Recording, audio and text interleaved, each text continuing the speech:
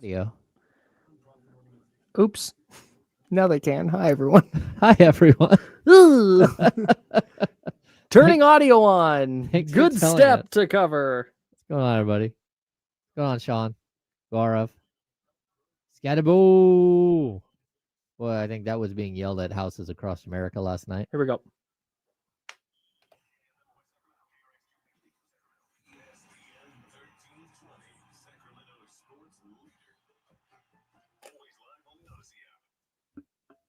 It's time now to go beyond the headlines, and for the next 2 hours, go where every sports fan wants to go. Behind the scenes and into the practice facilities, locker rooms, coaches' offices, and press boxes to get the info before anyone else.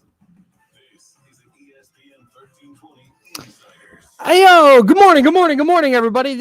You can hear us. I hope.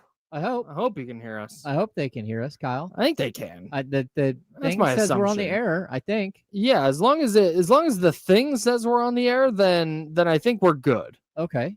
That's James Ham. I'm Kyle Madsen. Hello, everybody. It's Friday. It is Friday. It's a fantasy Friday. There's so much stuff going on. This is the best time of year in sports, man. You guys go, March is the best sports month. No, the hell it isn't. No, it's not. This is the best. Do you know what I did last night? I watched the first part of Dodgers Phillies, an elimination game for the Phillies at Dodger Stadium. Yeah. Then I second screened Thursday Night Football. Okay. And that Dodgers Phillies game went into the 11th inning. We'll talk about it briefly here in a minute. And then that game ended, and I turned on Cubs Brewers, an elimination game at Wrigley Field for the Cubs. Okay. And had that on a second screen with Thursday Night Football. Thursday Night Football ended, and I had Cubs Brewers on the screen with a second screen of Sharks Golden Knights season opener for our San Jose Sharks. A 4-3 overtime loss. It's just a brutal way to lose your first game of the year. But they're just from Dodgers first pitch to the time at 3:08 p.m. Pacific Daylight Time. Mm-hmm. To the time the Sharks game ended, sometime around 10 p.m. There was sports on.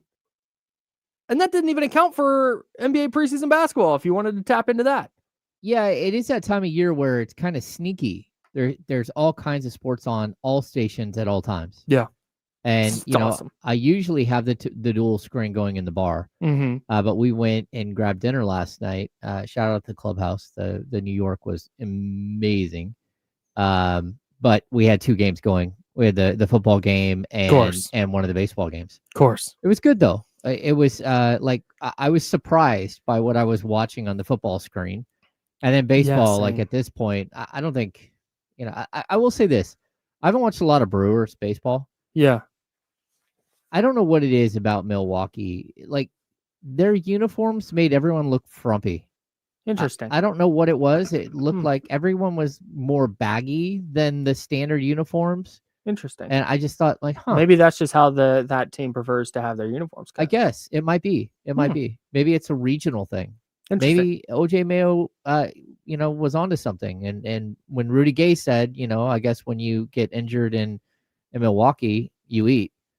Maybe that's what it is. Maybe they just they like a full fitting, like some flexibility in their uniform in case they have a big lunch. Well, cheese curds and some beer. Yeah, no, that would definitely make a lot of sense. That's a good team, though. That's a really good team. And the fact that the Cubs have tied that series at 2. What were you gonna say? I would say like a whole team of baseball players with elastic waistbands. Yeah, just dad bods everywhere. You love to see it for the Brewers. No, that series tied at 2. It is. It's heading a good series. Back to Milwaukee. I'm shocked. I thought the Cubs were done. The way those first couple of games went, I thought the Cubs had no shot. So they are very much back in the mix. Game 5 is tomorrow. We didn't get a game 5 in Brewers Phillies or Dodgers Phillies. I'm not sure if and we have a Kings preseason game tonight that we'll talk about. We'll get into week 6 of the NFL season. Of course, Fantasy Friday, answering your fantasy football questions at 11:20. I don't know that I've ever seen a team's season end in a more brutal way than the Phillies season ended yesterday. That was so tough. just in a singular, and you know, I go back and there's the 0-2 Kings, right? Like that, obviously just a brutal way to have your season end, but that was a series of events. That was a rigged game 6 and then just a disastrous game 7. Yeah. From a shooting perspective. So I was trying to think of, so Kerkering, the pitcher who bobbled the comebacker with the bases loaded and 2 outs. So he bobbles the comebacker initially, then goes into panic mode. And instead of throwing to first where he still had Andy Pajes by a margin, like he's halfway down the line when he picked the ball up, he decides to throw home despite the fact that his catcher is not ready to receive a throw because the catcher is standing in front of the plate pointing to first base, the right thing to do. And I saw people screenshotting it, but when you're in that situation, when you've decided to throw it, you're not looking at your catcher going, where do I put this baseball? His brain went, I think, oh, I've bobbled this baseball. I have to throw it the shortest distance possible to get an out. Home plate is right in front of me. I'm going to throw it there. And then he airmailed the throw on top of it. It's horrible. Just so bad. And I can't think of so I have a couple of nominees here. I have Kyle Williams in the NFC Championship game for the 49ers, fumbling 2 punts, including one in overtime that set up the game-winning field goal. Mm-hmm. I have a lot of Niners ones here. I have the Jimmy Garoppolo overthrow of Emmanuel Sanders in the Super Bowl, although that wasn't with like no time left. That would have been a touchdown. Then they would have had to get a stop against a rolling Chiefs offense. You have the Jaquiski Tart dropped interception in the 2021 NFC title game. Okay. Where, man, he grabs that. Niners get to run down some clock, score, and probably put that game away. The other one, and this might be, there's the Kyle Williams muffed punt that really jumps out. The other one, and this didn't end their season, but in the like singular playoff moment of God, if you execute this one play, the entire series is different. And I go back to Harrison Barnes missing that 3 against the Warriors in game 4 of the first round of the 2023 playoffs. But again, that didn't end their season. That wasn't game 7 and he missed that shot, which is, that's not even what Kerkering did last night for the Phillies wasn't, and I was talking to my dad about this, that wasn't like he missed a 3-pointer. Because if you miss a 3-pointer, you know what? Hey, you just missed a 3. Mm-hmm. That happens. The best shooters ever shoot 40%. You're going to miss 6 out of 10. What happened last night was just a breakdown of fundamentals. Yeah. He got a comebacker with 2 outs and the bases loaded and then didn't field it properly and then panicked and made the wrong decision and then poorly executed the wrong decision. Yeah. I cannot think of a play like that outside of, I think Kyle Williams is probably as close as I can get. Well, that, and in baseball terms, like the Bill Buckner play. Ooh, yeah, really good one. Yeah, I mean, it's kind of like the Bill Buckner play. It's also, 49ers lore, the 1990 NFC Championship game where Roger Craig fumbled the ball late and they had the game in hand and he fumbled the ball and they lost their season. Yeah, was that 80? It's a 90 season. Yeah, 90 NFC Championship game. Yeah. Oof. Lawrence Taylor comes away with the ball. Yeah. The Giants. Yeah. All they had to do was run the clock out. Yeah, all they had to do is run the clock out. Yeah. So, like, these things happen in sports. And what you do, you feel really bad because, the Phillies, like, that would have just extended the series. There's no saying whether they would have won or not. No doubt. But to lose on something like that where, it's something you've done 100 times. And not only that, but to not be able to throw the ball straight to home plate as a pitcher in the moment, like, bro. Yeah, and you saw him short arm it. You saw it. He looked like he had never thrown a baseball before. Yeah. The way he short armed it. What I can't handle, I can't handle. The thing that bothered me the most about it was the online discourse about how I don't feel bad for him. He's a professional athlete who failed to make he should have made that play. He choked. Yeah. That was a thing that happened. That flat out choked. That's from the physical execution to the mental execution. He did not do his job in the biggest moment. And I think if that was a a game against the Athletics in July, I think he probably handles himself differently. Oh yeah. But I think the moment got to him. Mhm. You can say, man, that guy choked big time, while also being like, I'm gutted for him. Because everybody who's ever played a sport has had a moment that, like, man, you didn't make a play.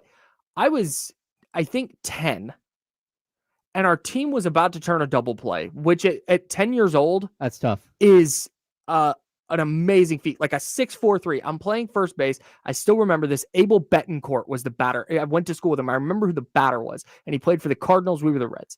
And he hits ground ball to short, flip it to second. Second baseman throws it to me. It's a little low, and I just missed it. Oh, I will still have that. Like, it bothers me to this day. oh yeah. And we were 10 years old. And it didn't, we were winning by a bunch. It didn't matter. It didn't affect the game. And it's about Kerkering, while fans can go, oh, he's an athlete, he should have made that play. No, he knows that. However mad you are, he is on a different stratosphere in terms of how he's feeling. And the empath in me feels awful for him. Yeah. But he choked. Like, that's also true. No, I feel think, bad that he did that. Both things can be true at the same time. Yeah. Yeah, I do feel bad because it lingers. It stays with you. And now he's got an entire offseason to think about it. And you never know when you're going to get back there, if you are going to get back there and all that stuff. So it's tough. Yeah, just brutal to watch a guy like bobble just the most rudimentary play in the game. And like that you got the out. You have it. Like, it's right there in front of you. That happened at halftime of the Eagles-Giants game. Oh, yeah, It was either right before halftime or right when halftime started. Can you imagine being a Philadelphia sports fan yesterday? Oh, And you're like, got just a brutal way for your baseball season to end, but you go, hey, you know what? I'm going to turn on Giants-Eagles. Eagles up at the half. I'm going to watch the Eagles dog walk the Giants for the final 30 minutes. Then the opposite happened. Then Cam Scataboo happened. Then Scataboo happened and Dart happened. And now Sacramento stand up. Yeah, I think they're now looking at the potential concussion for Dart, and they're reviewing again this morning to see if he actually had a concussion yesterday. Yeah, I think so. I think that's standard. Okay. Because Talanoa Hufanga, I think it was week 1 in Chicago in 2022, had a concussion or got evaluated for a concussion during the game, was able to come back in, but then came in Monday with some symptoms, got evaluated again. Yeah. So I think that's pretty standard. I've never seen anything like what Brian Daboll did. Oh, where he was like yelling at the tent? I've never seen that before. Maybe it happens all the time and they just don't show it. Yeah. I have never seen a coach walk over to the tent and then when the doctor comes out to explain, like, here's what's going on, he's yelling at the doctor for not getting through the concussion protocol fast enough. Yeah, it's wild. He's like, I've got to put Russell Wilson in the game because of you. What the hell? You see what I have to do? I have to put Russell Wilson on the field. I understand. Don't make me do this. Like, I get it. I'm not saying he's wrong, but you're gonna go tell a doctor who is an independent not surgeon, but like brain doctor. I don't even know what they're called. a neurosurgeon. Neurosurgeon? Most likely. Neurosurgeon? Yeah. No. Anything with the brain is brain doctor, neuro doctor. Yeah. You're gonna go yell at him for doing his job? Like, even like the way the doctor was going in there, kind of sauntering in late. It's like, get in there. Like, you could see him yell like the whole time. Dude, it was, and like I said, I understand the intensity of the situation. Brian Daboll's job's on the line every week. I get it. But, like, man, let the doctor do his thing. No, I totally agree. Call a timeout if you're that concerned about it. Like, I don't know, man. I just, Brian Daboll, the image of Brian Daboll, who looks like me in 10 years in a hoodie and a jacket, screaming at a doctor who's evaluating his quarterback for a brain trauma. That really put me off. I didn't like that. It bothered me a lot. I get it. I get it. And I sent you a text last night. Like, I want to like Jackson Dart. Yeah. But between the X in his name in Jackson, weird X placement, and his the eye black that he puts under one eye. Mm-hmm. Like I'm having like a really difficult time. Do I like him or do I not like him? So- do I think he's an evil villain or do I like him? I'm not sure yet. Are you familiar with the ick? Have you Yeah. heard of this? Okay. You know when you're dating somebody, guy, girl, whatever, and they do something random, not like are mean to you, not are a bad person. I've heard people getting the ick because he sat down to put his shoes on. And it's Oh. just like, ew, nope, I'm out. Well, Because that's of this weird weird. thing. No, but it is. Jackson Dart gives you the ick. Yeah, a little bit. Yeah, you've got the, so it doesn't, you're not like nothing against him. Not he's a bad player, not he's a No. bad guy, but got the eye black, the X in his name. You've got the ick. Yeah. I don't hate it. That's what I said last night. I'm a Jackson Dart guy, but I'm not going to hate on that take. I don't hate the take from you at all. Yeah, because I'm like, there's a couple of things that are like, it's starting to compound against him. And man, he's good. He's fun to watch, but at the same time, it's like, bro, what's with the eye? What's with the eye black? And bro, no one spells their name with an X And an S. Jackson is Jaxon. Fine. Yeah. Jason is Jason, but fine. Yeah. Jackson is too many sounds. I don't like it. Yeah, it's just like somebody's trying to get too cute with the name Jackson. It's just Jackson, man. We Yeah. get it. Yeah. If you want to do Jaxon, I wouldn't like, okay, you're putting a little spin on it. The S, success. It's like Jack's son. Yeah. Yeah. And I hate doing this because maybe it's some nod to a family member or friend or course. something. It might be, but on the surface, I get why he gives you the ick. I don't hate it. Okay. 916-909-1320, 916-909-1320 is the Elk Grove Kia Talk line. Ton of sports last night. Shout out to Cam Scataboo. Might be the best story in the NFL right now. We'll dive further into the NFL week 6 coming up. But the Kings played the Blazers tonight. Sacramento back on the court, on the road this time, not a Golden One Center. Hoping it looks better than it did on Wednesday. What are you watching for? What are we watching for? What do you want to see that's improved? What do you want to see different? We're going to dive into all of that next on The Insiders. We're on ESPN 1320, Sacramento Sports Editor. Oh, Dylan Gabriel is starting. And Shedeur Sanders is the backup quarterback in Cleveland. For those of you who are on the Twitter box or Blue Sky, I did just put out a super minor move by the Kings. According to a league source, they're signing Daniel Bacho and Mitchell Muscari this morning. And then they're going to waive them. And that's so they can give them that little bit of bonus money. And both are expected to play in Stockton.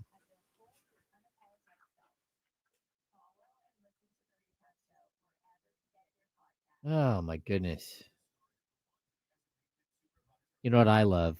I love when a guy whose Twitter handle is @SackMassageGuy screams at me on Twitter that someone have the balls to start Keon Ellis and bring DeRozan off the bench. Sack massage?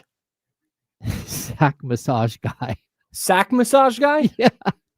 SAC. Well, hey, it sounds like Sack Massage would know about having balls. I guess. I was reading it as Sack, like Sacramento massage guy, but Sack massage guy. Just Well, I need you to turn your don't shoot the head to the messenger. left and cough. It's his. Oh my gosh. I'm a massage therapist. Oh wow, really? So like a lot of do people typically do shoulders, back? No, not that kind of massage. Hey, Ken has brought a dog in the building. Ken Anthony? Yeah. Okay. He's got his dog. He's right there. Looking through the glass at me. I can't imagine yelling and screaming in after one preseason game that someone has to have the balls to start Keon Ellis over the 25th highest scorer in NBA history who averaged 22 a game last year and thinking that like that's the appropriate take on preseason game 1. Yeah, they're not starting freaking Brandon Pajemski over him. Yeah, like it's don't not start Buddy Hield over. right. Yeah, like that would okay. be fine. And That I'm not would- even. And I say that as a Keon should start guy. Mhm. Sack Massager is in our camp. He's with us, but he's over there doing whatever he does, screaming from the mountaintops that somebody doesn't have the balls to do something. Like, okay, relax. Yeah, I just want to respond to him, bro. Your handle, like, I think you just need to respond Sack Massager with a question mark.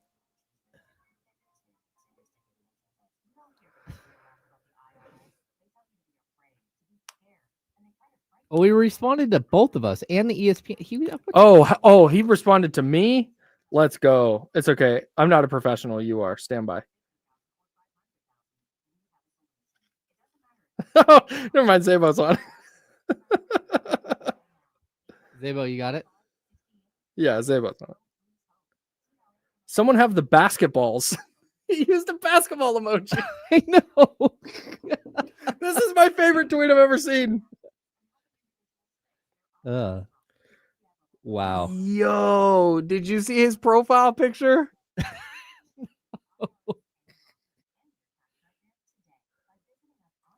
Oh, he's a twin. Bro.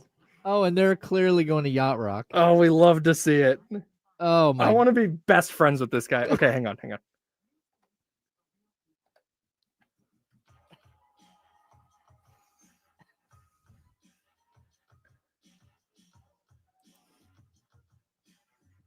Welcome back to the Insiders with James Ham and Kyle Madsen on ESPN 1320. Hell yeah. James over there. I'm Kyle. I beseech you to hang out with us at youtube.com/ESPN 1320. No breaks over there. We just talk through the breaks and we have a great time. And salute to everybody in the chatty house. Good morning. We love you guys very much. At least most of you and Manny. So real quick, speaking of ways to watch and listen to this program, we'll talk about Kings Blazers here in a moment. But Abe Cannon, 98 Rocks, Abe Cannon, big fan, A legend. yeah. Ultimate. I say I'm a vibes guy, but I'm also neurotic and anxiety riddled. Abe is actually a vibes guy. Abe just every room Abe walks in is just better. Yeah. So he sits down yesterday and he goes, "Hey, I was listening to your guys' station on the way in. Have you ever listened to your station on 98.5 HD2?" And I said, "What?" Because we had 98.5 FM HD2, and I said We say it all the time. Yeah, I'm like, no, I haven't. I usually watch on YouTube or I listen on 1320 AM. Yeah. And he's like, yeah, on 1320, you know, it cuts in and out here and there, and it sounds a little it gets staticky depending on where you're at. He goes, it sounds crystal clear on 98.5 FM HD2. Okay. Which I get in the Tesla. Yes, right. And Yeah. if you have a newer car, I have a 2023 Hyundai Kona and I have HD radio. Mm-hmm. My wife has a 2018 Jeep Renegade. She has HD radio. Okay. And so all you have to do, and I swear to just go check this out. This is not like a thing. This is not like a corporate mandate. I'm trying to help you. Yeah. Help me help you. Yeah, that. The Jerry Maguire thing. Yeah, exactly. So if you have, you'll see it's like an HD. There's like a symbol. It's like an H with the letter D, and then there's like a half circle kind of around it. Yeah. And like an airwave coming off the letters. You just hit that. You go to 98.5 FM, and you're going to hear 98 Rock. But then if you click over one, like mine has an option between one or two, and you just hit the touch screen. Okay. But on Abe's radio, you have to just click over like you're searching channels. Okay. And it just clicks over to 2. It sounds crystal clear. Like on the radio, I listened the whole drive. I drove from here in Roseville to my house in the Bay Area. Yep. I got it crystal clear the entire way. Oh, amazing. Like listening on YouTube. Oh, all right. It was unbelievable. So if you have HD radio in your car, check it out to listen to this station. But also check it out to enhance your radio listening just in general, because it's one of the coolest things. And I didn't even know my car had it because I'm so app based. Oh yeah. So well, that's spectacular. Yeah, man. Shout out And Abe also, Cannon. and that's we love Abe. That's the other thing, because that's what I do. I just listen. I typically listen on the app, but sometimes that'll cut out, or I've got something else going on where I've got a phone call or whatever, and I'll throw the radio on. But salute, shout out to Abe, just improving lives everywhere. He does improve lives everywhere. Yeah, he does. All right. Speaking of improvement, hoping to see that from the Kings tonight when they visit the Portland Trailblazers. That's James Ham, I'm Kyle Madsen. We're the Insiders, ESPN 1320, Sacramento sports leader. So what we'll get into some specifics of what we're looking for, but I think the biggest thing I'm hoping to see is something that you mentioned yesterday, and I think it's a great point. I think it bears repeating. You mentioned that a big difference in just kind of the optics of the Kings Raptors game was that the Raptors had very clearly played a game and the Kings had not. Yes. The Kings looked sluggish. They looked very much like they were knocking rust off. I think that's the big picture thing I'm looking for. Like I said, we'll get down to kind of the minutia of it, but I'm looking for, okay, if that's going to be something that we took into account for that game, then just on overall, they just need to look more sharp. Yeah, and look, I think there are reasons why you don't look right when you're playing your first game, and it's something that I think gets missed. So the Raptors played like the Kings; they had 5 days of practice before they played on Monday, right? And in those 5 days of practice, what you're doing most of the time when you go to 5v5, when you're doing scrimmages, is you have 4 groups of 5. So whether you're playing on 2 courts or you're playing on 1 court and you're switching in different groups of 5, very rarely in the first 5 days at camp are you mixing and matching those 5s. So what I mean is that you can switch 5s, right? Groups of 5s. All of a sudden, it's not DeMar DeRozan, it's Nick Clifford with the starters, right? But that's not what we're talking about here. What I'm talking about is you're not playing 2 groups of 10 and then subbing in guys. So what that means is in game 1, when you go to a specific, we saw the 3-guard set, right? We saw it was Malik Monk, Dennis Schroeder, and Keon Ellis playing, I believe, with Isaac Jones and Drew Eubanks. That group of 5 has probably never once been on the floor together at all, because that's not how they work in the first couple of days of training camp. You're in your group of 5 and you do all your drills together and you're trying to build chemistry within that group of 5. You don't sub in players and start playing with different groups. And so I think that's something that we saw in game 1 of preseason where Doug Christie, when he started making subs, a lot of times it was okay, I need to get, he put in 3 guys, but then very quickly he got up to 4 and 5. And it was the 5-man group. But the first couple of minutes when you're dealing with a group that hasn't played together is you're going to have wonkiness. You're going to have their rotations are going to be different. Sometimes you're going to get a double team on something where you're like, hey man, what are you doing? It's well, that's my job with my group of 5, right? But it's not your job with that group of 5. And so there are all these nuances. So I hope that when we get to game 2, we actually see something different. We see them start to look a little more cohesive and not very much so that they've never played with that guy before. What are we doing here? This is weird. Yeah, and I understand the idea of there's going to be a learning curve. They're trying to unlearn this and that. Yeah. But it also has to be a little better. They have a full game of tape to look at. Yeah, they have to be better. Yeah, and that's why if they come out and they look, if it looks exactly the same, just overall, I'm not. We'll talk about, like I said, the very specifics of what we want to see from certain players and stuff, but it just can't look like it did the other night. Whether they make more shots or not, it just I called it disjointed. It can't look like that again. Because if it does, I'm running out of reasons to be like, oh, well, it's guys playing together for the first time. Well, it's their first game. Oh, they're playing a team that's played already. At some point, that kind of stuff just goes out the window, and you just have to face the fact of, hey, they didn't get any better. That didn't look any different. Yeah, it goes from being a reason to being an excuse. Yeah. Right. So in game one, it's a reason. Like the reason Mhm. why they look disjointed is because they hadn't played against a different team and they hadn't Sure. played these groups of players together at different times. Once you get past game one, it's like, all right, you got to start building. Now, look, if they don't look great tonight again, they are still trying to put in a bunch of stuff. They still have another like 13 days until game one of the regular season. They've got time to figure out some of these kinks.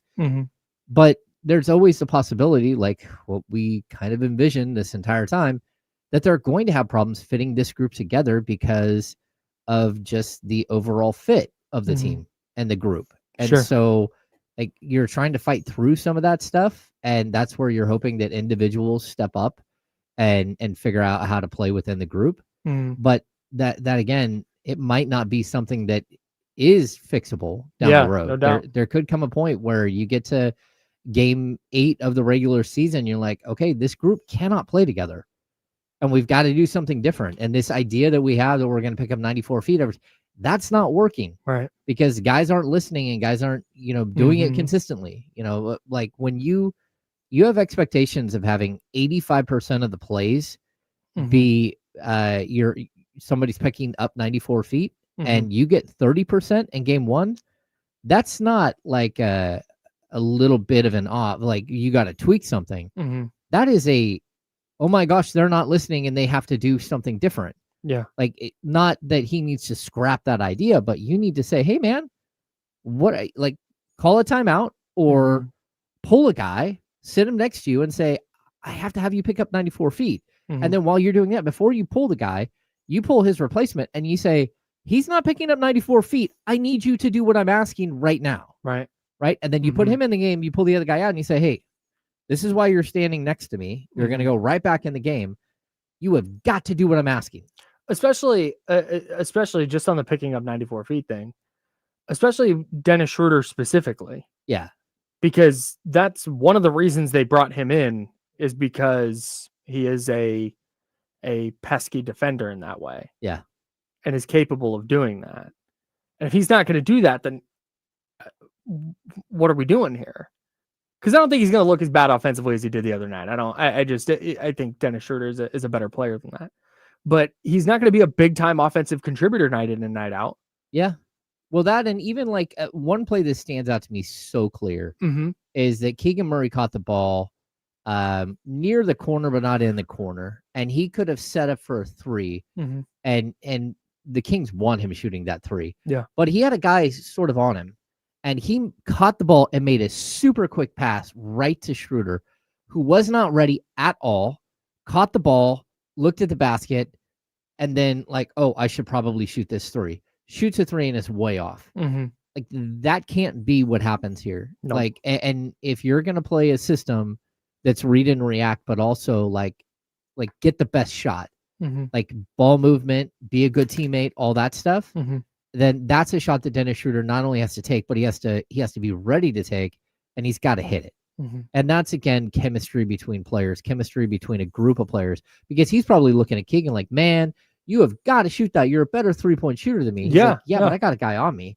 You're wide open right next to me. I made the smart right play and got you a wide open look. I need you to hit that. Can I say something about that? Yeah. I don't want Keegan to do that. To move the ball? Moving the ball is fine, but Keegan's semi-contested 3, I will take that over Dennis Schroeder shooting a 3. Yeah, I get what you're saying. I understand what he's doing. I'm not saying it's fundamentally in a vacuum the wrong play, but when we talk about Keegan shooting more and getting more shots up, that's the exact kind of thing where it's like, man, just shoot that. No, I'm with you, but I also I'm of the opinion that when you're on a basketball court, you should make the right play. And I know we can argue whether the right play is for him to shoot the ball. I think it is in that instance. And it might be, but it's also early in preseason. One of the ideas you should have is to make your teammates better and to get everybody involved. And Dennis Schroeder had not been getting shots. Here you go. Here's one. Hit the shot. And I think as we get deeper into the season, Keegan's going to realize very quickly that it is he's the better option.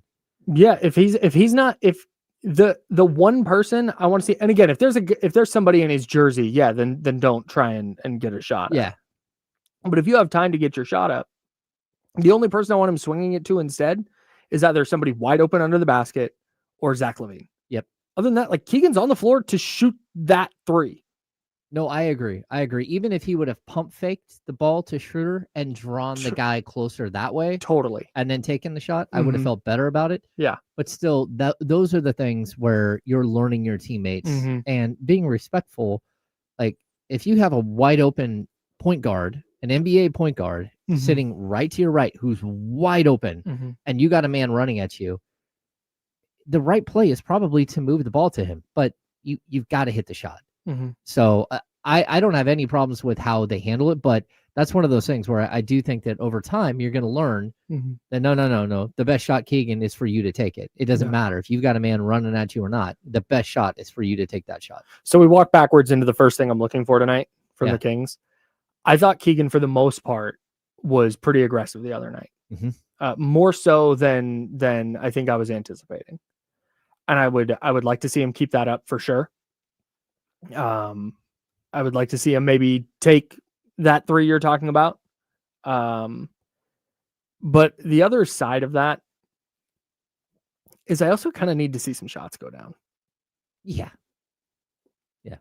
Like the make or miss obviously is the point of the game. Making the shot is better than missing it.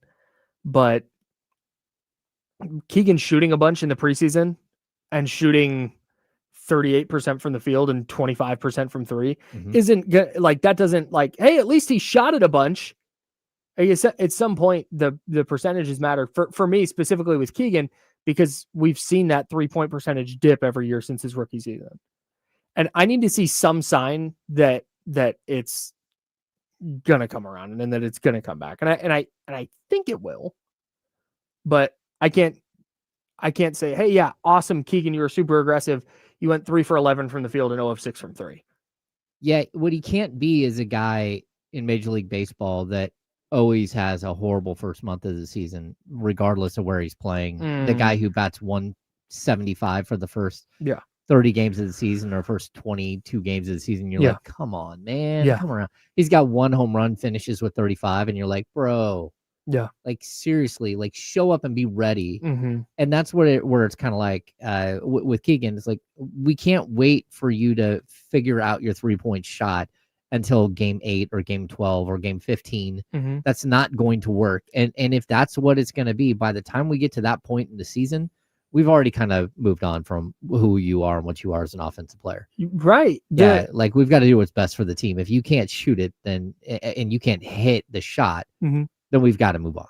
I think you and I are on the same page in terms of Keegan having more upside. I think we differ a little bit on what exactly the ceiling is at this point. But I think no matter which way you slice it, it all starts with the 3-point shooting. Oh yeah. Like creating more off the dribble and being more aggressive, getting downhill. Like that's all great, but it doesn't matter if he's shooting 34% from 3. No, it just that has to be a major part of his game, and doing so at a higher volume and doing so more successfully than he has the last 2 years. Yeah, a minimum is 38% for him. That's where the minimum that he has to be. Even the 36% that he averaged 2 years ago, that wasn't good enough. Not when you shot 41% as a rookie. Yeah, not on this roster. Like A, when you shot 41% as a rookie, but B, we talk about that 3-point issue for the Kings and just the math of if you're giving up 36 on one end at the 3-point line and you're scoring 27. No, wait, that was wrong. Yeah, 27. Yeah. You're losing by 9 on the 3-point line every night. That's just like a disadvantage, right? Well, game 1, you gave up 60 from behind the arc and you scored 30. Yeah, that's just you can't lose by 30 points on the 3-point shooting. Yeah, and win consistently, no chance. No. But so the Kings combating that is A, going to come down to defense, but B, Keegan is such a major part of that. No, totally. And so I would like to see the aggressiveness, but I also need to see some more shots go down. We've got a ton more to dive into with the Kings preseason game tonight against the Blazers.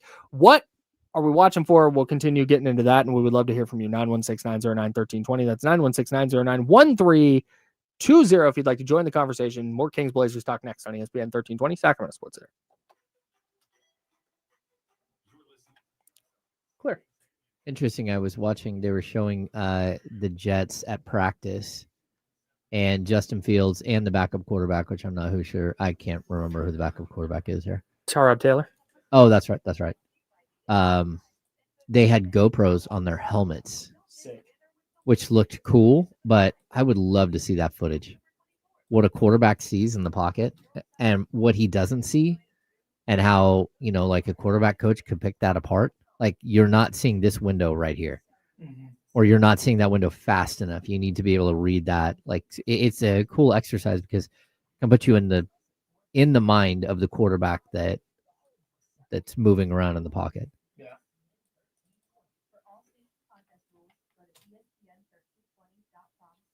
That's one of those things that it's like, I would pay so much money to have access to stuff like that. Oh, yeah.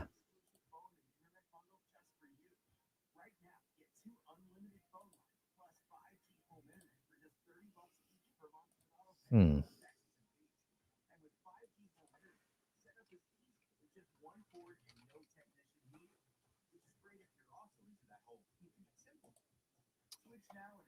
downloaded the new updated software on the iPhone, and I'm struggling a bit. It's a bit of a mess. Do you have the 17 or the new one? No, Whatever this the new is one a 15. Sure. My James's burner phone is a 16.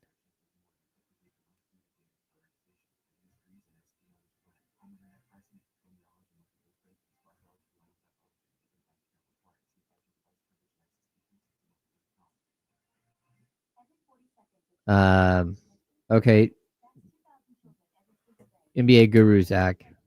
Hey James, the biggest red flag that our biggest weakness for the last 5 years is guarding the three in defense. And first game of preseason is ugly defense and 3-point defense with two starters missing.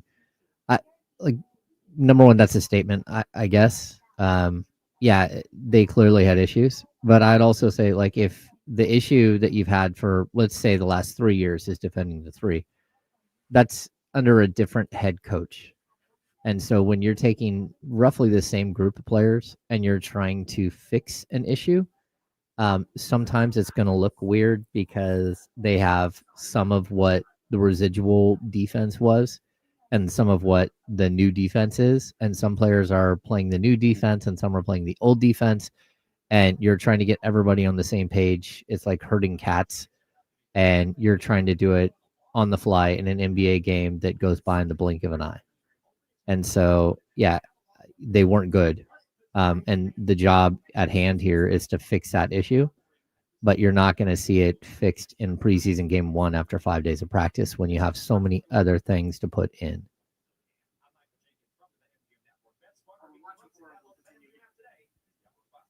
I hope that makes sense.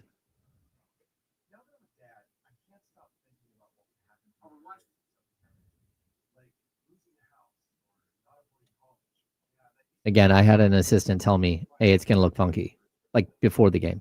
Like, it's going to take a little bit of time because we're doing something totally different than what they did before. And so, yeah, some of the guys will, like, their natural instincts are going to be to do what was happening before.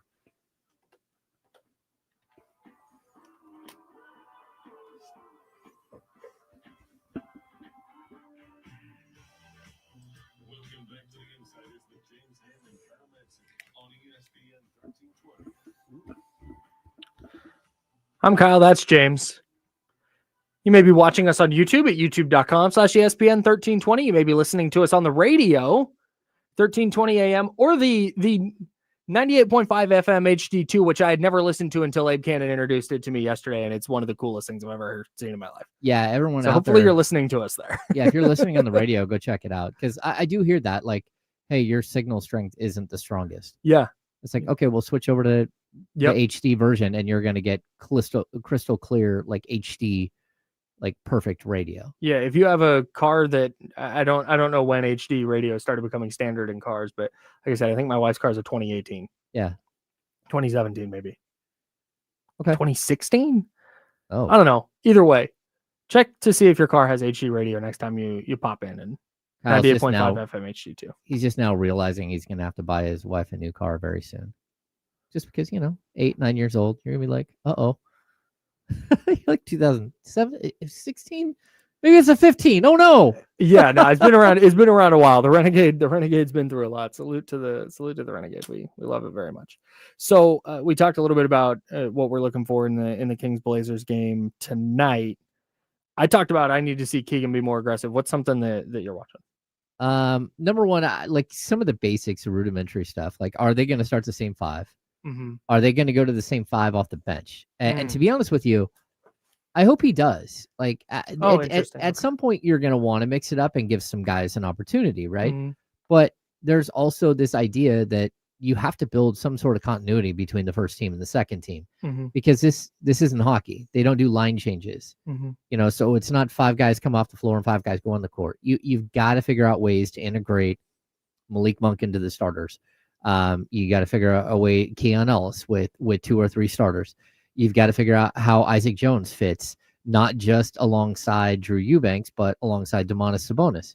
Again, if he's going to shoot the 3 and space the floor, he might be a pathway to get you Keegan Murray over to the 3 and again open up the spacing. So that's what I kind of want to see. I want to see if he sticks with the same substitution patterns, if he sticks with the same grouping of players, if we see maybe a little bit more of that 3-guard set that we saw with Schroeder, Monk, and Ellis. And, not only what does that look like with Drew Eubanks and Isaac Jones, but what does that look like with Domantas Sabonis and Keegan Murray? Because that's where you start looking at it and go, oh, all right. All of a sudden that lineup might make a little bit more sense. And so I think mixing and matching is something that I need him to start realizing that you have to start integrating all of these groups of 5 into the same, like glob of players. Yeah, I think it's a tough needle to thread too, because like Dylan Cardwell looked great the other night in the fourth quarter. But does that mean, hey, let's give him a couple of minutes with the bench group and see what it looks like? And do you try and just steal a couple of minutes just for the sake of it? Or do you go, man, that bench group is not very good, we need to run that same group out there? Or maybe Dylan Cardwell is a player that they view, being in Stockton all year, and not being up in Sacramento. Do they try? I don't know. Different? Do they try Isaac Jones with different groups or different combinations?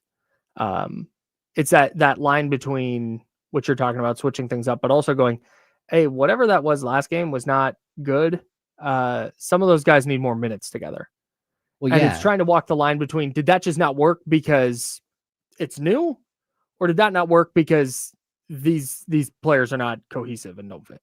Well, I mean, like you have very specific moments in that game that you can go back and look at. Like the Kings get right before half, Kings get the lead all the way down to 4 points, and they're rolling, the building's rocking, everyone's having a good time.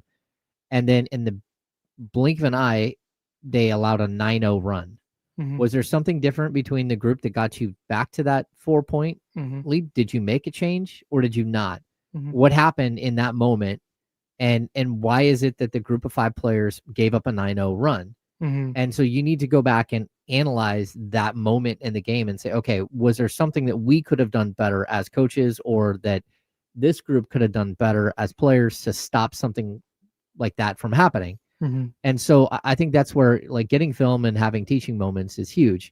Like when it comes to like whether you want to like run Maxime Reynaud out there with Domantas Sabonis for 5 minutes, or you want to see again the Dylan Cardwell thing. Well, Dylan Cardwell work as a rim runner with Domantas Sabonis on the court, right? Because again, he played with Miles Turner for years, and Miles Turner initially Domas did not. Yeah, Domas. Not Dylan Cardwell. Yeah. So Domas played with Miles Turner, who initially coming into the league was a rim runner. He changed into a 3-point specialist, a 3-point rim runner, which is kind of like very strange. A stretch 5 for some points, which is great. He adapted his career because he's playing with Domas. But at the same time, like you want to see those groups of players with the Kings. Like, will Reynaud and Sabonis work? And we're not going to know it in preseason. We're not going to see it like for 5 minutes in one preseason game and go, oh, it works. Let's do that all regular season, because you're going to play different teams. Yeah. They may not have the players to match up size wise. Sure. You could just have a heater from Reynaud or Sabonis. All of a sudden they're hitting bombs and you're like, oh wow, it works. Like it's such a situational game that it may work in one setting and not in another. But I wouldn't do any of that until we get to game 3 or 4, and maybe not even until 4, because what the Kings really have to do here is they need to figure out their main group. And always think back, like when things go wrong, coaches don't typically expand their rotation; they shrink their rotation. And to be honest, I'm kind of surprised that they're going with a 10-man rotation right off the bat. Start with an 8-man rotation, let those guys play together, and then you start sprinkling in a little like additional ingredients. It's like salt to taste, right? Sure. Like when you're cooking, you can put something in and you're like, oh, that just ruined the whole entire pot. And you need to see if that's what's going to happen, or if by like introducing new ingredients to the puzzle is going to work.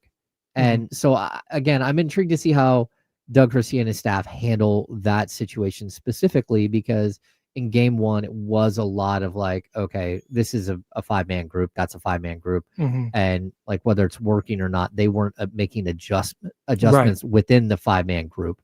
So yeah, difficult stuff.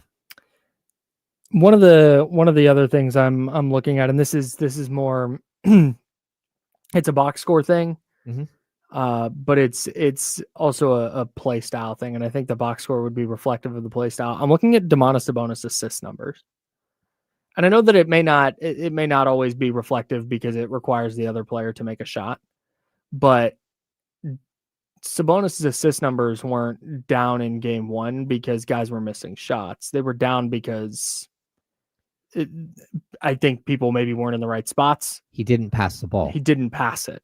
So maybe that was him. Just maybe that was the offense in game 1. Doug said, if you think you can score, go score. Maybe. I doubt it. But it looked like Domas a lot of the time caught the ball wherever he was on the floor. There's a lot of different spots on the floor like we expected. Catch the ball, look, and go, all right, to hell with it. I'm going to go score. And I don't think that's tenable. I don't think that's the offense they're looking for. If he gets a mismatch and can go score, great. I think they're looking for him to be the offensive hub, just to borrow a phrase. And he wasn't in game 1 in the way I think that the Kings want him to be. Yeah, when I watched his game, like first and foremost, I thought the players weren't moving correctly. Like guys weren't moving around, and Seemed that's like why we had like this huge issue with them even inbounding the ball. Like it was like, what are you doing? Like, first of all, why do you have your smallest guy inbounding the ball on every play? That sometimes doesn't work when the other team goes, oh, look, they got a little guy over there. Let's go put a 6'11" guy and have him jump up and down. So I thought that was one thing. But I also like the rudimentary on the fly, like, hey, we have to start doing this, and this. Like we're doing things wrong and we make adjustments. That wasn't there from the players themselves. And I thought every time Domantas Sabonis turned around with the ball and squared up and looked at the basket, the Raptors were spread out defensively. And it was like, oh man, I'm one-on-one with Jonathan Mogba. It's like, go at him, go attack him. And that's what Domas did. Like, I don't think Domas did anything wrong. I just don't think that there was any flow. And every time, if every time he turns around, if there's a backup center standing between you and the basket and you're Domantas Sabonis, I want to see him put the ball on the floor and go at the rim. I agree with you.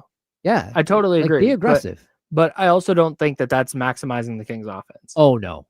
I mean, that needs to happen like 4 times a game, not 12 times a game. Right. Like he can get his points off of an occasional 3-point shot. He can get his points off rebounds and putbacks. He can get his points off the pick and roll game. I don't want him taking off and dribbling the air out of the ball like 5 dribbles to get to the basket. More than offense. A couple of times a game. Yeah. Because that's just not where you're optimizing him. Yeah, I think those assist numbers go up because it means the offense is doing what it's supposed to do. It also felt like a lot of times there'd be all this movement. It would get to Sabonis, who would do the dribble handoff, and then everything stopped. Oh yeah. He's like, yeah, no, that's not where the possession ends. Like, no, you keep moving the ball. So I think like I'm anticipating that looks better. And I think that even if you don't watch the game, I think that a signal of that will be that assist column for Sabonis. Well, it'll be the assist column for the entire first team That's a because great point. they finished with 22 or 24 assists. 9 of those came from Nick Clifford, and of those 9, I think 7 of them were in the fourth quarter. Yeah. Like there was a point where Nick Clifford and DeMar DeRozan were the only 2 players on the roster that had played with an assist. Mm-hmm. Like they had 5 or 6 assists in the first half, and all of the assists had come from those 2 positions. So the small forward position was who was giving out the assists that night. That's not Kings basketball. That's not what we're going to see. And I saw a lot of like self-creation from players out of necessity. Yeah, right. Not because it's like it got tossed to you on one side of the court. You're on the weak side of the court. There's only one man to beat to get to the rim, and you go ahead and do your thing. That's not what it was. It was like, oh man, they have gummed up everything on our offense. We need to start. Somebody has to take over and go do the final 8 seconds thing where they're going at the basket. Yeah. So that's just the offensive cohesion overall, I think needs to be a lot better. We've got plenty more to dive into. We have Fantasy Friday coming up with Faraz Siddiqui in about 25 minutes. We do Fantasy Friday for you. This is your segment. So hit us up at youtube.com/ESPN1320 or twitch.tv/ESPN1320. Jump in the chat and send your start sit questions. Maybe you have a trade idea you want to throw out. Faraz Siddiqui of Upper Hand Fantasy is one of the very, very best fantasy analysts in the game. We're so lucky to have him each and every week at 11:20 a.m. So like I said, coming up now in 24 minutes, Fantasy Friday with Faraz Siddiqui, but more Kings Blazers next on ESPN 1320 Sacramento Sports Center.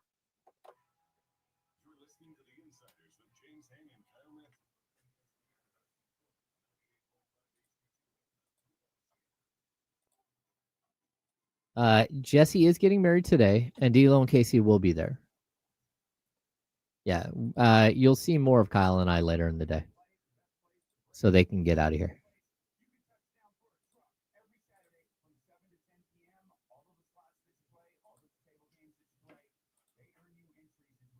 Yeah, get your questions in for us. We're starring them right now, and then once we have an ability to, like in the chat here, to star all of your questions. And then we can go click on another panel and it has all the starred questions. And that's how we're able to go rapid fire.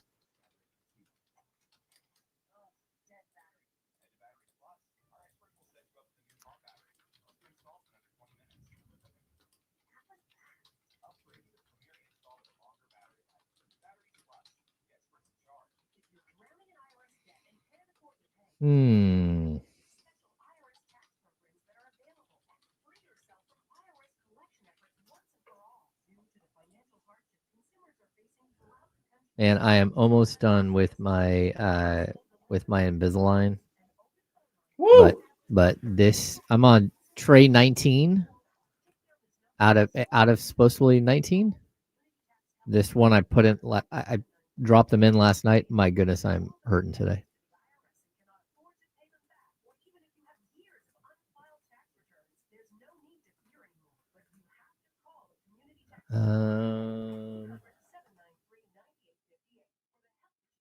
This is a really good question.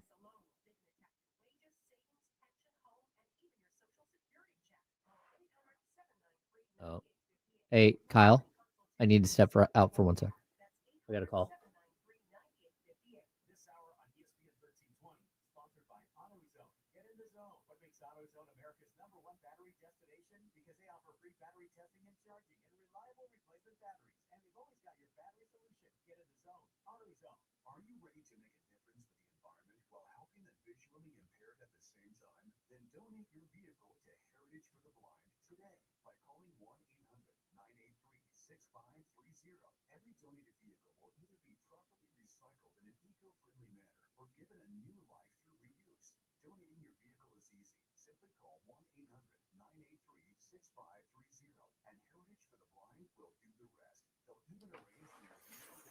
Hi, everyone. So I'm spinning a lot of plates back there today.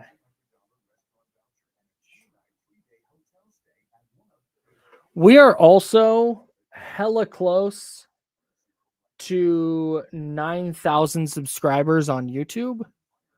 So if you want to subscribe to our YouTube channel and you haven't already, that would be electric. Or maybe you have friends who are into sports talk and you want to send them our channel so they can subscribe. That would be awesome. There we go. Thank you, everyone. Thank you for ahead of time for doing that, but also thank you for your continued support. And thank you for your support.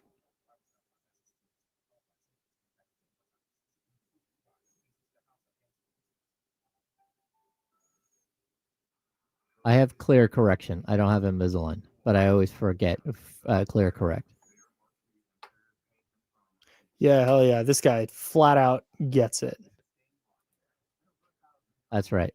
My man. Thanks, Russ. I'm also excited for it.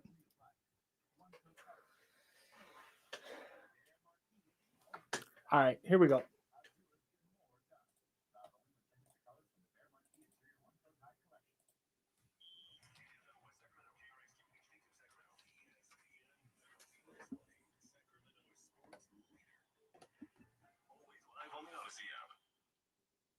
Welcome back to hour number 2 of the ESPN 1320 Insiders. Get ready for the most up-to-date sports news and talk with the ESPN 1320 Insiders.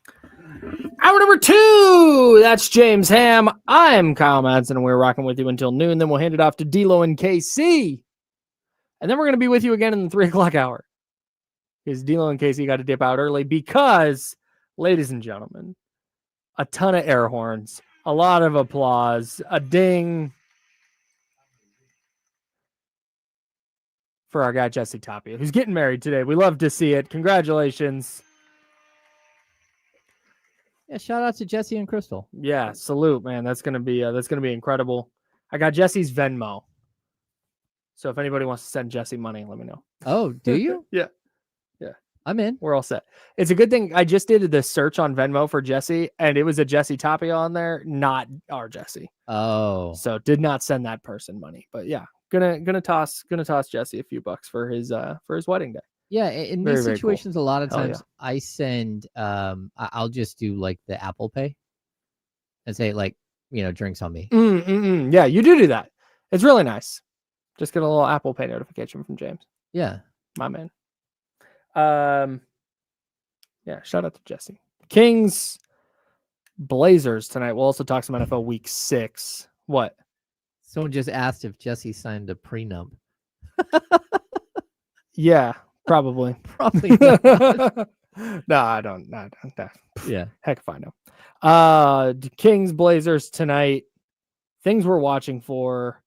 We've talked about Keegan Murray staying aggressive. We've talked about the Kings' offensive flow and Domantas Sabonis assist numbers, et cetera, rotations. What else is jumping out to you? Yeah, the SNL skit where the guy just says, "Just fix it, just fix it." Mm-hmm. Yeah, defend the 3, please, please. Anybody, like the Blazers aren't a good 3-point shooting team. Do not come out of this game giving up 18 threes or 17 threes. Like, figure it out.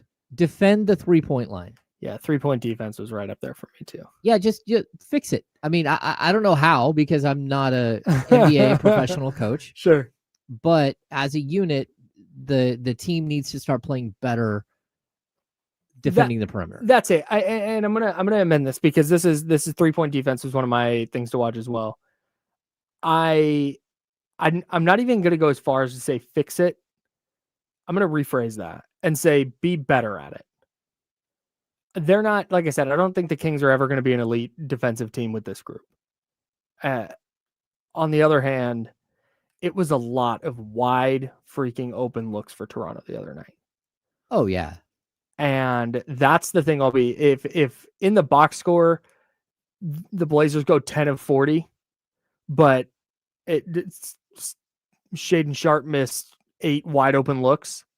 That to me is not fixing anything. I need to see better contests. I need to see better communication. You and Kenny did a great breakdown yesterday of potential issues on one wide open corner 3 that Toronto got because of either overhelping or the wrong help or whatever it was. There could have been 10 things wrong on that play. Mm-hmm. But just fixing those fixable things. Like I said, is DeMar DeRozan going to be Lou Dort defensively? No. But there are things you can do with communication. There are things you can do with just being in the right spot that I think can be remedied to help contest some of those threes. Yeah, they need to show that they're learning and that they understand the issue and that they understand how to get better, right? So a coach is giving you a roadmap to get better, but that roadmap, it's different for every player. Not everybody has Keegan Murray's wingspan or Devin Carter's wingspan. Not everybody's got Dennis Schroeder's first step. You've got to figure out how to play the defense within the parameters of who you are as a player. And, to be honest with you, and I did not think I would say this like a whole bunch, but in game 1, the one guy that I thought played defense better than I had seen him play before was Zach LaVine. Like I saw him get down in his stance. I saw him defend not just like on the perimeter, but like he forced a turnover. Like these are things where you're like, okay, if that's how we're going to play this year, again, if you're going to get the buy-in from a player like Zach, and you're going to get the buy-in from DeMar, and you're going to get the buy-in from Malik Monk, you have an opportunity to be a league average defense, to be 15th, 14th, 15th, 16th. Like the ceiling. Man, that would be incredible. Well, they weren't that bad last season. By the time it's all said and done, they had dropped in the standings as far as like where they were percentage wise. But earlier in the season, this team had gotten up to like number 12 in defensive rating. But as the season wore on and teams picked them apart, and they had chaos and change and, roster change and coaching changes and everything else, it became more and more difficult to buy in. And I think that's what the problem is. It's buy-in. And what Doug Christie's asking for is 100% buy-in, just like Mike Brown did. Like, look, there's gonna come a point where like we can change things schematically, but we're not going to do that until you do what we're asking. Right. You do the system that we're asking you to do. And if it fails, then we'll make adjustments. But if you're failing because you're not doing the system and you're saying, hey, this isn't working, it's like, well, it's not working because you're not doing your job. Yeah. Then that's where, like the rubber meets the road. Like, what do you do in that situation? Well, in that situation, you start either changing players, because if it's one player or two players that don't get it or aren't playing up to their potential, then you make changes. If it's the system is broke and this has no chance of working, then that's where you make changes the other way.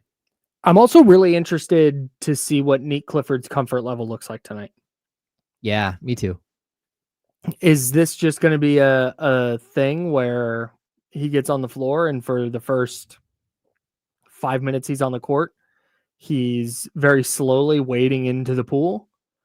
Or was that very first preseason game nerves, and now he's past it and he's gonna come out and look? I'm not expecting to have 9 assists when he gets on the court. I'm not expecting him to have 9 assists every time he plays, but you saw him get more comfortable on both ends of the floor as the game went on. I would like to see him hit the ground running tonight.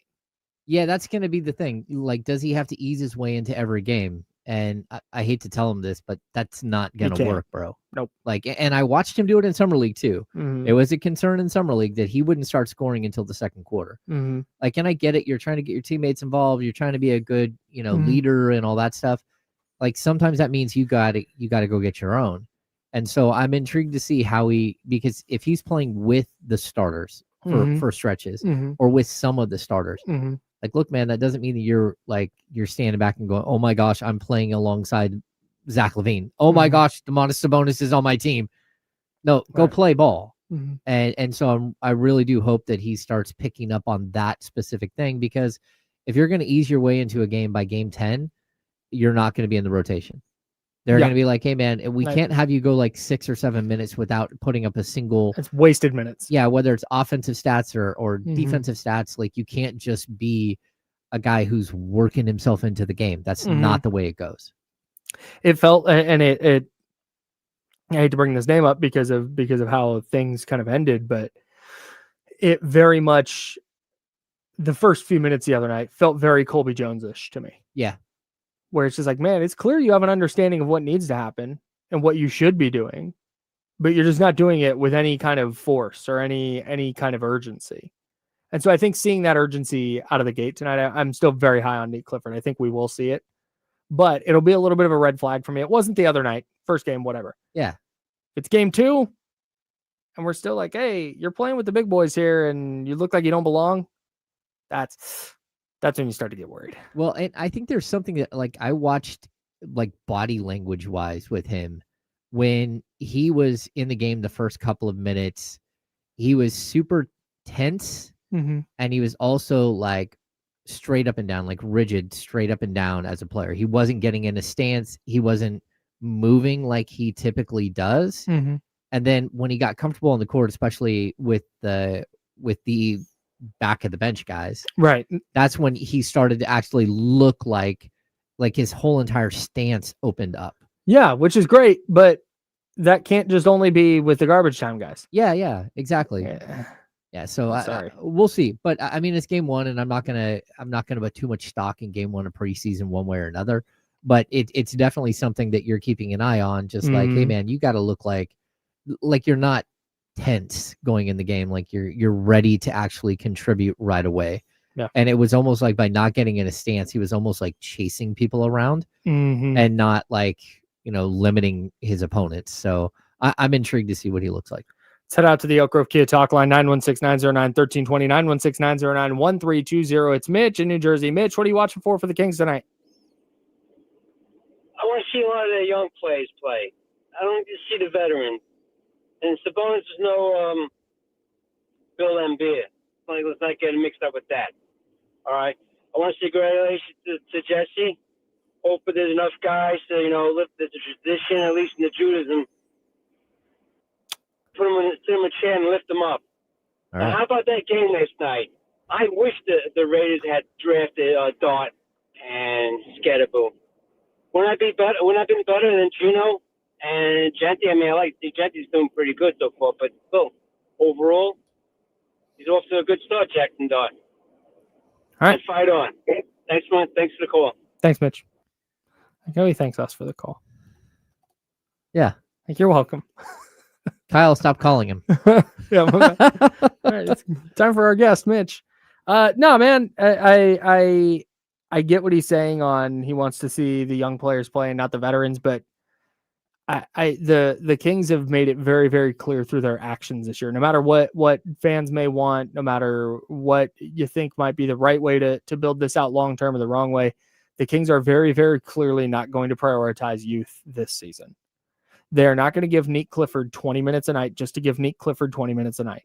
If Nate Clifford is not helping them win games, he's not going to play. If Maxime Reynaud is not helping them win games, he's not going to play. That has been made, but at least to start the year. Again, that calculus could change if they start 20-40. But I don't think that we're going to see a version of the Kings this year where even in preseason, where it's like, yeah, hey, primarily young guys, you guys go get all the minutes you need to develop. I don't think that's a priority. No, I don't think so either. And you know why? It's because they have too many good players. Because winning is still a priority. Yeah. It's not about losing. And which makes sense. Yeah, it's not to be like a jerk to young players, but like you're going to lose a ton of games if you just go young. Yeah. And to be honest, in preseason, I need these veterans to figure it out. Because if the veterans figure it out, it makes it way easier to play Nate Clifford 18 to 20 minutes a night. If he's just coming into the game and knows exactly like a very small role that he has, like a 3-and-D defender. Yep. And then here and there, like if it becomes like an issue on the court and they need you to create for others, or they need you to, find someone on the pick and roll, that's going to be fine. But that's not going to happen more than like once or twice a game in a regular NBA game, at least early on in his career. The better the veterans are, the easier it is for young players to fit in and play. And again, what I don't expect from this team is for them to go out there and run 3 young players on the court at one time. I do not expect to see lineups during the regular season that have Nate Clifford, Isaac Jones, and Maxime Reynaud, at least not in the first 25, 30 games of the season. And certainly not with any regularity. No, like barring injury. That's not something that like is conducive to winning. And at the end of the day, this team is still very much engaged in winning basketball games and not playing for draft picks. Yep.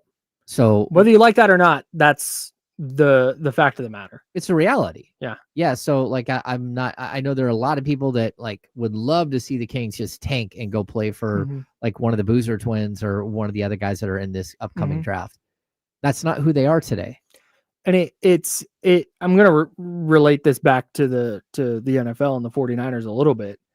It is sort of like what we've seen from the San Francisco 49ers since 2021 or 2, where you're having to try and win. And certainly last year, let's just go to last year, where you're trying to win games. Your priority is winning games because you have Trent Williams, you have Fred Warner, you have Nick Bosa. Brandon Ayuk got hurt. Christian McCaffrey was hurt, but you have Brock Purdy as a franchise quarterback. Their goal, down to the last couple of weeks, was to win as many games as they could, despite the injury stuff. They weren't just going to go throw their young players on the field and say, hey, you're going to go play all of the snaps because we want you to develop and we're going to punt on this season. Yeah. They felt an obligation to those veterans to say, you know what, if everything kind of shakes out right, we can make the playoffs, and then who knows once the playoffs start. I think that's very much how the Kings are looking at this. Where if you get to, like I said, 40 games in and you're 15-25, okay, cool. Let's change the calculus. But until they get to that point, you're not your roster isn't bad enough to be bad on purpose. No, I agree. The Wizards punted completely and said, this roster is so bad that we're going to try and be bad on purpose so we can build through the draft. The Nets last year said, we're too good. We're trading players now. Right. We don't have enough players to be competitive, to be realistically competitive, but the rest of our roster is so bad. We're going to trade Dennis good players Schroeder. now. Yep. And Dorian Finney-Smith. Yep. Yeah. Get them out of here. Intentionally tried to get bad. Yes. Yeah. I want to do a little bit of housekeeping before we hit the break here. The Sacramento Kings, according to a source, are signing Daniel Baccio and Mitch Muscari today. The idea is that they're going to sign those guys and then waive them later in the day. And these are guys that we're likely going to see in Stockton. I just want to make sure people don't get confused with what's happening with like these two players, but the Kings do intend to sign two players today. They have open roster spots after waiving Dexter Dennis yesterday. And so they have a couple of extra roster spots at the end. This is a way to get these guys a little bit extra money before they go play in the G League for $40K a year. Shout out to them for getting a little extra money. We love to see it. He's James Ham. I'm Kyle Madsen. We've been talking a ton of Kings today. We'll talk more Kings with D'Lo and Casey during the handoff at about 11:45. But next, we're talking football, fantasy football specifically. Faraz Siddiqui of Upper Hand Fantasy. UpperHandFantasy.com is the website. Upper Hand Fantasy is an Odyssey podcast. He's on Instagram at Upper Hand Fantasy. He is one of the very best fantasy analysts in the game. And he's going to answer your questions. We do this segment for you. We've got a couple of general questions we ask, and then we get to your start sits. We get to your trade ideas. Should you drop this player? Should you add this player? Any question you have, you can hit us on YouTube, youtube.com/ESPN1320, twitch.tv/ESPN1320. The very best fantasy segment in Sacramento coming up next on ESPN 1320 Sacramento Sports City.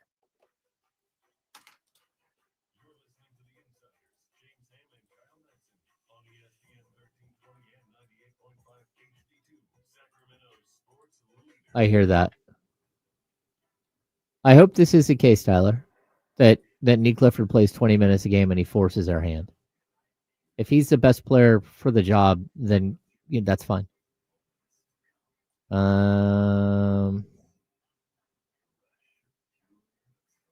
Drew Eubanks serves a function. King of Mactown. Yeah. He does. He serves a function, and he's going to be a bridge to the next, to a guy like Reno or a guy like Dylan Cardwell.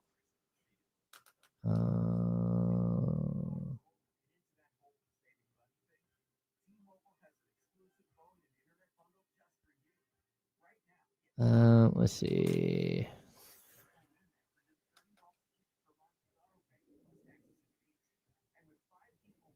All right. I don't see any more. Send us your fantasy questions, people. I mean, we have some we have a lot in here, but like if you got more, send them in right now.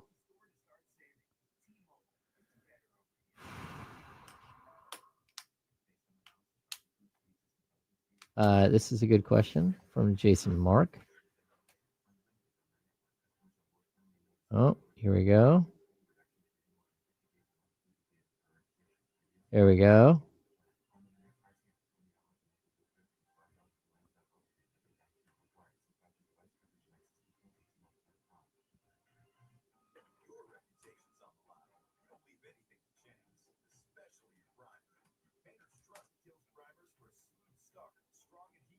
Good question.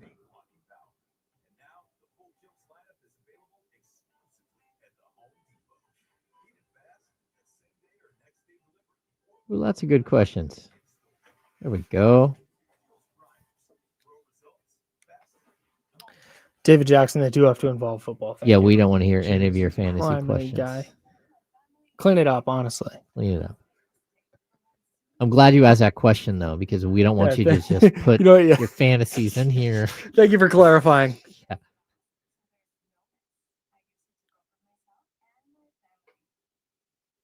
Dang. Now we got a bunch. All right. Maybe stop giving us your questions at this point.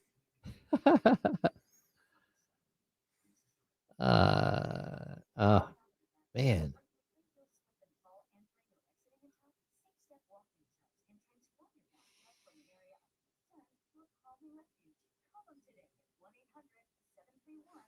Dang, we're going to have to go rapid fire now. I asked and you guys delivered.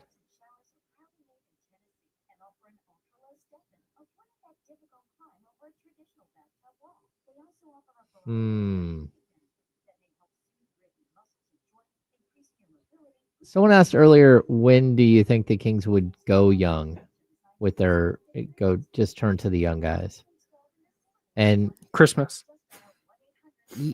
Yeah, look at their schedule. Look at their schedule. I don't think that there is going to be that point, because if you look at the final 25, 30 games of the season, they can make up a ton of ground. Like if they're not just like coming back. All right. For us here yet? No.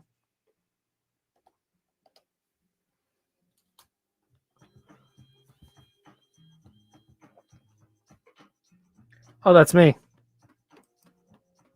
Hang on.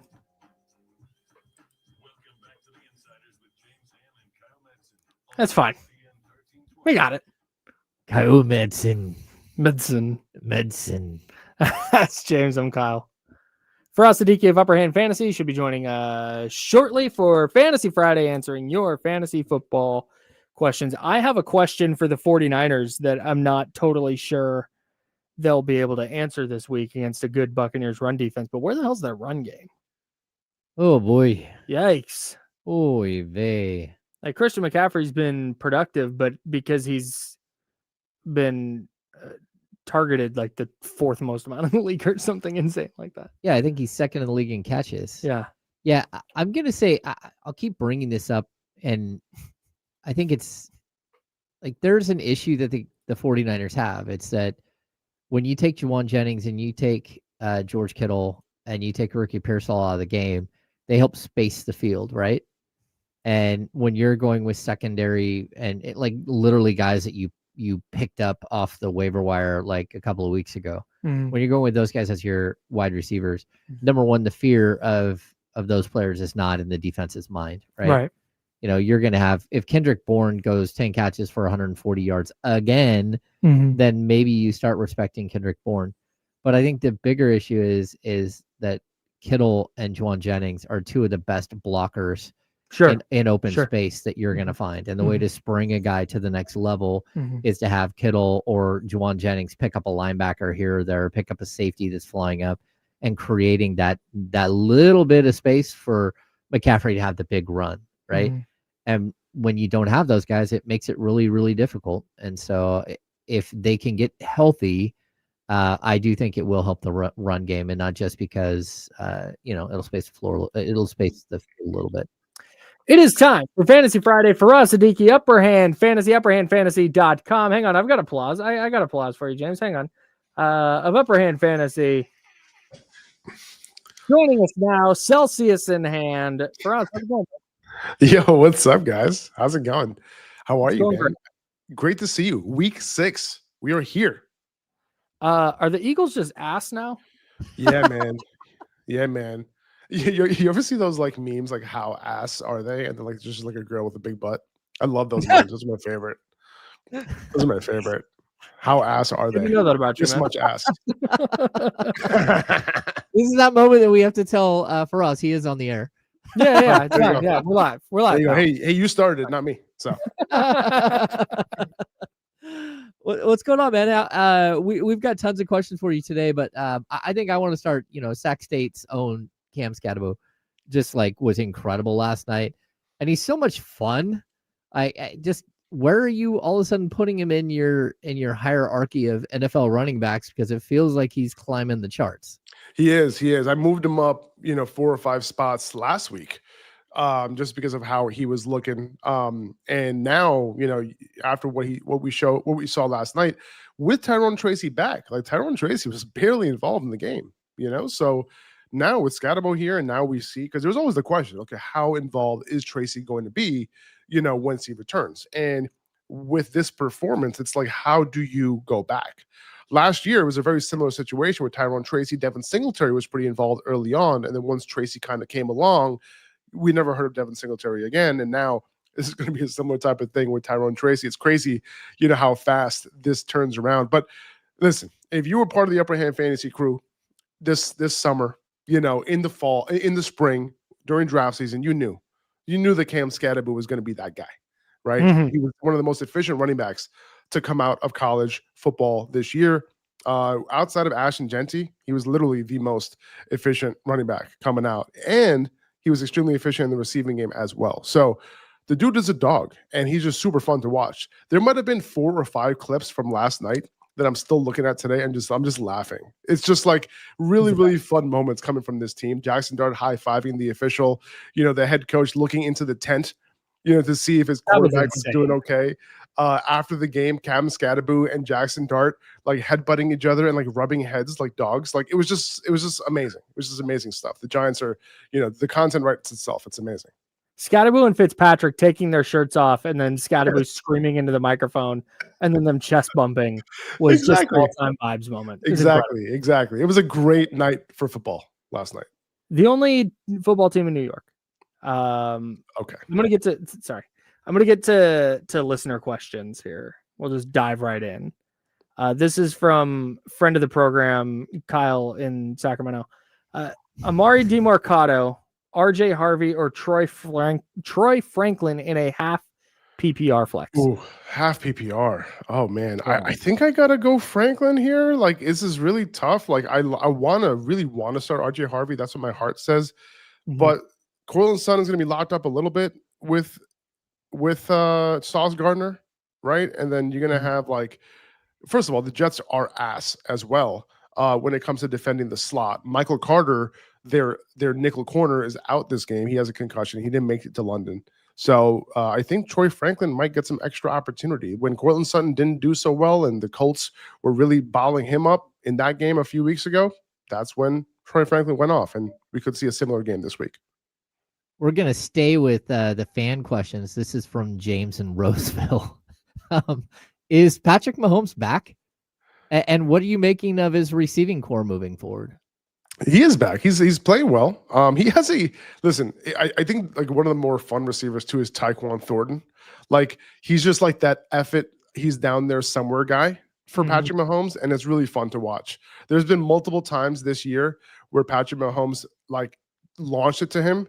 It didn't work out, and then the very next play they just ran the same play, just like you would in Madden, and then they would connect. Right? It's amazing. So you have Xavier Worthy. By the way, he did return to practice today. He should be good to go for this game. Great matchup, this week for him. And then he's gonna have Rashee Rice back next week. So we're looking good. We're looking good. Hollywood's healthy. Rashee Rice, Xavier Worthy, Travis Kelce, Tyquan Thornton to spread down the field. It's looking all right. They have no run game as well. So it's just going to be all Mahomes at this point moving forward. Love to see it. For us, Sadiki, Upper Hand Fantasy. UpperhandFantasy.com is the website. We have a ton of questions, actual listener questions that I want to rip through here, and we'll start with Julio. Who do I start? David Montgomery, Travion Henderson, or Michael Carter this week? Ooh, tough one. Michael Carter last week, he had 23 touches in that game. Without the Cardinals starting running backs. Trey Benson was out, obviously, but this week, man, I'm going David Montgomery. It's going to be a potentially high-scoring game, between the Lions and the Chiefs. So I got to go Monty here. You got to start him every week, right? It's like, do you hit on 16 or not? Well, you got to make a decision and just stick with it forever, right? Just stick with Montgomery in your lineup. And the fact is, you always hit on 16. There you go. See, I told you. Come on. Let's get into. We got Norm. He says Haskins or Swift. I got to go Swift here. Like, as much as Swift's like kind of on the decline in terms of like the vibes around him and that Bears running game, you got to go Swift. You just have no idea what's going to happen in that Chargers backfield. Number one, number two, that offensive line is falling apart. So are they even going to run the ball that much? And if that happens, is he going to be effective? I doubt it. So I'm going to go Swift here. Okay, Chris Ochoa wants to know. It looks like Ricky Pearsall is going to be out. He has 2 flex spots. He's got Romeo Doubs, Khalil Shakir, Dalton Kincaid, and Hollywood Brown. Got to pick 2. Okay. This is a good one, man. I like Khalil Shakir this week. The Falcons, they run a lot of single high coverage, and Shakir has been playing very, very well against single high. The splits are really, really good in his favor for this matchup. So I'm going to go Shakir number 1. Now, I really want to start Kincaid, but do I want to start 2 Bills players? I mean, you can, because it's a great offense. So I'm leaning Shakir and Kincaid here. But if you want to switch it up, I would go, if you want to like not be too dependent on one offense, I would go Shakir and Doubs, because he also plays really, really well against single high coverage. And his opponent this week also runs a ton of it. So I'm going to go with Shakir and Doubs if you want to switch it up. If you want to just go Bills offense, Shakir and Kincaid. Great. All right. We've got a question from Johnny G. Should he roll with McConkey, Michael Carter, or Pollard in his flex? Oh, man, I think, it's really tough for me to bench McConkey, man. It really is. But if you want to go safe, I think the safe option is actually Michael Carter here. I think he has a higher floor. So I might go Carter, for that reason, because McConkey isn't showing any signs of any ceiling right now.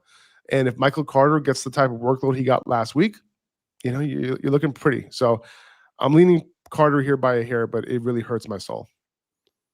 Sorry about that. For us, Sadiki, Upper Hand Fantasy, UpperhandFantasy.com. Follow him on Instagram at Upper Hand Fantasy. Justin Peterson asks, who does he bench? I like this spin. Not who does he start. Who does he bench? DK, Pickens, or Garrett Wilson? Yeah, I think it's Garrett Wilson here. This is tough. I love it if it's Michael Wilson. Bench Michael Wilson forever. Garrett Wilson, has a tough matchup this week against Pat Surtain, but he's been balling. Like, it's really tough to bench him. Also, he runs a lot of routes from the slot. Patrick Surtain doesn't go into the slot. He stays on the perimeter. So I'm going Garrett Wilson. You can't bench George Pickens right now, without CeeDee Lamb there. You got to keep him in your lineup. Last week, tough matchup against Sauce Gardner, but he still came through with that, that big touchdown at the end of the game. So you got to go Wilson. You got to go Pickens. I like DK this week because, again, another example, single high coverage. The Browns play a ton of it. An advantage DK Metcalf there. That's where he does well. But it's tough. I'm going Pickens and Wilson here. Okay. Let's get to Russ Dog. He's got T. Higgins or DK Metcalf, not DJ Metcalf. Metcalf? What do you got? Maybe he is a DJ. Maybe I just don't know this. It's just his brother DJ. There we go. Metcalf is the play for me here. Flacco in his first game going up against the Packers, like this in Lambeau, well rested.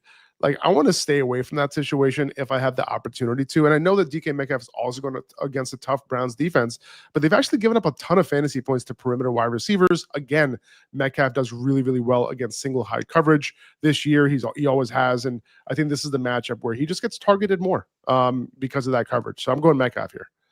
All right, we've got about 5 minutes and roughly 15 questions. So we're going to go rapid fire style to close this out. Fantasy Friday for us, Sadiki, Upper Hand Fantasy, UpperhandFantasy.com. Our guy P-Dub, he's got a PPR league, and he needs to start one of Breece Hall, Quinshon Judkins, or Jalen Warren. Breece Hall, baby. Ooh. He's cooking. That's right. Let's go to this from Brian Cavett. Will Flacco unlock Jamar Chase? You've been listening to too much ASAP Rocky, man. I'm gonna go. I would say I'm gonna go yes. Oh wow. That's Kyle, such did you get that one? Yeah, I did. Nice, Shout out to you. nice, That's nice. a great. That's what I'm That's a talking great. about. That's a great joke. Fernando Cervantes has Kamani Vidal, Jalen Warren, or Darren Waller. I'm guessing. Ooh, man, this one's close. I think I'm gonna go Jalen Warren here over Waller. Oh man. Okay, listen, man. Go Jalen Warren. That's where I'm leaning here. It's super tough. I'm just gonna take the points. Take the points. I'm gonna go Warren. Oh, Love it. so All right. It's just disgusted with this. So- From Brett, we have Blake Corum or Brashard Smith as stashes. Do I drop one of them for Kyle Monungai. That's right. Is Monangai going to completely take over the backfield if this week if DeAndre Swift doesn't get hurt? I don't think so. At the very best, if Swift doesn't get hurt, it's going to be a split. Now, what happens if, knocking on wood now, if Kyron Williams gets hurt this week? Blake Corum will take over the backfield. Yeah. That's what you want on your bench. That's where the upside is. And Brashard Smith, like he's continuing to get involved. Like, does he get a little bit more involved this week? I'm going to cut it off at this week. If he doesn't get more snaps, he had like 8 snaps last week. If he doesn't get more than that, I'm gonna drop him. But if I'm gonna drop anybody, it'll be Smith. JG needs some RB help. Ramondre Stevenson, DeAndre Swift, David Montgomery, or Alvin Kamara. Picking one, I'm gonna go with David Montgomery. Over Alvin Kamara. Interesting. Kamara got the fake ankle injury. He might get treated before Sunday. I don't know what's gonna happen there. Oh, wow. What about this from Jason Mark? The remaining healthy Chargers running backs, who do you see getting more looks? Listen, if we're looking at their former, like if we're looking at their actual starting running back, he barely got enough carries to sustain himself, like 14 carries. If you're telling me that Kamani Vidal and if Haas is going to get 13 carries, he's probably going to go for like 32 yards, and I don't really care about that. Kamani Vidal is more of a pass catcher. If I had to bet on one, it would be him because I think they're just going to go more pass heavy. Would you trade Stephon Diggs for Breece Hall? That's from our guy Foden. Yeah, if you need a running back, I would do it. I love Diggs, but I think Breece Hall could be more valuable just because he's a running back. Terrific. I'm going to hit 2 quarterback questions here. The first one, which one? Tua, Darnold, or Mac Jones? I'm going to go Darnold. Oh, okay. Darnold's cooking right now, bro. He is. Really is. And He's looking good, man. We'll back that up with Justin Fields or Mac Jones. I'll go Fields here. Yeah, same. Okay. like he needs my good answer, dude. Good No, answer. I literally feel better because you said that. Faraz Siddiqui, Upper Hand Fantasy, joining us for Fantasy Friday. He does it every Friday at 11:20. 14 questions. Can we get it done in 2 minutes? Here we go. Our guy Michigan. Does he stay with Chuba Hubbard or rock with Rico Dowdle? Right. Chuba Hubbard's out. Start Rico. Very good. There we go. What do you do with Michael Carter? Start him or bench him or trade him. Nice. If you're not going to start him, look to trade him because I'm sure someone in your league would love to start him this week. Yeah, no doubt. Lad McConkey or Michael Pittman Jr. and then Derrick Henry or Kenny Dobbs. I'm starting Pittman over McConkey and I'm starting Kenneth Walker over Derrick Henry. Oh, wow. I say. Yikes. Bo Nix or Daniel Jones? Daniel Jones. Okay. And who got the better end of this trade? Henry. No, we're not answering that one. That's crazy, Norm. That's too much. Amer, Cooper Kupp, Hassan Haskins, Travion Henderson. Who should you I put think I'm this leaning Travion Henderson, with Antonio Gibson out, so I can't believe like that's the reason why he wasn't seeing the field, but I'll go Henderson here. Totally. Okay, we got Dobbs or believe it or not, Dobbs or Higgins. I'm actually starting Romeo Dobbs. Okay. Crazy. I don't feel good about it, but I am. Love a super flex league. Jay Teasy is in a super flex league. Michael Penix or Trevor Lawrence. He also has Jordan Love. Can you bench both? I think I'm gonna go Penix. Ooh, okay. Jump holes. Kyler or Trevor Lawrence? Just leave the spot blank. Just leave it empty. Kyler Murray or Trevor Lawrence? Same here, man. I'll go Kyler. He has a little bit of a bum foot right now, but I'll go Kyler. Sounds like Terry McLaurin's going to be out. So the realist wants to know Jacoby Myers or Trey Tucker. I'm gonna go with Jacoby Myers, despite Tucker pretty much outperforming him the last couple of weeks. I'll go Myers still. Mooney or Cooper Cup? I'm going Cooper Cup. I think Mooney's still a little bit banged up. Okay. All right, last three here. Miguel wants to know Rome Odunze, Ricky Pearsall, or Matthew Golden as we wrap up Fantasy Friday here on ESPN 1320. Definitely Odunze, but also Pearsall looking like he's not going to play. So Yeah, Odunze for sure. Pearsall's probably going to be out. Yeah. Last two. Tyler wants to know Harold Fannin or Darren Waller. Darren Waller. And our buddy Brandon O. Juwan Johnson or Mason Taylor at tight end. I think I'm leaning Mason Taylor here. Ooh. Very good. Love to see it. Faraz Siddiqui, Upper Hand Fantasy, upperhandfantasy.com. Upper Hand Fantasy is an Odyssey podcast. He's on Instagram at Upper Hand Fantasy, and he's with us every single Friday at 11:20 a.m. answering your questions. For us, you're the very best, and we appreciate you so much. Appreciate you guys. Have a great weekend, guys. See you later. Enjoy Good luck 6, today. Good luck this week. See ya. Bye. Yep, and to you. Faraz Siddiqui, Upper Hand Fantasy, upperhandfantasy.com. It's Fantasy Friday. And the handoff is next. We've talked a lot of Kings Blazers today. We will get back into Kings Blazers, and I'm sure some NFL stuff as well with D'Lo and Casey as they join us for the handoff next here on ESPN 1320 Sacramento Sports Center.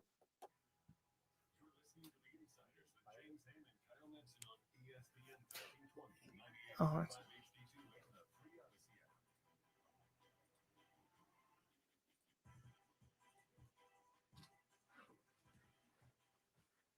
This segment of the show is brought to you by Fidium Fiber. It's about time they fix that bottle. Invented better windshield wipers. Made an internet that just works. Fidium Fiber Internet. Starting at only $30 a month.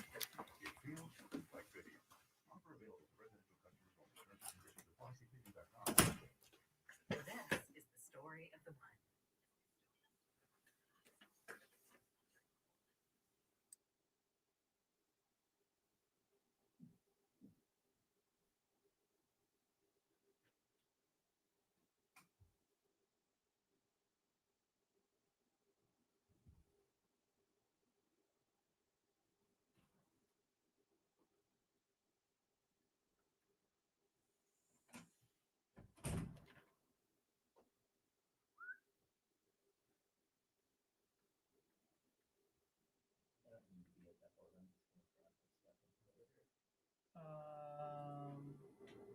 No, you do, because this needs to be in. Oh, yeah. Okay, so I'm not here. Wait, what are you setting up right now? I'm just turning on these two computers, and I was going to jump in here. No, stay over here because I'm going back and look. Okay. I just had to get the computer on. So in game.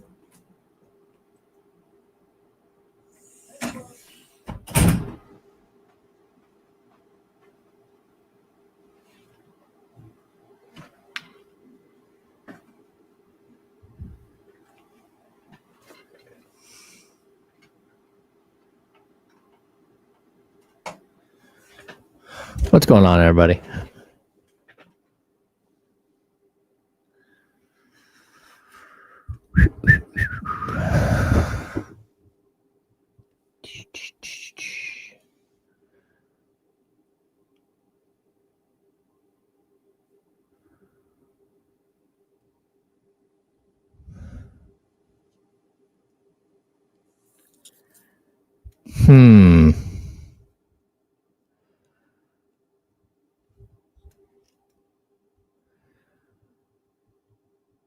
Oh, dang, that's a tough question.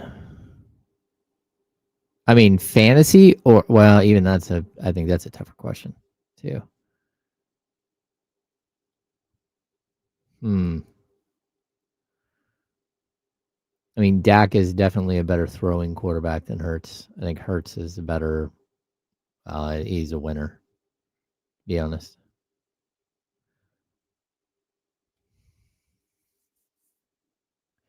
Yeah, the Eagles' inability to throw the ball this year is weird. Kind of a concern. See the guys coming in. Kyle, how much time do we have? 40 seconds. Okay. 40 seconds. 40 seconds. Dave, you want to hop in here? Here, if you think you got I'll just hop in. But we have to have you in the stream.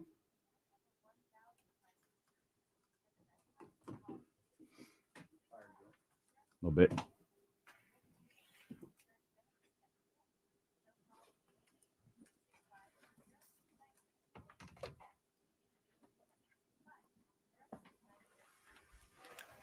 Here we go.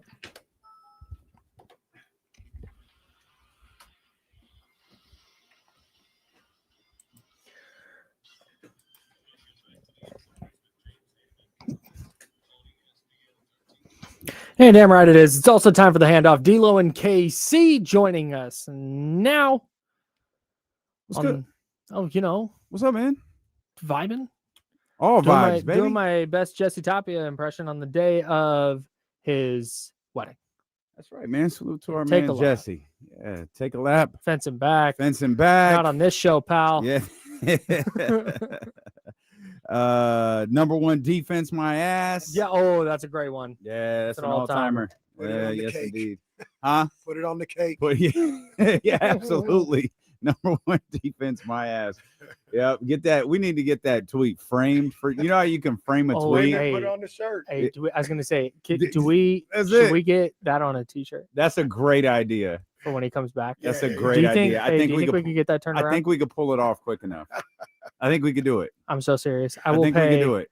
I have an exorbitant amount of money in my head that I'd be willing to pay for that. I don't think it'll cost that. We just have to figure out how to get the tweet Dr. in David. a high. Yeah, Oh, that's easy to go. we get. needed it in a high resolution.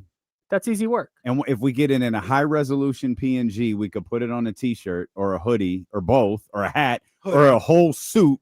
Yeah. Yeah, for real. And give that to Jesse.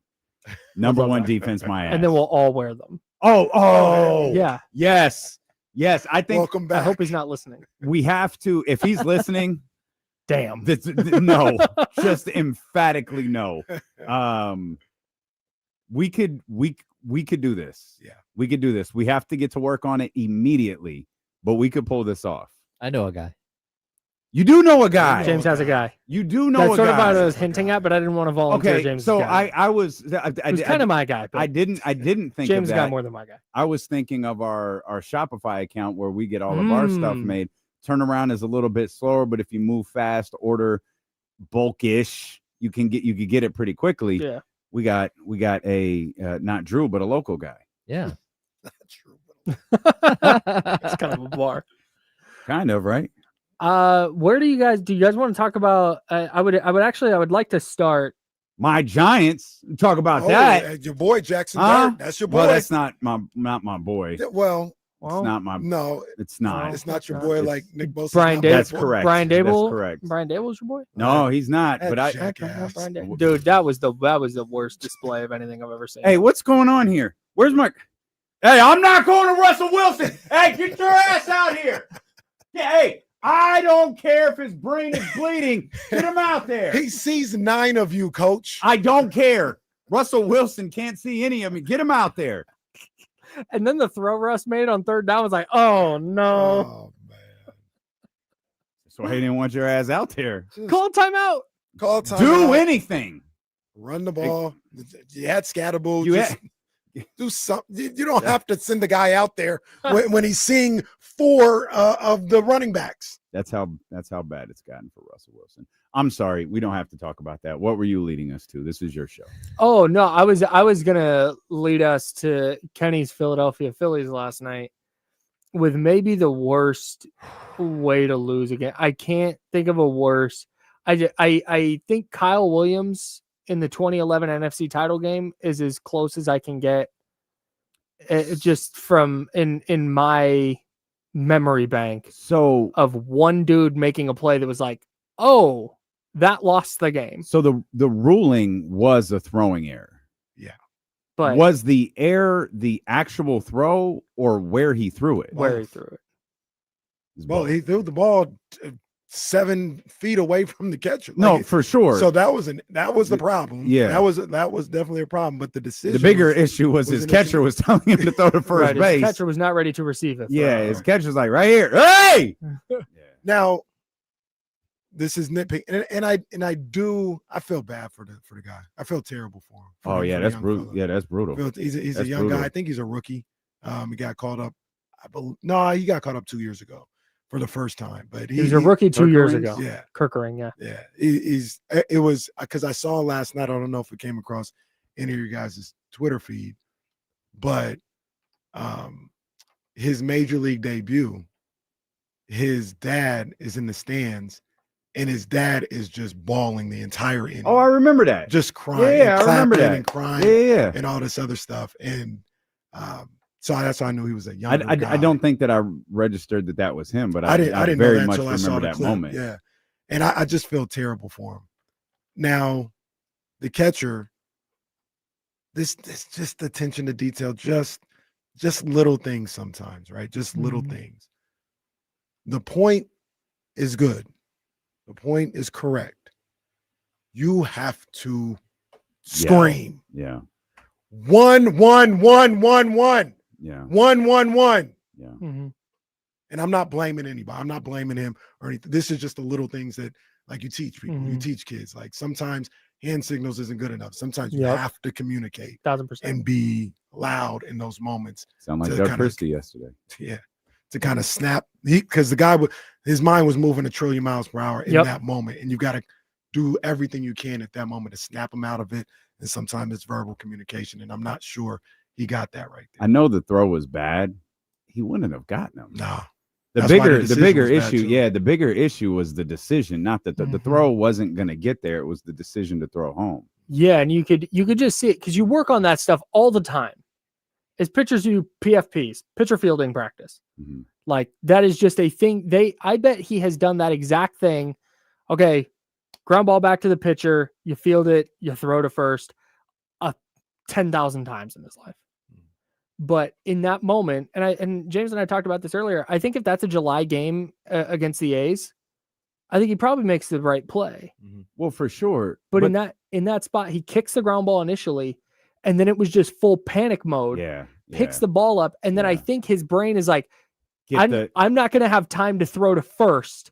I need to take the shortest throw possible. And I think that's what he said. He was like, it's a straight shot in front of me versus, I messed up by the ball hitting my foot. And I thought it was better to go to home than try to turn and go to Bryce.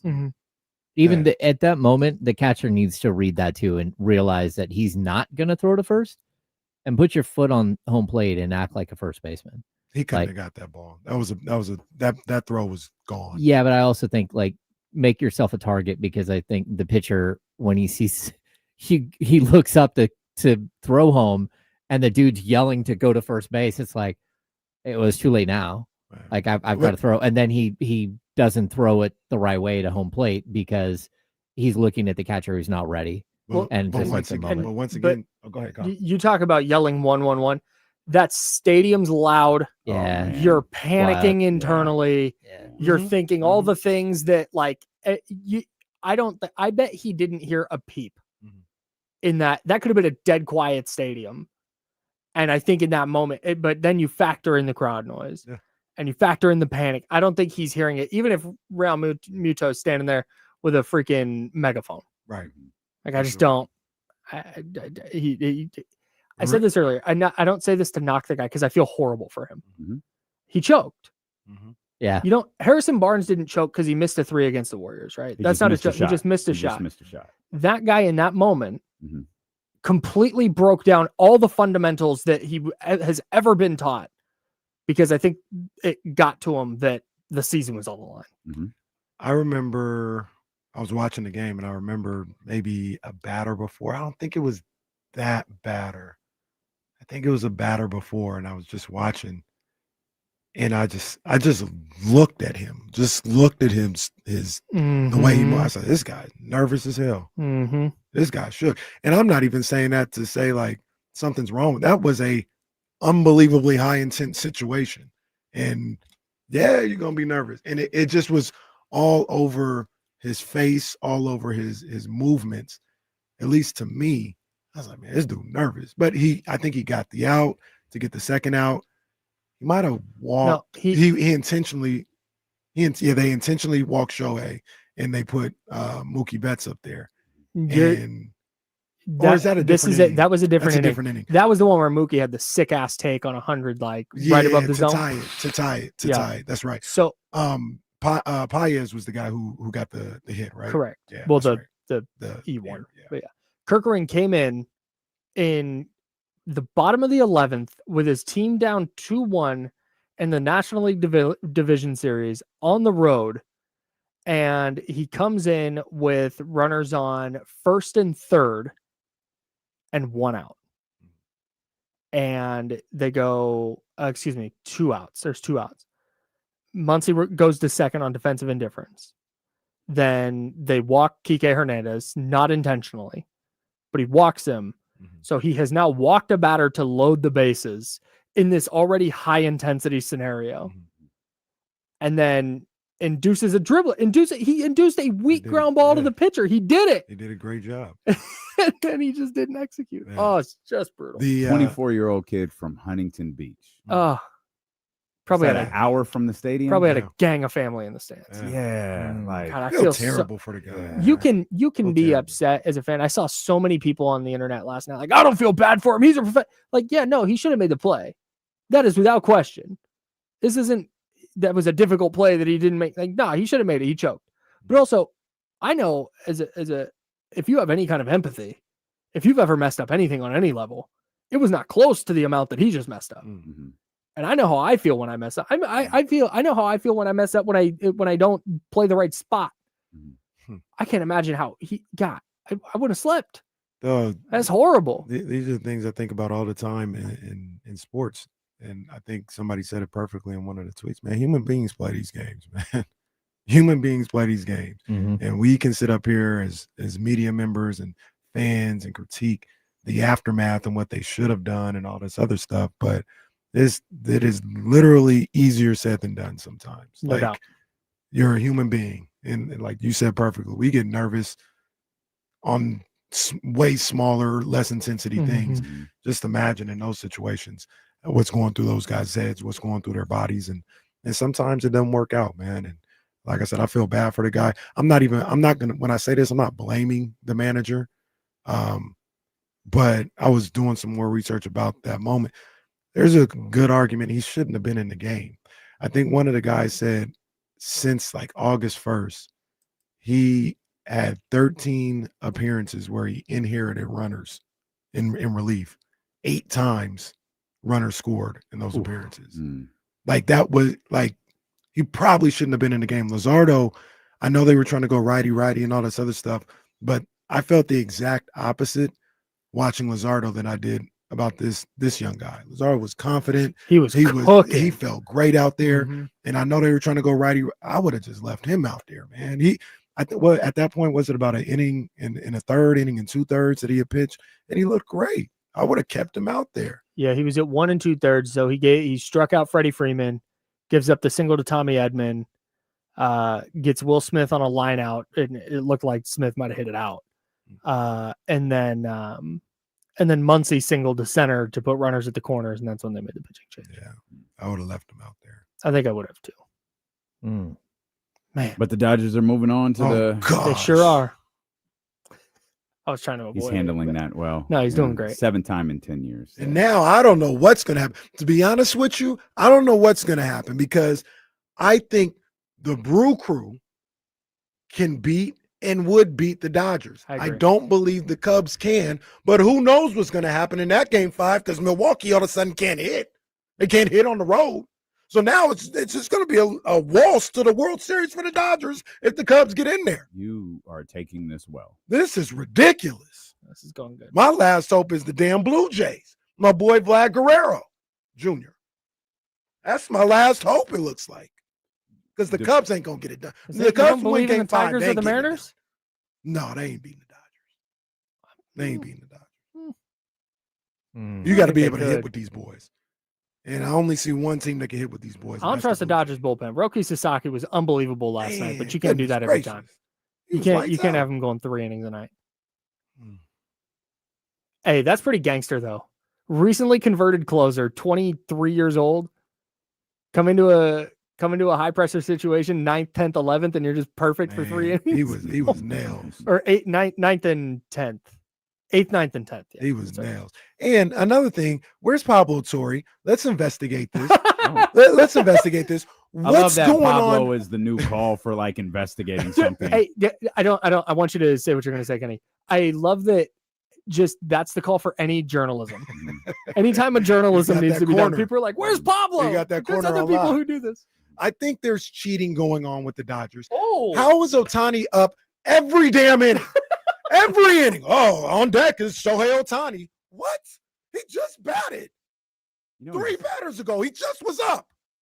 you know he's like 1 of 18 now. 1 for 18 with like 9 strikeouts. I would have walked Hey, his ass too. Luzardo, Yeah, right.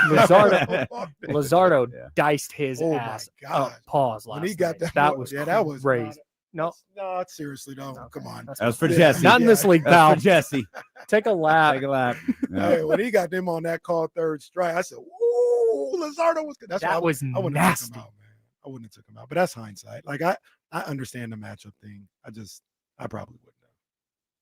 Yeah, but he's a starter. He could have kept going. Yeah, that's what I thought they were gonna have him for like 4 innings. He Yeah, was I did too. phenomenal this year for them. Yeah, shout out to A's legend, Baby have a- Jesus. Luzardo. I have a Kings question. Uh-oh. Please, Oh, thank God, because you're handling this Dodgers thing great. Kings Blazers tonight. Kenny, The- For thoughts? the record, this is a Jackie Robinson hoodie, not a Dodgers hoodie. Because I I understand said- the confusion. I want it to be clear. This is 1000%. Jackie Robinson. 1000%. Couldn't have wore this on another day. It dawned on me, like when I saw you in the parking lot, and I thought, well, there's not a lot I can do about That'd it be now. Your own Bad people. beat here. It be your own people. For if it matters, it's the Brooklyn Dodgers. No, great point. Does Kenny don't does encourage Kenny hate Jackie Robinson? Oh, good question. Great question. No, I am on record saying He longs for the era of Babe Ruth and Lou Gehrig. You look at the Yogi Berra. You look at Joe. the old pictures, and it's like very clear what side of the stadium is allowed to sit there. And then there's Kenny. Yeah, boo, boo. me and Jerry Jones just trying to see what's Just happening. trying to Just trying to see what's going on. Yeah, you Wow. might have to leave for that. That is egregious. King's question. These are on the thoughts on 80 because this happened around, a little bit before Scandia, right before that.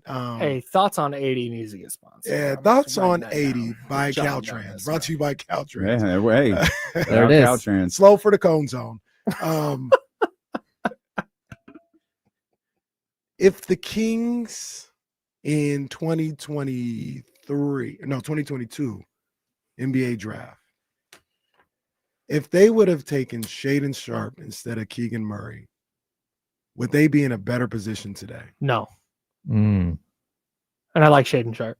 And I'm going to answer that with you're listening to KIFM with Sacramento. It's not an answer. KRXQ HD2 Sacramento, ESPN 1320 Sacramento sports leader, always free in the Odyssey Well, app. it's better than the customary James both answer. So Absolutely not. They would not be in a better situation why? because I mean, Shaden Sharp played 72 games last year, but for a team that realistically was just kind of a hodgepodge group of players, he has not been able to stay healthy outside of that. And so I don't know. I don't know that that's a player that I'm ready to build around. I mean, there's a big reason why Keegan Murray is probably going to get an extension right now and Shaden Sharp isn't, or most likely isn't. And that's because Shaden Sharp he's just an unknown, like still. He basically he's Jonathan Kuminga. Like He's not that far. He's Jonathan Kuminga who got opportunities. he's Do you think I he's don't know. better or worse? than Keegan Murray. No, Kuminga. I think he's better than Kuminga. Okay. Yeah, I think he's better than Kuminga. I asked the question because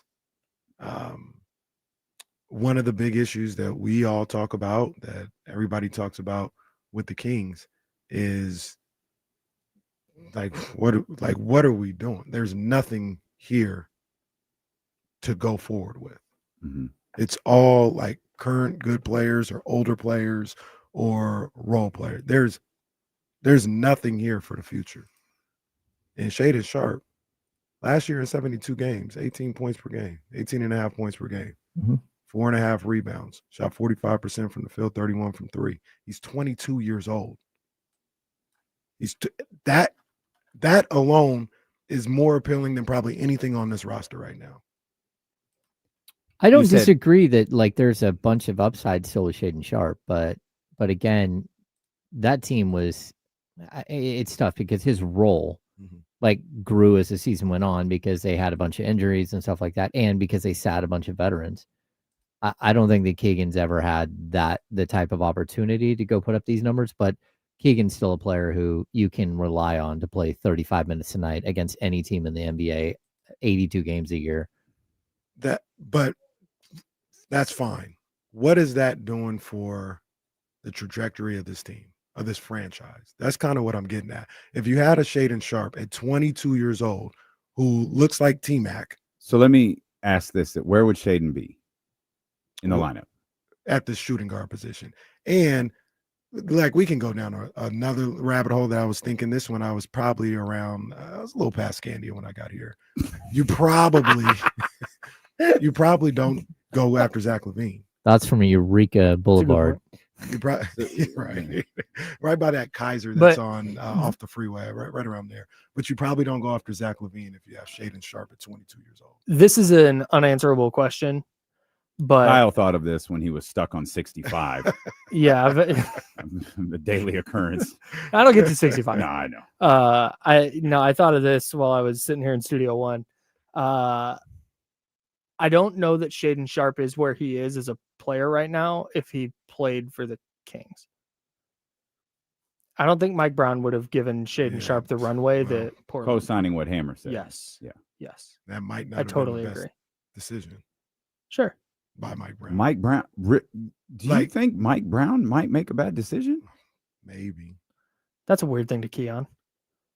I would say Matt George just threw his remote control if he's listening. Mike Brown did put Keegan Murray in the game after game 1 of his rookie season. That first game, Keegan didn't play, right? No, he did. But didn't he have COVID? Yeah, like COVID. he missed maybe the first game or whatever. KZ Okpala started, right? I think he played against the Clippers. And he came off the bench though. Yep. And then he started. And then we never saw KZ Okpala again. Ever. Damn. Is he in the league? No. He's chilling with Flipside. Oh man. Oh. Man. Yeah. Actually, I think Keegan missed game 1, and then he played the other 81. Okay. And the one game he didn't start was, I think, game 2. Yeah. And then he started from then on. Like, we can't just act like Mike Brown didn't play guys at all. He just focused on one young player that was going to play. But I don't think Mike Brown would have been as quick to play that Shaden Sharp, that 18-year-old Shaden Sharp. Yeah, 19. Had a lot to learn. It's possible. And it's not even like I'm not trying to shade Mike Brown. It's just I don't think he would have given him the same runway. I agree. At that point in his career. But I only bring it up because I honestly think the Kings are in a better position if you have Shaden Sharp on the team right now instead of Keegan Murray. Because at the very least, you have somebody that's like, oh, what do we might really have something here. We might have, I'm not saying he's going to get there or not. I'm just saying it would be a legit question. Do we have an all-star here? If the Do we have a Blazers, potential all-star? I don't think there's anybody you can say that about on this roster right now. if the Blazers called you right now or called Scott Perry and Scott Perry said, I don't know what to do, I need to call Kenny. He's probably on 80 right now. That's how it happens. Yeah. So I bet he's by Scandia. That's Candy. yeah, 1,000%. And he goes, Kenny, Mr. Caraway. should I, Mr. So Well, you're no, right. You're absolutely he'd right. say Kenny. That's He right. ain't It's- call me no, Mr. Caraway. here's how Kenny's driver answers. Yeah, right. He That's says, a great call. Hey, what's up, Dan? Yeah, Do you want? Can I speak with Mr. Because his Caraway? driver's definitely named Dan. He said, can I speak with Kenny? And Dan said, who? And he said, sorry, can I speak with Mr. Caraway? It says Kenny. Scott Perry's on the phone again. Do you want to talk to him? Sure. I Patch him guess. through to the back, and he sends him through to the. Put him on speaker. I'll talk to him from way back What was here. the caller? Or the driver was Sean on power, right? That was the Yeah. Oh, boy. But we know you're not. We know Dan. Sorry. Yeah. Daily power mention. Nickname Dan the White Driver. Mm-hmm. Driving Mr. Caraway. Mhm. So role reversal. Got him. Get back. What was I Hates gonna Jackie say? Robinson. Okay, that's though. right. Out on Jackie Robinson. No, if Scott Perry called and said, Kenny, the Blazers want to trade Keegan Murray for Shaden Sharp straight across. Do you thumbs up or thumbs down? I thumbs up it, but we have a problem because of Zach LaVine being there. So you can't do that trade. no, I'd figure out the Zach LaVine thing later. I don't agree. I don't think you can figure things because someone becomes becomes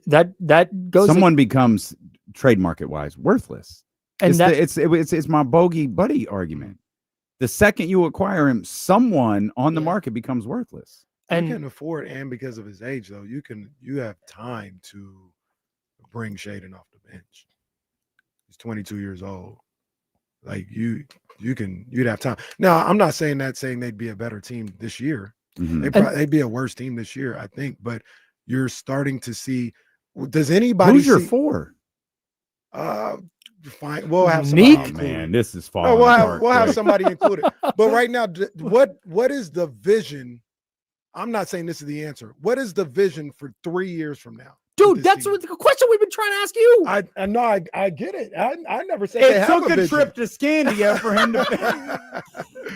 He's just out there. He's like, man, this sixth screen is tough. What are they doing 3 years from now? No, I've never disputed that though. Yeah, I've never disputed that. They don't have a clear vision for 3 years from now. Agreed. At the very least, I can start to make an argument that, all right, this guy's going to be part and maybe a big part of what we do 3 years from now. I'm not even sure if I would keep him, but can we say definitively Keegan Murray is like what they're going to be building around or part of what they're going to be building around 3 years from now? No. They don't have not one person on that roster like that. I agree. And a 22-year-old Shaden Sharp who's coming off a season, granted, like James pointed out, this is one of his first healthy seasons, but coming off a season where he was able to average 18.5 points per game at 22 years old, all the metrics have him looking like a 20-point per game scorer in this league in his sleep. Let me see that. He's better than Kuminga. In my opinion, like we talked about earlier, and we were talking about Kuminga might be somebody you could move forward with in the future. But I think part of the issue with Shaden is he's between the two is the different position. Mm-hmm. You might talk about something that you have in like 3 years. You still have to get through probably the next two. Mm-hmm. What do you tell Shaden in that regard? And what do you do with the four? Well, DeMar, that'll free me up Maxime to possibly. Reno. No. Drew Eubanks, you saw how he played the other day, but in like 13 minutes. No, minor details. Right. Against second stringers, but minor details. But in that case, that probably makes DeMar DeRozan expendable earlier than you want to. So what you might end up doing is having Shaden play that role of DeMar DeRozan. He shoots 31% from three, 33 on his career. It's not going to get it done. I don't know. I thought it was relevant. Maybe it's not. I don't know. I like Shaden too. I just don't think I could go for that trade right now. Yeah. Okay. Your original question is more enticing. Mm. If they had drafted him instead of him, what would it look like? There's no Zach LaVine here. Mm-hmm. Almost certainly, there's no Zach LaVine in that regard. So I have no clue what it looks like. Absolutely none. I think there's such a massive cause and effect here, because Keegan Murray was drafted specifically to fill the role that he fills, because they already had De'Aaron Fox, they already had Domantas Sabonis, they already had Kevin Huerter, and they were looking for a very specific type of player who could be that 3-and-D wing that they didn't really have on the roster at that point. I think if you and he helped them get to the playoffs. Keegan Murray was a key cog in a playoff rotation. I think if you draft Shaden Sharp, you're probably not winning 48 games, and you're probably not going to the playoffs that year. Probably not. And there's a whole domino effect that comes with that, because now Mike Brown is probably not the coach the following year, and I think there's a it's a difficult question to get your head around because there's so many dominoes that fall off of it. I gave Good conversation. I gave you guys And we're done now. an answer to that nondescript future that we have right now, though. And y'all said no. Like there's no. We're back to. We don't have nothing. We don't have no potential. And I'm not saying Shaden is that. I'm just saying there's no inkling of a franchise player. Is right now? I think we may disagree on this, but let's assume they're going to make the same amount. Shaden Sharp hasn't gotten paid yet, has he? No, I don't think so. No. No. He's Okay, eligible, so- but he hasn't gotten. James anything. just mentioned that. Okay, so let's pretend the money's going to be the same for the next 5 years. I think it's easier to build around a player like Keegan than it would be around Shaden Sharp. I think you'd rather have a player like Keegan than a player like Shaden Sharp because I think it's easier to find players who do what Shaden Sharp does. I disagree. Well, I think the point he's making is that Cam Thomas can't get a contract, and that there are other players around the league that are that type of scorer that are struggling to make any money. I mean, Gary Trent is again playing for like league minimum, despite the fact that he averaged 19 points a game like 2 years ago, and he's still young.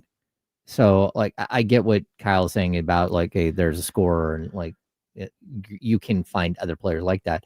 But I do see the ceiling. I mean, Sure. I do like the ceiling of Shaden Sharp is like off the charts. Like I still think that there's a ton there. He's to the point where he also has to go in and prove that that's who he is and that he's there for 82 games. And it doesn't matter who's playing a point guard or anything else. So yeah, I mean, like, look, if you could get a Shaden Sharp on your roster, I would totally agree with that move. Just like again, I can buy into going and getting Kuminga. I can, like buy into it because I don't particularly love his style of play. But I do understand that he's 22 years old with 4 years in the league, and the potential is there for him to be really much better than he is. But there's always going to be the question of like, what exactly is he? And are you like throwing money down a well, hoping that a guy is going to figure out not just, how good he can be, but also if he's not as good as he thinks he is, can he be something, better than he is today? And so there's always that question for me with Kuminga. And I think with Shaden Sharp, there's a question too because of the health issues. Not that I guess like he missed one season, like a huge portion of one season, but overall, I guess he's played 2 of his 3 years for the most part. The reason why I say I disagree, Kyle, and this is just philosophically how I look at it. We've talked about it before. Is I just think you can find 3 and D 6'6" to 6'8" guys anywhere at any time, like you that aren't like that are fourth options that hit the corner 3. It really baffles me that the Kings can't just find them anywhere. Like that is crazy to me. I think that's it. The Kings have several guys, Malik Monk, Zach LaVine, DeMar DeRozan, who can score like that. Yeah, but and they have one guy who does what Keegan does. Right. But I think guys that could score 20 to 25 points a night, I don't think that's as easy to come by as other people do. I think we talked about this with Eddie one day. That is not easy. People think they can, like, oh, give me the shots. I can score 20, 25. Like, because I hit open threes when I'm open, or because when you're the guy, when you're expected to score 20 to 25 points per game, defenses are scheming for you. There aren't a lot of guys that can do that. That's why those guys get paid hundreds of $1 millions on their contract, because not everybody can do that. We look at guys like Keon Ellis. No disrespect to any of these guys. I value what they could do. But Keon Ellis, Lou Dort, Alex Caruso, Daniel House when he was with the Rockets, PJ Tucker, all these are guys off the scrap heap. And they came in and were, Keon hasn't had the opportunity yet, but are vital pieces to winning basketball teams. You can find them anywhere, I believe, which once again baffles me that the Kings can't find one other guy to fill that role, because they're they're all over college. What's his name? Who is the great defender now in Portland? Kamara. Oh yeah, He's second round, late round. This guy was just sitting there. They're all over the place if you know what you're doing. So I think the thing that I don't necessarily disagree. I think the thing with Shaden Sharp specifically is in the modern NBA and in the way the game is today, I don't think all 20-point scores are created equal. And I think when you have to be a tough shot maker and you're not a consistent 3-point shooter, I don't want to have to build around that. I don't think there's I might be missing one, but I'm trying to go through the really good teams that have a focal point who's a great scorer, not a good shooter, and not a good defender. And I can't think of one. Yeah, and to be honest with you too, I think we're going to see what Shaden Sharp is this year. When you look at Denny Avija and how he's developed as sort of a jack of all trades 3, and then you add Drew Holiday to that team, like they are set up, especially with Simons gone, for him to be a offensive focal point. Now, the problem might be that what you're saying, that he's the only offensive focal point, and that's when life gets really difficult. That's where you have to face, again, the Keegan Murray and Keon Ellis tandem all night long against a team like the Kings. He's gonna have to play those guys. Like they're gonna defend him because there isn't someone else on that team that you really fear is gonna go for 20. Yeah, I agree. What are you guys looking for tonight? Well, we got Portland tonight. Yeah. What's the number one thing when you watch the game tonight that you hope to take away from the game?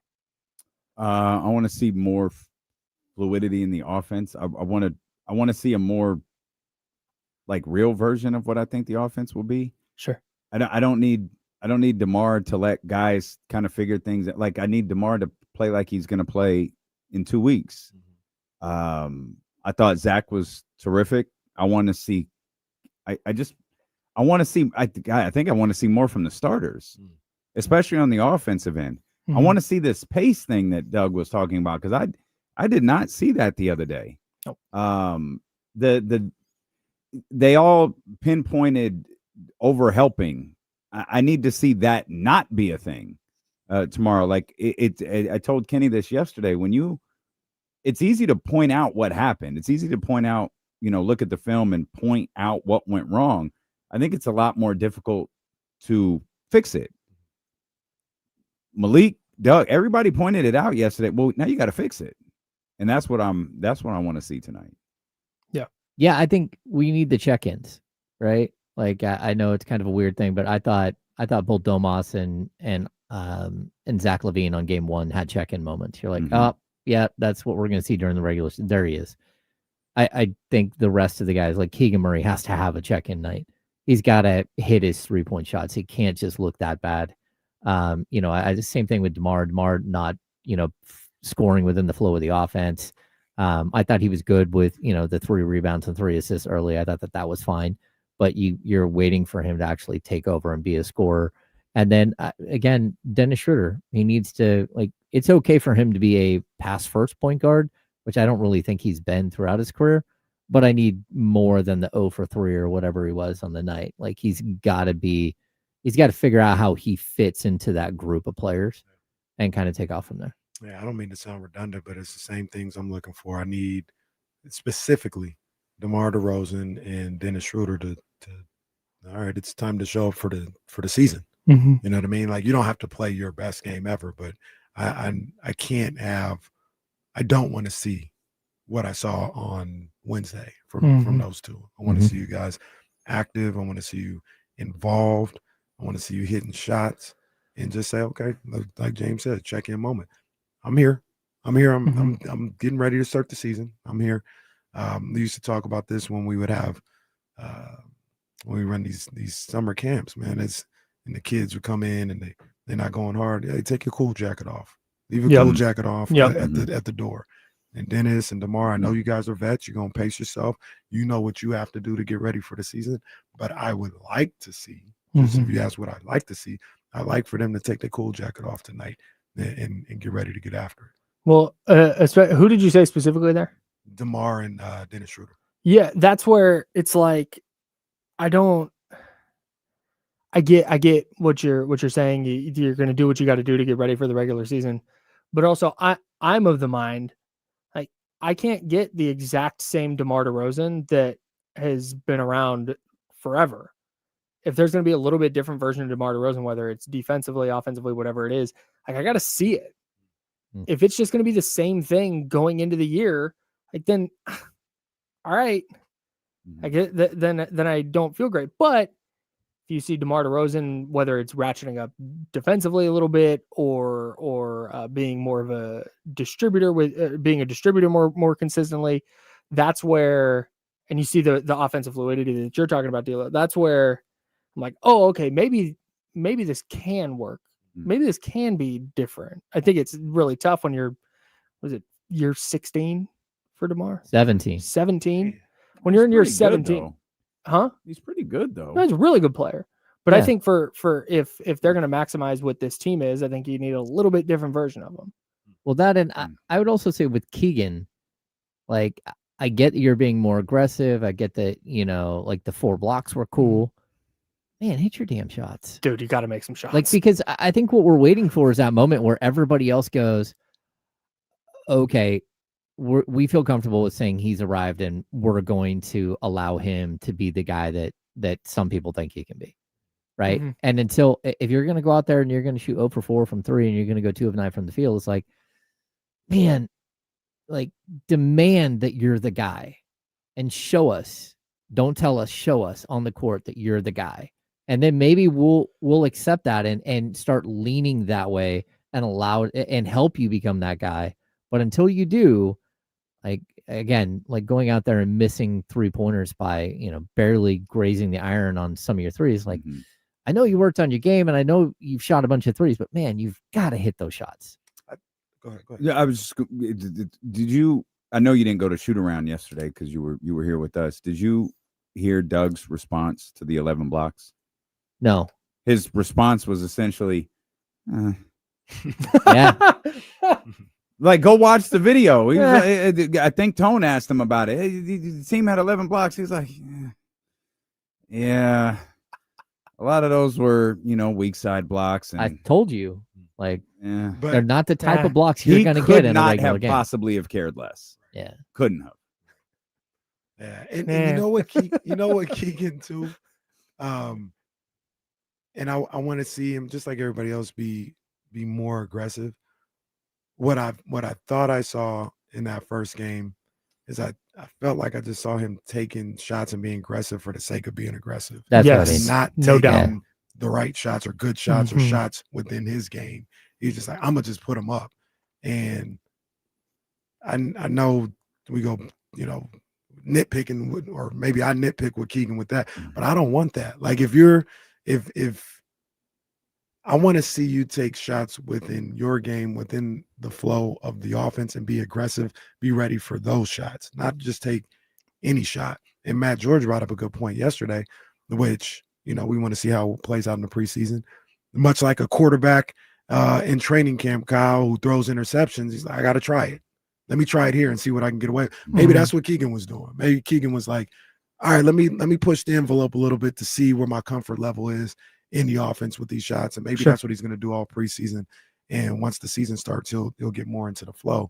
But I don't want him taking shots just to take shots. I want better percentage shots. Yeah, within the offense. Yeah, within the offense and within his skill set as well. I think the only one that I saw that was like was the turnaround, like in the key, where he like that looked a little forced. But outside of that, I thought most of the threes were good looks. We talked about it earlier. The one play where he caught the ball and really quickly moved it right to Schroeder for a wide open 3 and Schroeder missed it. Yeah, I think it's the right play. But at the same time, I like the decision making.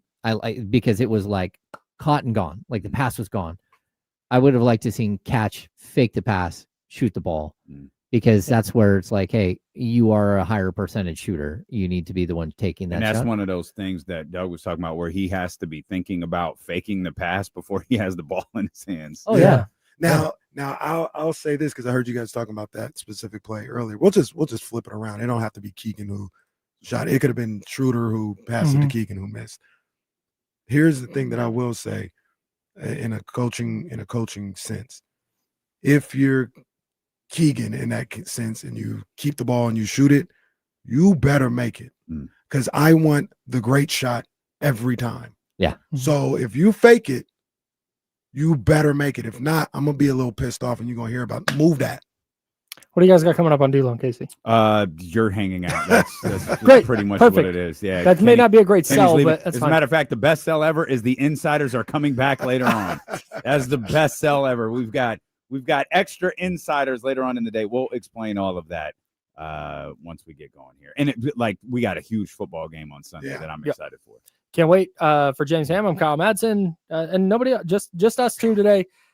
Drink water. Be nice to people. Have a great weekend, everybody.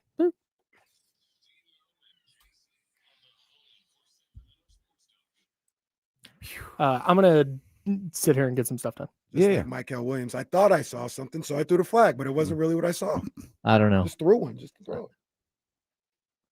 Do I need? I don't need to do anything over here, right, Kyle? Nothing. Okay.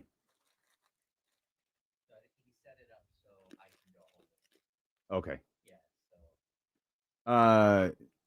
You get an email? I assume you got an email from Michael. Yeah. Okay, you did. Kyle, can you check your email? Make sure you got it. You got it? Okay. Yep. What about the other one? Don't know yet. I texted him and told him to look, and apparently it's really hard for him to check his email. So if you're listening, Leezy, I'm talking to you. Check your goddamn email. Leezy, I'm talking to you. Okay, good. I got 2 emails. One says you get one,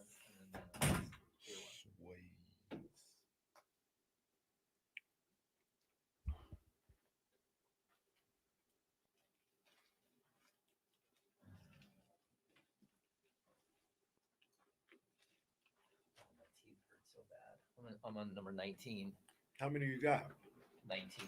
This is it? I have 20 and 21, but they're they don't put those in yet. Has it been a bad experience for you? Mine was pretty seamless. This group here is like tough, and I don't like what's happening with my front tooth, so I'm hoping that this fixes it. Yeah, I had a good experience. I'd go back if I ever needed to. I'm like, yeah, put them back on. Yeah, everything was super good, and then all of a sudden I'm like, oh, I don't like this. My right one here looks like it's lower than the others. I'm like, like that doesn't make any sense because it's like it's not twisting up top; it's twisting. Sometimes that happens with them, as opposed to the metal bracelet. Yeah, I'm hoping that they fix it. It'll fix. He's game to game. Sweet. Not the worst.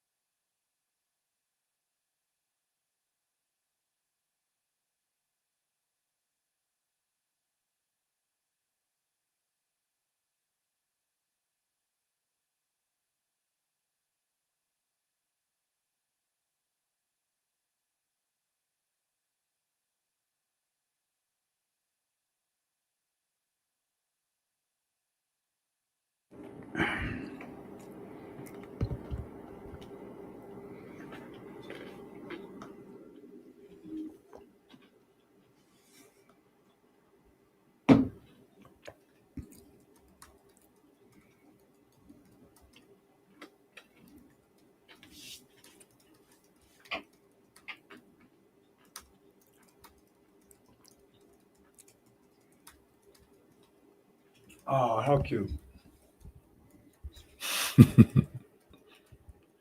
Oh, that's great. How adorable. That's great.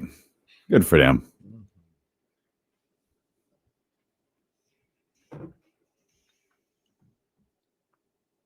Oh, that's me. My bad. That's me. Hey, Riggs. Yeah. We got him screaming D-Lo, KC, D-Lo. D-Lo, KC, D-Lo, KC, D-Lo. We got them screaming D-Lo, KC, D-Lo, KC, D-Lo, D-Lo. We your number one spot. We your number one spot for some sports, huh? Got the city going crazy when we work, huh? We top 2, but we ain't 2, we in first, huh? And when you need the real, we is who you search, huh? D-Lo, KC, D-Lo, KC, D-Lo, KC, D-Lo. We your number one spot. Let's go. Let's go. Let's go. Let's go. One more time for Friday. One more time for Mr. and Mrs. Tapia. Hey, and shout out to NBA Today and ESPN in honor of Jesse and Crystal's wedding today.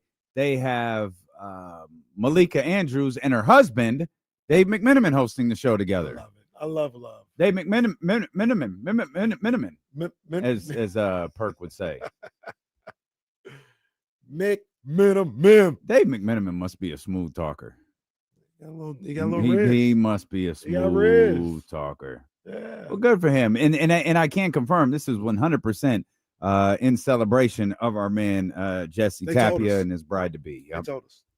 Yeah, man. So as we mentioned there to close out the insiders, our brother is getting married today. So we're obviously going to have some fun for the next few hours. Casey's going to head out because he's got to get all the way back to Elk Grove and get himself together in about an hour or so. I'm going to stick around. I'm going to hang out. We'll talk to Eddie Gonzalez at 2:15. And then about 2:45, Kyle and James have been kind enough to, instead of dying the last hour of the show, they're going to take over the last hour of the show, get you ready for Kings basketball and get you ready for a massive, massive football game that is jumping off this Sunday with the San Francisco 49ers and the Tampa Bay Buccaneers. So that's kind of what the day looks like. I know it's a little out of sorts for a Friday, but we wanted to make sure that we honored Crystal's wishes. I'm not going to cross her today because the invitation was very stern and that the wedding will start promptly at 5 p.m. And it's a little bit of a drive. So that's kind of why today looks the way that it looks, man. But we are thrilled that you're here with us. We're going to celebrate with some Baker family wine tonight. Shout out to our man, Dusty Baker, the Hall of Famer. Yeah, officially, man. The Hall of Famer might not be the version of the Hall of Fame in Cooperstown, but for those who missed the announcement, Dusty Baker is going into the Negro League Baseball Hall of Fame, and it won't be long before he's going in to that Hall of Fame in Cooperstown as well. And I'm certain if there's a Hall of Fame for wines, Dusty Baker gonna make it. That's right. Head over to bakerfamilywines.com or head over to the tasting room. You want a place to watch the game on Sunday? It's in West Sacramento. It's not in Lodi, not in Napa, not a long drive. West Sacramento, and check out some of the incredible wines that Dusty Baker has, including by far everybody's favorite, that rosé he made for Mama. Yes, indeed. I love that rosé. And you talk about it being in West Sac.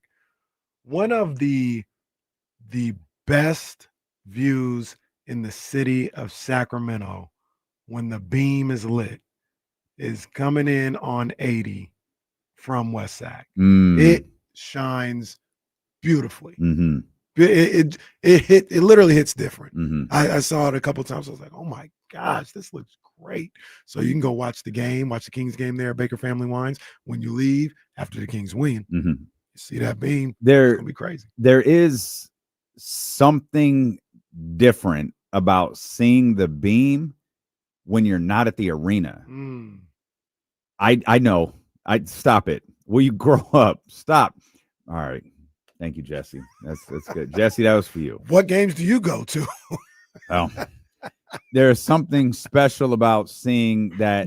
Play on. Thank you. When you're not at the arena, like when we walked out of I took that time we went to the kitchen for that slightly overrated dinner and walked out.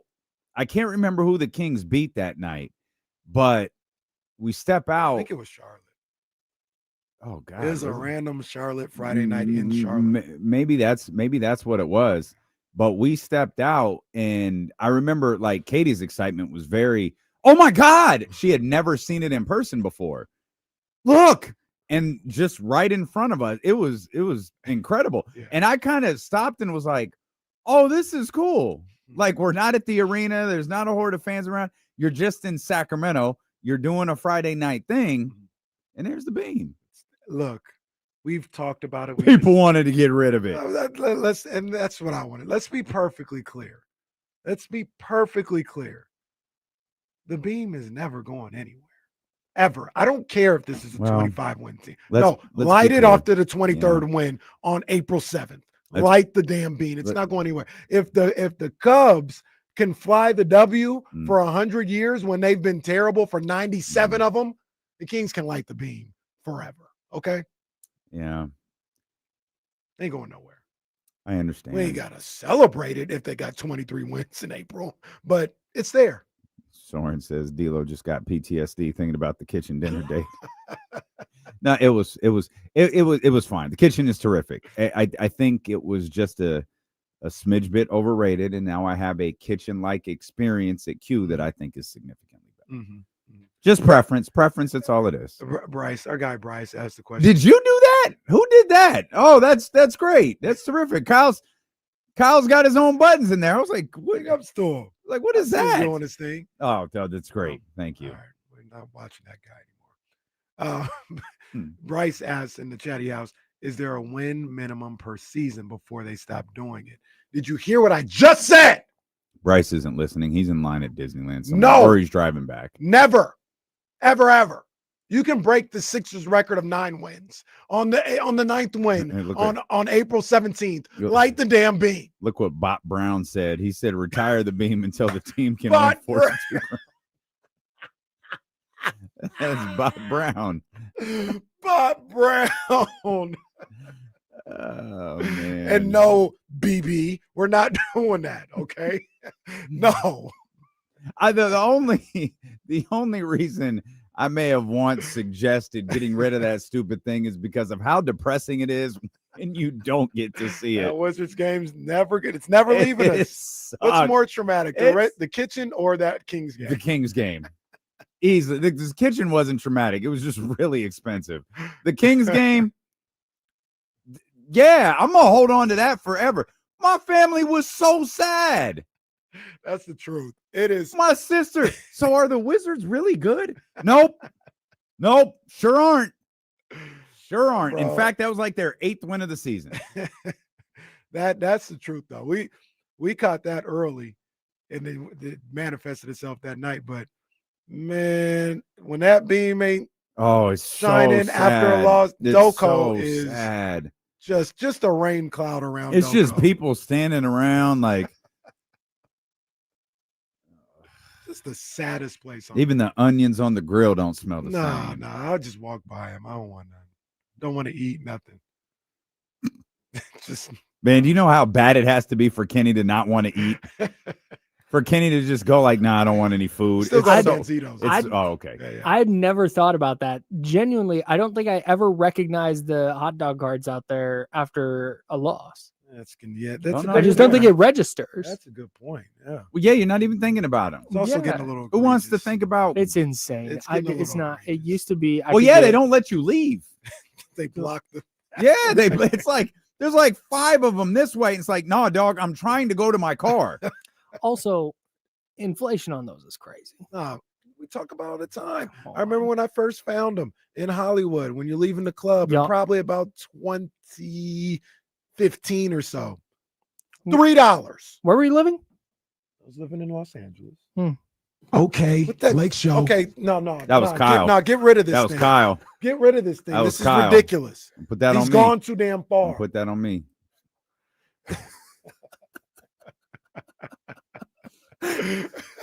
All right, we're here to amuse ourselves. Yeah, I just want to be clear. The show is for an audience of 3, and it's us. We're here to amuse ourselves.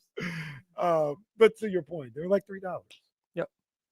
What are they now? Like $11. $11, dude. Me and the homie Wade. My man. Yeah, we left an A's game one time. We're walking out, and we'd had some beers, and we had a ride. We were taking Bart. Sure. Salute. And we're leaving the game, and I'm like, "Hey, bro, that sounds so good. Hot dog sounds so good right now. All right, cool." We pull up. I got a 10 in my pocket. I'm ready to go. 2 of those, please. And I hold out my 10, and the guy goes 20. Oh my God. I'm sorry, bro. I'm trying to buy a hot dog. I'm like, no, I I just don't want... know what you cost that has $10. I just want a hot No, dog. I said hot dog, not mignon. Like Yeah. I just want $20. No, just give me the Oh my regular. God. I don't want a steak hot dog. I Yeah. just want the regular hot dog, Give the me- mystery meat. Get the glizzy. Just give me the regular Give me glizzy. that.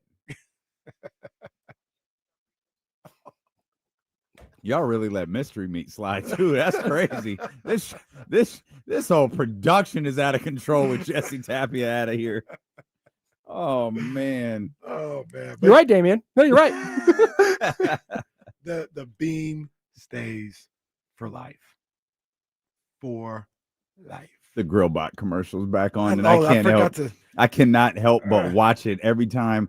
They have this Roomba for your grill, and I keep looking at it like, why wouldn't I buy that? Yeah, no. Give me one good reason why I don't need a Roomba for my grill. I just got the website. I'm about to see what's really going on. Make it 2. Be like Kyle at the hot dog cart. 2, please. Still gonna be cheaper than the hot dog. Well, it's probably very true. Very, very true. We had a hell of a football game. Well, I don't want to say never mind. How much is it? It's like $175. For what? A Roomba for your grill. It's called Okay. a Grillbot. Okay. Can I just... You're going to own that. That's a Damian Barling item if I've ever seen It one. is a good investment, though. I don't want to say like it's too expensive. I just thought it might be a little cheaper. But here's the thing. Cleaning a grill is really, really difficult. There's no way that little robot is strong enough to clean a grill. Not if you do it. Not if you do it every time. It's tough if you do it every. Well, you 6th also have time to you do it while grill. it's warm, too. Yeah. It's honestly, it's kind of, I enjoy that part of it. Do you? Yeah, it's just nice. I always tell myself, especially since I got this new grill, like, oh, I'm going to clean it. And then I'll cook for like 6 hours and be like, I'll do it later. Well, and by the way, I cooked Friday, or I cooked Sunday. It's still later. Later is still in existence. Not with Grillbot. Yes, not with Grillbot. I could have put the Grillbot on there and let it. Thoughts while grilling, brought to you by Grillbot. It's on sale for $138.95. Oh, no, this is. Hey, you're not breaking right now, right? No. No. Hold we'll on. go to 58. This is. Why do they do this, bro? Like, stop. This is so I'm on the website and they have the price in red and they have a line through. With the original. You got to go add to cart. No, bro. Oh. The sale price is $138.95. The full price is $144.95. It's $5, $6, $5, $6. Yeah, that's tough. Don't do that. Don't. Now you're patronizing me like, oh, you're getting a deal.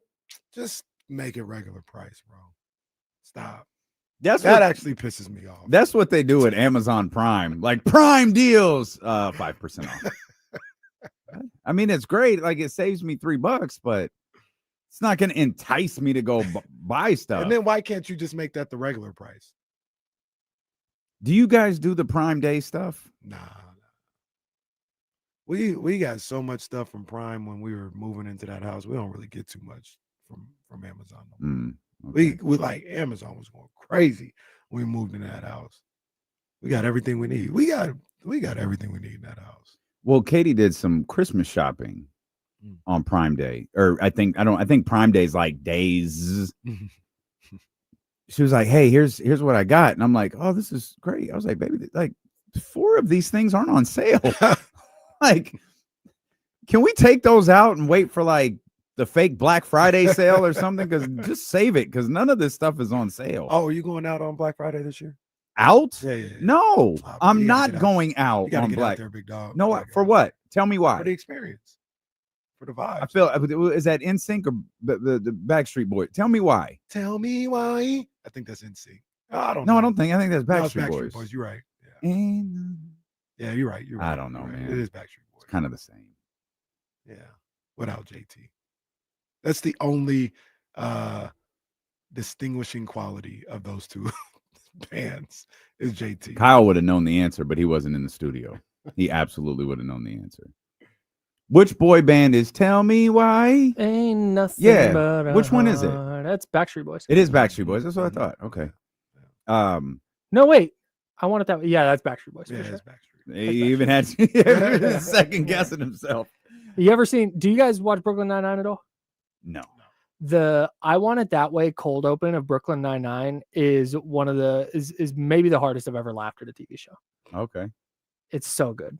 I have to look at it. Brooklyn You should. I Nine-Nine. will send it to you guys. Please do. Please do. Yeah, but I'm sorry. Explain to me why I need to do this. It's just an experience, bro. Just No, seeing I've people. experienced it before. Yeah, well, go back. It's been a while. No, I don't I'm need sure to it's do been it. a while. It very much So has. you got to see. I what it's decided looking I like was in only going to be an 2025. idiot 1 year in my life. Go to Arden Mall. the next Oh, day. dear God. Be there. Look, meet me there at 6 a.m. Bro. Absolutely not. And that's actually late. My mom would have us there at 5. Tell Cheryl. Tell Kenny. Nope. And they're starting to bastardize this whole thing because now they want to open at like 9 p.m. on Thanksgiving. No, don't do that's that. whack. Don't do that. Yeah, don't do that to your Open workers. at 4 a.m. on Friday. That's what this is supposed to be. Did Let's you go stop. out last Friday? I don't even remember. There is nothing I could possibly need I to don't buy. remember. I don't think I did. No. There's nothing I could possibly need to buy that I have to do it at 4 a.m. Well, no, on you the don't day go out after there to buy Thanksgiving. anything. You just like I said, I'm people watching. No, I don't need. Oh, bro, it's like you don't know me. I don't need to watch people. I don't need to watch people. Y'all live your life. I need to watch this football game on Sunday. That's what I need to do. It's gonna be the one. I'm legit excited. I think it's because I really like both of these football teams. I really like the Bucks. I really like the 49ers. Yeah, You've but been whose trying to side talk are about you this on? football game for an hour now. I have. Well, imagine trying to ask Kyle a question for 5 days. Oh, yeah. Hey, you know what? You're right. Let's do it. No, we can no. do it. We can The do it after hell the with the game. football game. I want to know what this question is. I do too. I was gonna ask during the handoff, but we had a really good conversation going. Yeah, so- we was cooking. Same thing. We Yeah. was cooking. Yeah. No, Not that you weren't cooking with the Niners Bucks thing you were gonna do, Damien, but go ahead, Kenny. We got time. So I saw a graphic the other day, and it's not. I did some research. It's not completely accurate, Okay. but Great start. but I Did you have see some this fake graphic on information. NinersWire.com? no, Oh, but thank because God. those are always accurate. Gosh darn right. What Kenny is saying is I have some fake information to relate to you. Can't wait. Similar to Hell Kim yeah. Kardashian's pregnancy well, no, and the Taylor Swift pregnancy rumors. fake-ish. Yeah, Taylor Swift was on. You chatty hushed Fallon yourself? the other day. No, we didn't say anything about Taylor Swift. Got we it, just okay. we're like we wonder. Bet. There was speculation that Yeah. she was pregnant. She very Right. much is obviously not. So I saw this graphic of let's revisit the 49ers Bears trade from the 2017 draft. Okay. Mitchell Trubisky, Mhm. Bears move up to get Mitchell Trubisky, Mhm. give the Niners, they move back one slot. The Niners move back one Mhm. slot and get extra Solomon picks. Thomas. Yeah. Do you And a third? Yeah, do you know? And I was like, are you for real? Like this is crazy that this really happened. Do you know what they got in that trade? They got the number 3 pick. Mm-hmm. I think they got a third rounder in 2017 Mm-hmm. and a 5th in 2017 and a future third. What'd they get? This is the part that I'm not sure of. They got, well, not the picks, but like exactly what it is. They got the 2017 first, which was Solomon Thomas. Yeah. They got a 2017 third, an extra third, Yeah. which was a Kello Witherspoon. Yeah. They got a 2018 third. And this graphic says they got a 2017 fifth. And I don't think that checks out. I don't think they got a 2017 fifth. But if they did, this is crazy. Yeah, a third and a fourth. Okay. So yeah. First, third, and fourth, and then a future third. Do you know who that future third was? In 2018, it had to be Fred. It's Fred Warner. Mm. It was not, and they didn't pick him with, you know how it goes, Niners got him in the third with their no. That was the Bears pick. Oh. And they turned that into Fred Warner. And I never knew that till a week ago. So, yeah, the 49ers flipped their second round pick and then the fourth that they got from Chicago to move up to draft Reuben Foster, who was not quite as good as Fred He Warner. was not. Wait, run that again. They traded back into the first round. So from the second round, whatever that pick was, 30. Oh, in that same draft. Yeah. Oh, right. okay. Yeah, I got you. Sorry. Yeah. That I don't think that gets So it talked was about Solomon enough. Thomas, Reuben Foster, and then Fred came Akello next Witherspoon and then Fred Warner. a year later. Mm-hmm. I don't think that gets talked. That that's honestly not makes that on- trade worth it. Yeah. You traded back a spot basically for Fred Warner. Well, Yeah. I mean, was it a bad trade to begin with? I mean, it's a bad pick. Well, sure it was, but Mitchell Trubisky wasn't a good pick either. Right. No doubt. So it's like, hey, look, we both stink. And you weren't going to take Mitchell Trubisky, so you just moved back and gained The fact more that assets. John Lynch made someone believe that, I don't know, or man, I'm getting calls. The phones are ringing. The reason why it baffles me, number one, is that was literally Fred Warner. That's crazy. I didn't realize that till a week ago. But that doesn't go on Kyle and John's permanent record enough. We always talk about how they don't get nothing right in the first and second round. And we always say, Well, usually include the third. That's not fair. What? They didn't get it right. They didn't get the Solomon Thomas pick right because they ended up getting Fred Warner out of it. No, but they got the extra pick from the Bears and used that on it. Maybe the greatest linebacker the franchise is going to see. That wasn't. They didn't draft Fred Warner with the Niners' third round pick.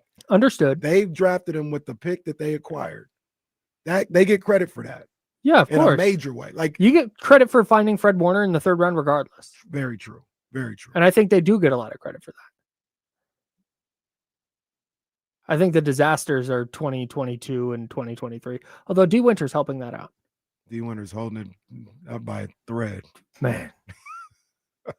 At least he can play. You know how mad I got when I watched Cameron Latu block a kick the other day? No, but that was all. That's what I was talking about for 5 days. I just didn't know if I had seen that. And I was like, that wasn't worth 5 days. Did I Yeah, not I'm know a that? little underwhelmed. Bro, they didn't. It They happens got, a lot. It's a Kenny Caraway thing. It's a Kenny they got Caraway Fred thing. Warner in that trade. No, I hear you.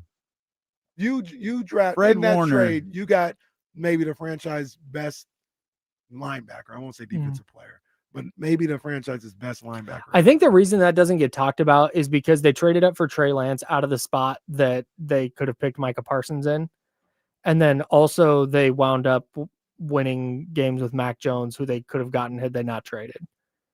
And then they would have had first round picks in 22 and 23. Fred Warner.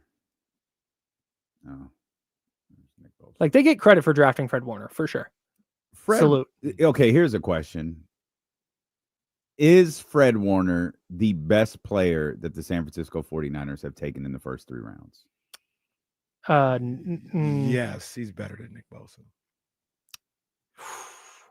Yeah, given that Bosa is now going to miss 2 seasons to injury, yeah. Okay. It's just those Debo. two, right? Debo's up there. Debo is up there. Brandon Ayuk was really good too. Ayuk's a good player. I don't think either. I mean, Ayuk was a first round pick, right? Yeah. Was Ayuk first? The biggest problem with the 49ers when it comes to drafting is that, okay, they took the swing for Trey Lance, and that's fine. I don't even begrudge the process there. But that means when you don't have a first round pick the next year, you need to hit on your second or third round picks, and they whiffed on Drake Jackson. Mm-hmm. And then in the third round the next year, they trade up for Jair Brown, who may or may not be a player. I think he's a pretty average player. And then they drafted a kicker who's not on the team anymore and a tight end who never played a game for them in the top 100. And that was all in the Trey Lance draft?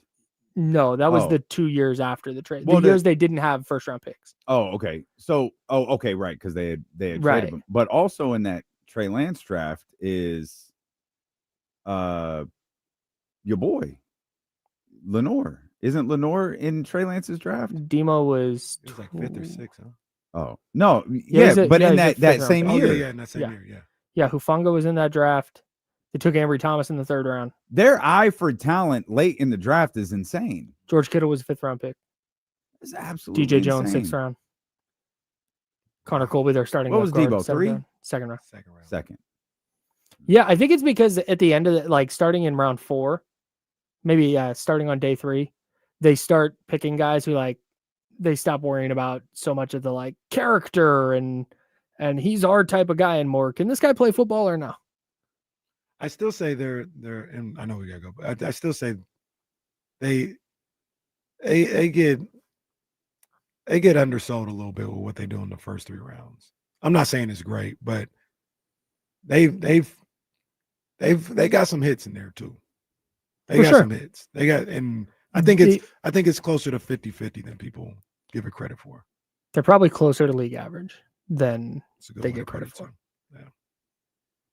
Okay, we'll come back. I obviously want to talk about the game on. You're really excited Sunday. for that game. Well, I also want to talk about the game last night because we don't do this very often, but every once in a while, we told you so. Oh, it's 2 weeks in a row that we've told you about these Thursday night football games, and you're on to something with Philly. We'll talk about it. There's plenty to get to regarding football. Of course, we've got Kings basketball tonight in Portland. Steelo and KC, Kyle Madsen hanging out with the Sacramento sports leader, ESPN 1320. YouTube videos have been playing on this computer since yesterday's handoff. I just realized. Wow. Right now, I don't know what algorithm is going on. It started off with Kings versus Raptors, the game the other day. Right now, it's on Jimmy Butler III's best plays from 2024-2025 season. Who said we went to go see some kangaroos and koalas, bro? That's all I care about. Who said that? Who are my options? The NBA. Oh, I thought they gave you 3 options. Former Golden State Warrior. Is that Jordan Poole? I was just going to say Jordan. That was when you first said it. I was just going to go Jordan Poole, but then I remembered they gave us multiple choice. Everybody, if you haven't already, go get your picks in. Go get your picks in. Yo, can I are you doing a lineup? Because I've got a Niners lineup. Shoot it to me. We'll use your lineup. I feel so good about this. That's the one. That other place isn't paying me. Well, anymore, I was going to say you're clear. I haven't gotten money from them in months. Yeah, so. and you have this one on the podcast, right? Correct. Yeah, let's do this together. Yeah. See, look, hit his ass. Hit Devontae Smith. Hit him now. Knock his ass on the ground. That's what you do. This was ridiculous. Is that 3 straight plays? 4. 4? 1 minute. Short breaks again, by the way. Yeah. Oh. We going 13 here? Yes. Yeah, we'll go 13 here, then we'll be all caught up. Get back on track. Okay. At 13? Yeah. Okay. At 113? At 113? What's that? Kenny's out of Yeah. Okay, got it. Okay.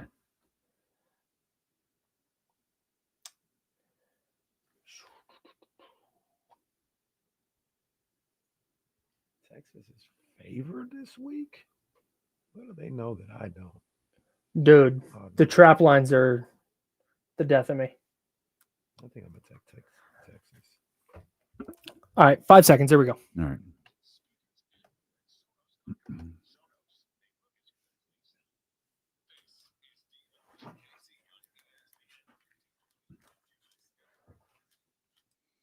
All right. Actually, it just dawned on me. You're going to run out, so we've got lineups to get out there. That's right, man. That's right. Look, we're going to do something a little different today.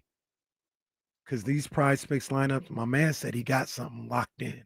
So I want to go to my guy, Kyle Madsen, who's on the phone right now. He been riding, boy. Hey, we just gonna have a little freestyle. Go ahead, dog. Yo, I said what? Hey. Uh-huh. All right, now the beat's gonna drop right here. That's good. It's fine. You're doing great. Everything's fine. Here. I didn't fade your music. My bad. No, it doesn't. It doesn't matter. It doesn't matter. We're gonna do prize picks right now, so you got to be a part of this. So look, I'm gonna let my man Kyle, because he knows what he's doing with prize picks. He has a Niners Bucks lineup that I want to hear about. So what Yeah, you let me got? cook. What Let you me got? cook. Shout out to Prize Picks. Yeah, man. All right, so here's what I'm rocking with this week. Christian McCaffrey, Mhm. yards on first rush attempt, the number's 3.5. I'm going less. That's what I would too. I'm going less. That has Wow. big second down, second and 10, That and they run McCaffrey into the line, and it's 3rd and 10. that Bucks line is nasty. They are very good, and the Nasty. 49ers cannot run the ball. So Christian McCaffrey, less than 3.5 rushing yards on his first attempt. Cade Otton, the Buccaneers tight end. Remember, Mike Evans out, Chris Godwin out last season. Cade Otton was their second leading receiver. I have him going more than 7 fantasy points. And the way they do fantasy scoring is points per reception. Okay. So if Cade Otton catches a 10-yard touchdown and nothing else, that one hits. Okay. So I feel great about that. Okay. Eddie Pinheiro, more than 1.5 field goals made. Like Niners going to stall out in the red zone a little bit. So I'm going to Eddie Pinheiro to be Eddie De Niro once again. I like that. Emeka Egbuka, Tampa Bay wide receiver. Oh. Longest reception, 27.5 yards. I'm going more. Yeah. And then Thomas Morstead, 49ers punter. I'm going more than 3.5 punts. I think there's going to be a stretch of game here where the Niners and Bucks exchange like 3 or 4 punts. And so I'm going Thomas Morstead more than 3.5 punts. I think that Buccaneers defense is very good. And I think the Niners offense a little banged up. And Mac Jones isn't going to be awesome forever. At some point, the other shoe is going to drop. I like that. I like that. I like that. Hey, download the Prize Picks app. Put in the promo code KIFM. You get $50 towards your first $5 lineup. That's promo code KIFM to get $50 towards your first $5 lineup. I'm gonna use Kyle's lineup this Sunday for this Niners game. Go to prizepicks.com for more details. You must be present in certain states. Prize Picks, it's good to be right. Katrina on the board. Let's go. Oh man, this is the first one of the season for Katrina. Katrina. In the last regular season game before the All-Star break, Katrina gets on the board. Shout out to her. Katrina, I expect a lot better of you. Look, I gotta write her name. She ain't even on the board. Right. That's the way. And we're going into the All-Star break. We'll be playing Legends games. We'll be playing celebrity games. We'll be playing 3-point shootouts and slam dunk competitions all week next week during the All-Star break. Embarrassing. Katrina, you know better. Look at the Legends getting ready for the Legends game. Run your game is back for 1 week and 1 week only. Hey, it's the second straight week we told you to keep an eye on this Thursday game. That maybe it wasn't what it seems. And while Al Michaels has had a rough stretch, he was 100% accurate last week when he said, "We know nothing." And that 49ers offense came in there. They were decimated. There was no Brock. There was no Ayuk. There was no George Kittle. Nick Bosa was long gone. Ricky Pearsall was out. Juwan Jennings was out. I was like, what are they going to do? And they came out and played a hell of a football game, arguably one of the most exciting football games we've seen this year, certainly in a very short conversation. You've been saying for a couple of weeks, man, there's Philadelphia 5 days ago, was undefeated. And even at 4-0, you're like, yes. I can remember power rankings 2 weeks ago. You're like, they get the benefit of the doubt. They're the defending champions. But there's a few things that don't look great with them right now. But they are the defending champions. We're early in the season. They get the benefit of the doubt. And now here we are again 5 days later. And now they've suffered their second straight loss. And I know we had some fun with the New York Giants before the season started.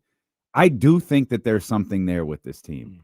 What? I don't know. But I do think that there's something there. And you talk about short week, divisional game, the road team is going to struggle.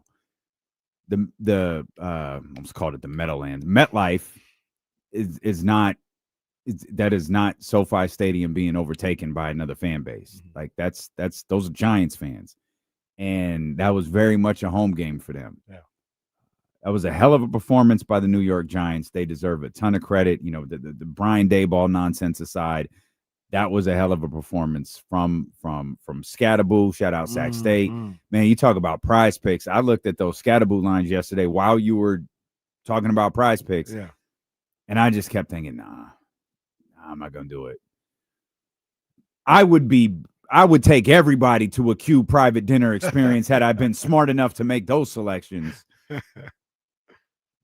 But Philly looks vulnerable. Their pass defense does not look good. Their run defense seems to have gotten progressively worse. And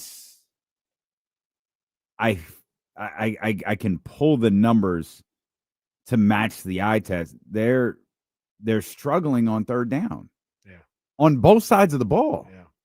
Yeah. And you're starting to see little like, okay, they're the defending champs. They're still a good football team. I think there's a few things off with them right now. There's some adversity that they're hitting right now that it feels like all teams face, but they've got some hitting right now, and it's going to be interesting to see how they respond from it. You lost 2 in a row. You got to deal with that, but you play this Giants team again in 2 weeks in Philadelphia. In between that, you've got the Minnesota Vikings coming up next week. And yeah, like what are you gonna do going into this bye week if you're Philadelphia? Not they don't have a bye week next, but I said that all wrong. It's Minnesota next week. It's the Giants again. Then they have a bye. What are you gonna look like in these next 2 games? This is a pivotal 2 games for them. I would say they probably want to win both of them. A split, I don't even think is good. It would put you at 5-3. Mm-hmm. It'd have people looking at you a little funny. You talk about that defense and the defensive line struggling.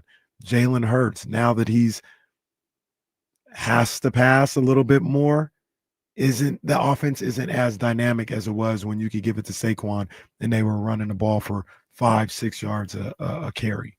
I think that offensive line is dealing with some injuries. That offensive line isn't the same as it was last year. Mm-hmm. So they've got some things they're trying to work through right now, and it looks a little funny. It looks a little funny how they're able to navigate these tough waters. Let's I want to bring Kyle in here. Let's call a live audible. I'm going to try to steal you till the 28. We'll correct it to 43. Good. Great. Good. Sounds okay, good. Go ahead. Are we sure Nick Sirianni's a good coach? Well, I don't know. That's no. That means no. I don't know. No, But can we go back to week 5 last year? This was the exact conversation. This was the exact conversation in week 5 last year. Mm-hmm. If you pull 2-2 last year at this time, and that question Kyle Madsen just asked was asked. I don't even know if that was asked. It was, is Nick Sirianni going to be fired? Yeah, remember that question was being asked. He was yapping at fans. He brought his kid to the press conference. Yeah. Like but that's just it. Is I don't know if like all of that still lingers for me. But they won the Super Bowl. No, they did, no doubt. But the Eagles had this awesome roster. Saquon Barkley was amazing at their defense with Quinyon Mitchell and Cooper DeJean contributing like they did as rookies with their defensive line. It's like all of these pieces fell into place where I don't know if it was, and I'm saying I don't know. I'm not saying he should be fired. Maybe it was him. I don't know if it was Sirianni or everything just kind of started working the way the roster was supposed to work. And it kind of took care of itself. I don't know that I trust Nick Sirianni when there's a team going through adversity to get them out of it. And I know that, okay, last year they were going through whatever they went through, but I'm not sitting here going, well, at least they have Nick Sirianni as their coach to figure this out. Because I don't know if he's that guy. The difference, and this is, I'll admit, this is unfair to Sirianni. In all seriousness, we take our jokes with him and everything. Like, he deserves credit because he's the head coach. When he gets the criticism because he's the head coach, that's just the nature of the beast. So when it goes good, we talked about it yesterday. Guy's been to 2 Super Bowls, won one. Like, he gets credit for that. With that being said, Kellen Moore was there last year. Vic Fangio is one of the great defensive coordinators in the modern era. And those were the guys that kind of went to work and got everything going. Look, I'm sure he knows football. He knows what he's doing. He's got a role. He does whatever.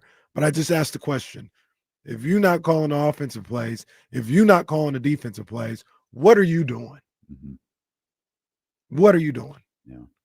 Are you a motivator? Are you the guy that handles the depth chart? I don't know. Like, maybe that is what you're doing.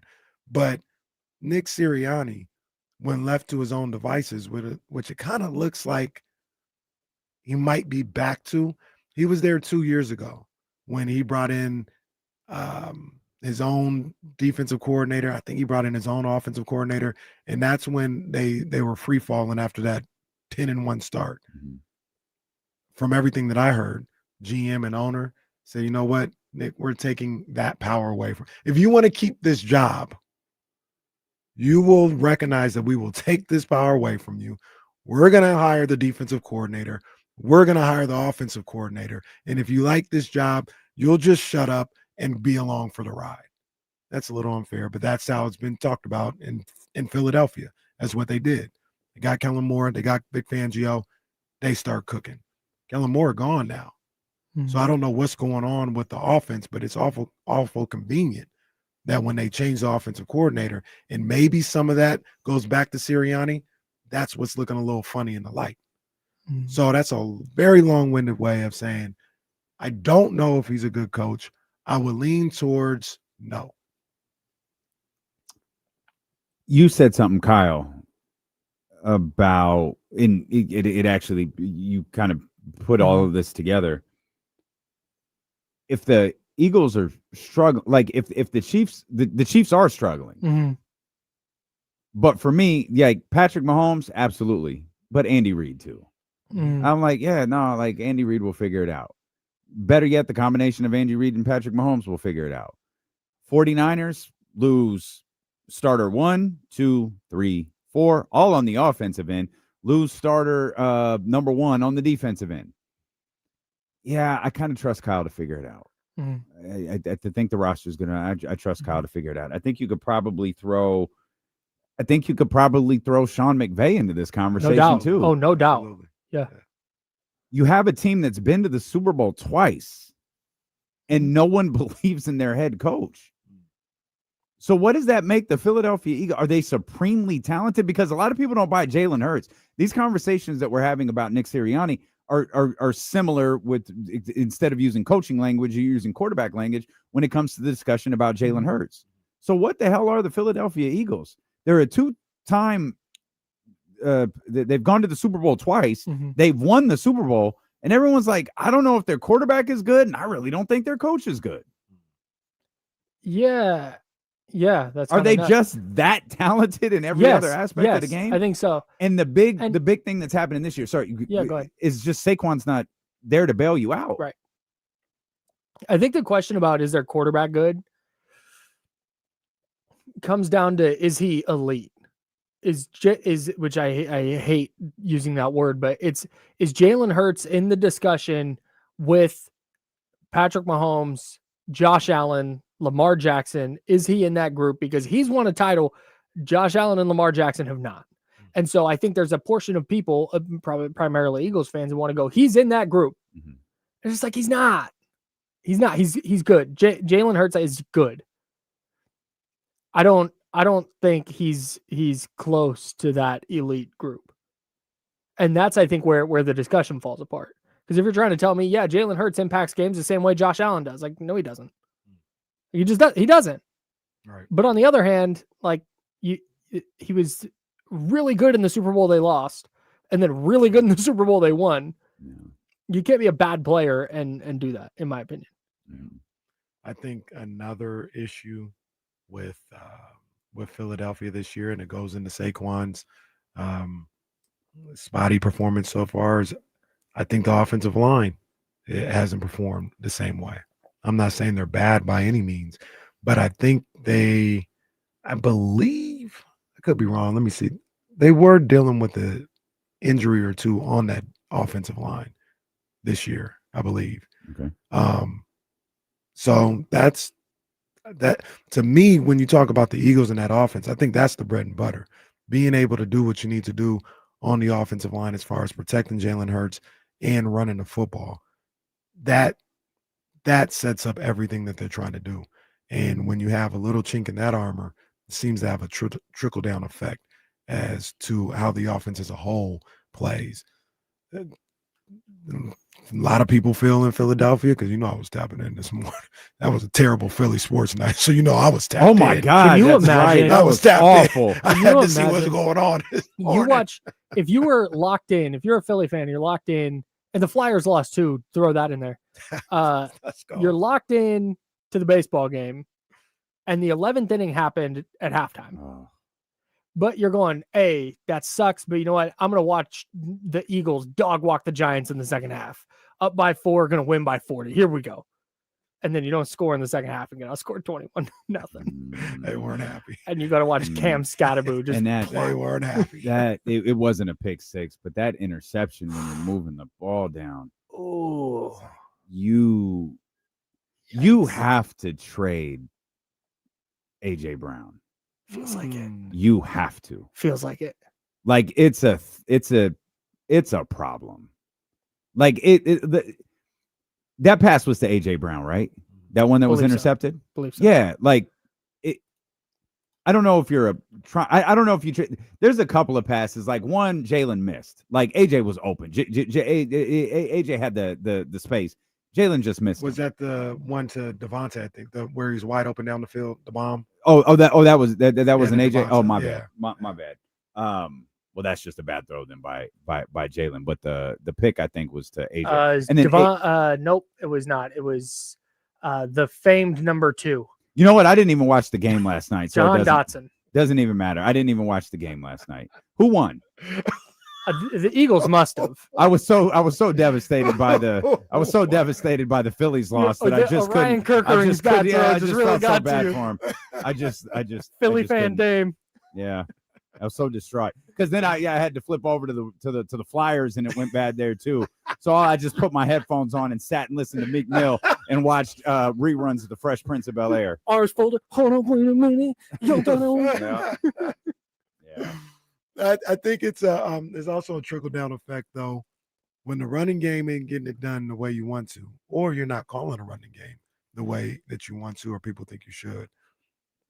Jalen Hurts, much like a lot of quarterbacks, even the top flight quarterbacks, there might be literally 3 or 4, like the ones that we always talk about, that if you have them throw 35 to 40 times a game, that's not how you want to play the game of football. You know what I'm saying? And I think Jalen Hurts falls in that category.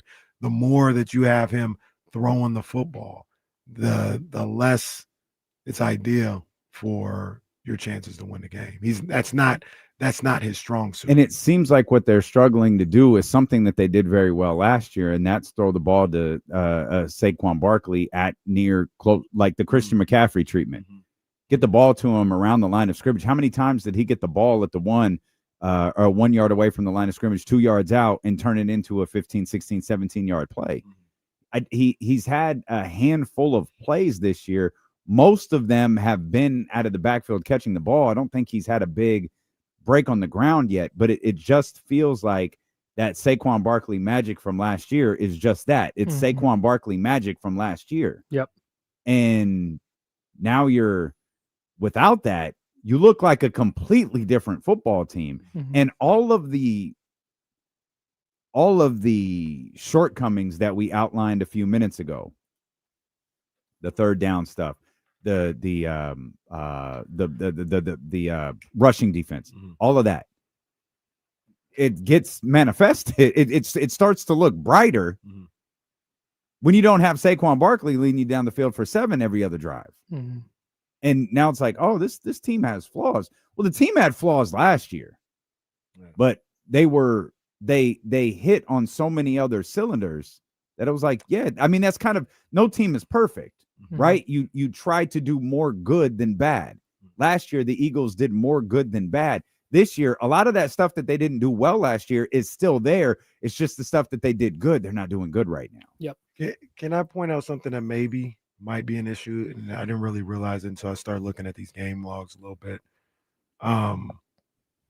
The pass attempts are down in the wins for Jalen Hurts. The pass attempts are down in the wins for the Eagles.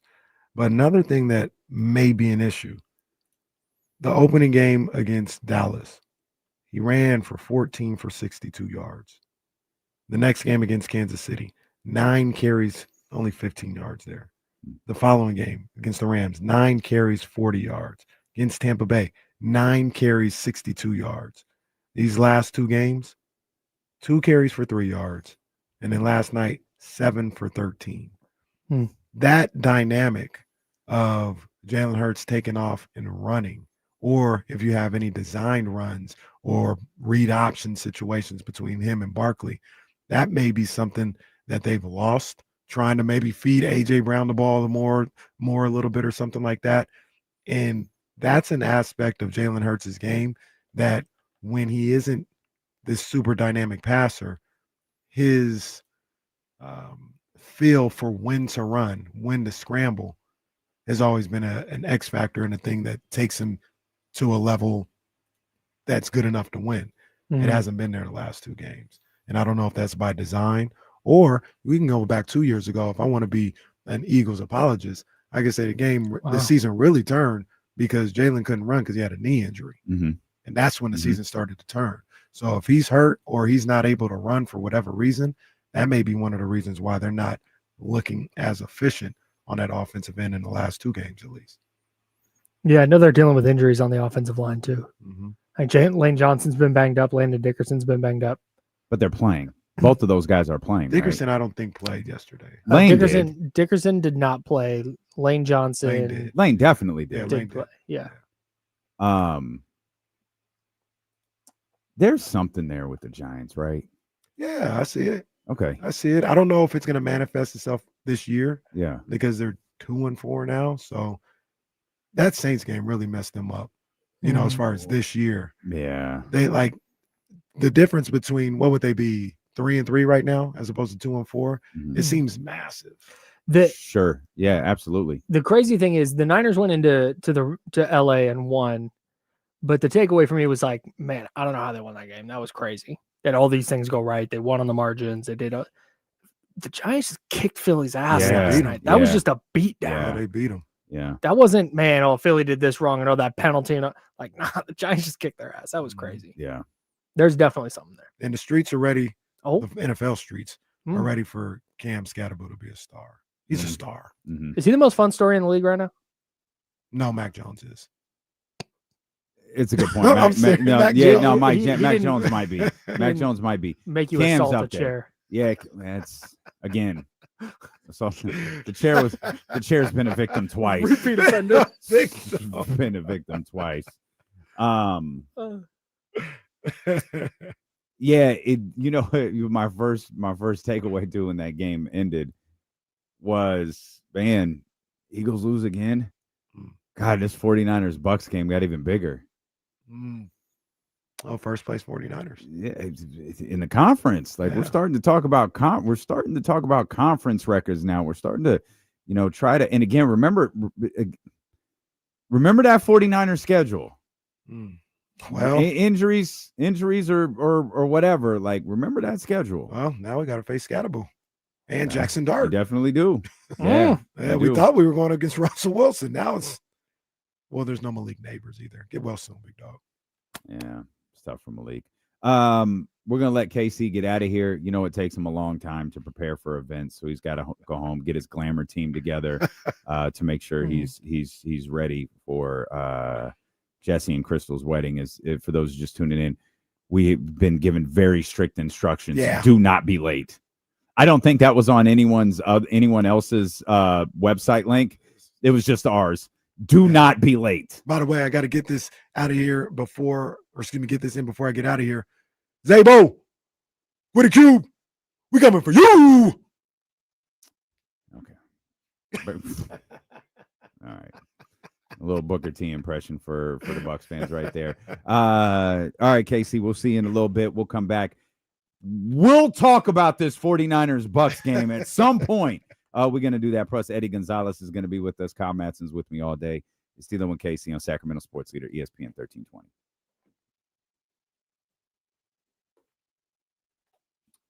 So a couple more, another on-air thing. You feel free to do whatever you need to do in there. Don't worry about clips, cuts, posts, or nothing like that. Like, you have a long-ass day. So don't worry about me. Don't worry about that stuff. If you just need to catch your breath and all that, go ahead and do that. KC just tried to end the stream. He just tried to sabotage everything. Well, no, I didn't. I clicked the X of the internet thing. Wouldn't be the first time that's happened. Shout out to a live show. Notification. Oh, that's right. You did that once. Yeah, that was like, amazing. I think it was no, it wasn't my first time you guys were doing a live show. No, Ooh. it definitely wasn't. It might have been like the second one though. Might have been. All right, boy. Just shut the stream off. Like, see ya.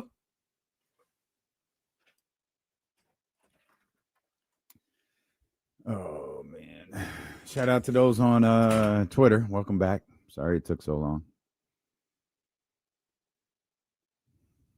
It took Kyle Matson 30 seconds to get that fixed. Oh, I gotta send Eddie the link.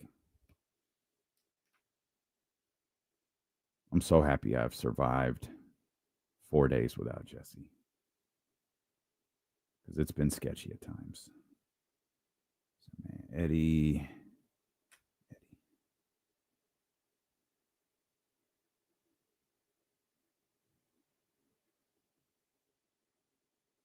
Oh, right on, Bryce. I thought you guys. Oh, it's Friday. You said you're driving back Saturday. That's right. My bad. I still got. KC was talking about having YouTube videos running since the handoff yesterday. I still got the film of the Kings game playing in the background of all my notes. No wonder my battery was draining so damn fast. Goodness gracious.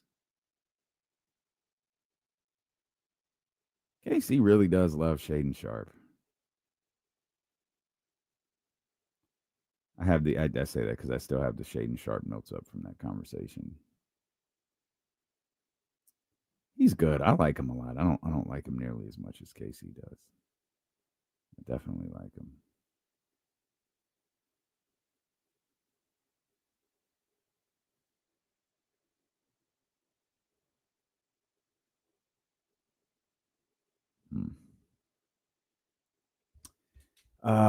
You have 5 more days without Jesse, but well, I did win pocket watching. That's true.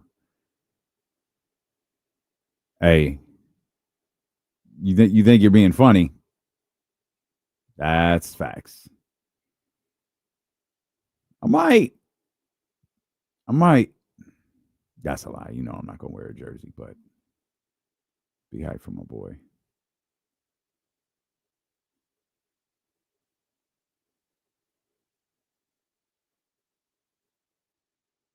Okay.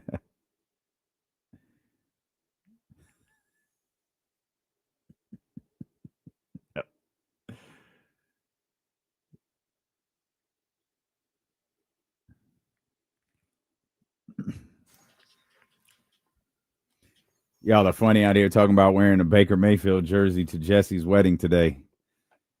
I don't think that would be approved. I don't even own a Baker Mayfield jersey. But I am excited for this game. Casey's out of here for those who are just tapping in. Kyle Matson kind enough to hang out and have a long day and talk on the radio with me. I've been trying to not let me get that's gonna no, there we go. Okay. I'm gonna try to not or I've been trying to not give Jesse advice, right? Mm-hmm. Because I've been married for 3 years now, 3.5. Mm-hmm. And I just don't feel like I have a lot. Like, yeah, it's just live your life. Like, there's nothing different. Like, you don't have to do something. The person loves you for who you are. You don't have to do something different because you're married now. We tried to give him advice on the wedding.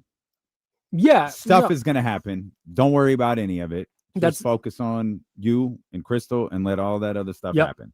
Leave the vibes up. Yep. Anything bad that happens becomes a funny story. Everyone's there for you, and that should should be all that 1,000%. matters. Yeah. 1,000%.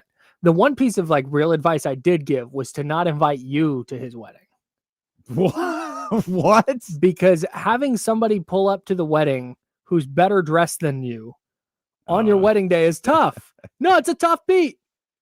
You know, I'm sitting there. I thought I looked great in my light blue suit and like terrific. A rose-colored vest and tie. And then there's you in your well-tailored pinstripe suit and waistcoat with your what were they? Louis Nike shoes? No. What were they? I think this is the only pair of shoes that I'll say I'm legitimately scared to wear. I've worn them once since your wedding. It's the Dior's. The Dior's, that's right, Yeah. Dior's. I knew it was. Yeah. So, and in that, like, come on, man. That's one of my favorite Like, hookup stories, by the way. You could have just worn a t-shirt and jeans. That would have been nice. For your wedding? Yeah, Bro, I was the officiant. Yeah, I know. And you looked better than me, and that bothers me. That bothers me to this day. But he invited you anyway against my advice. So now you're going to step in there. Everyone's gonna be like, wow.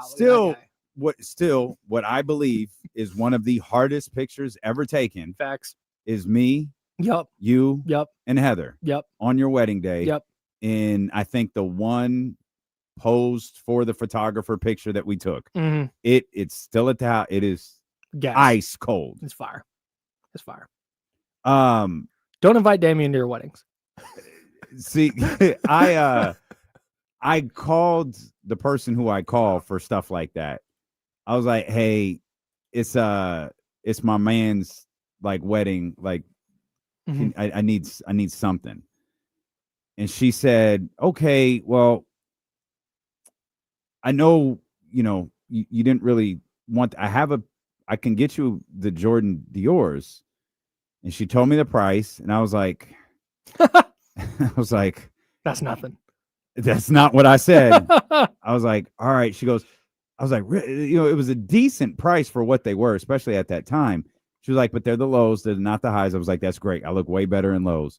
And those arrived, and then I started to plan the suit, and I'm very proud of that outfit. It was a great outfit. I jokingly and lovingly said not to invite you to the people's weddings. I have just Googled this shoe. No. You're looking at aftermarket, 1. 2, I would never in a million years buy anything with a designer brand on it that wasn't through someone who could help me acquire it. Ever. Nope.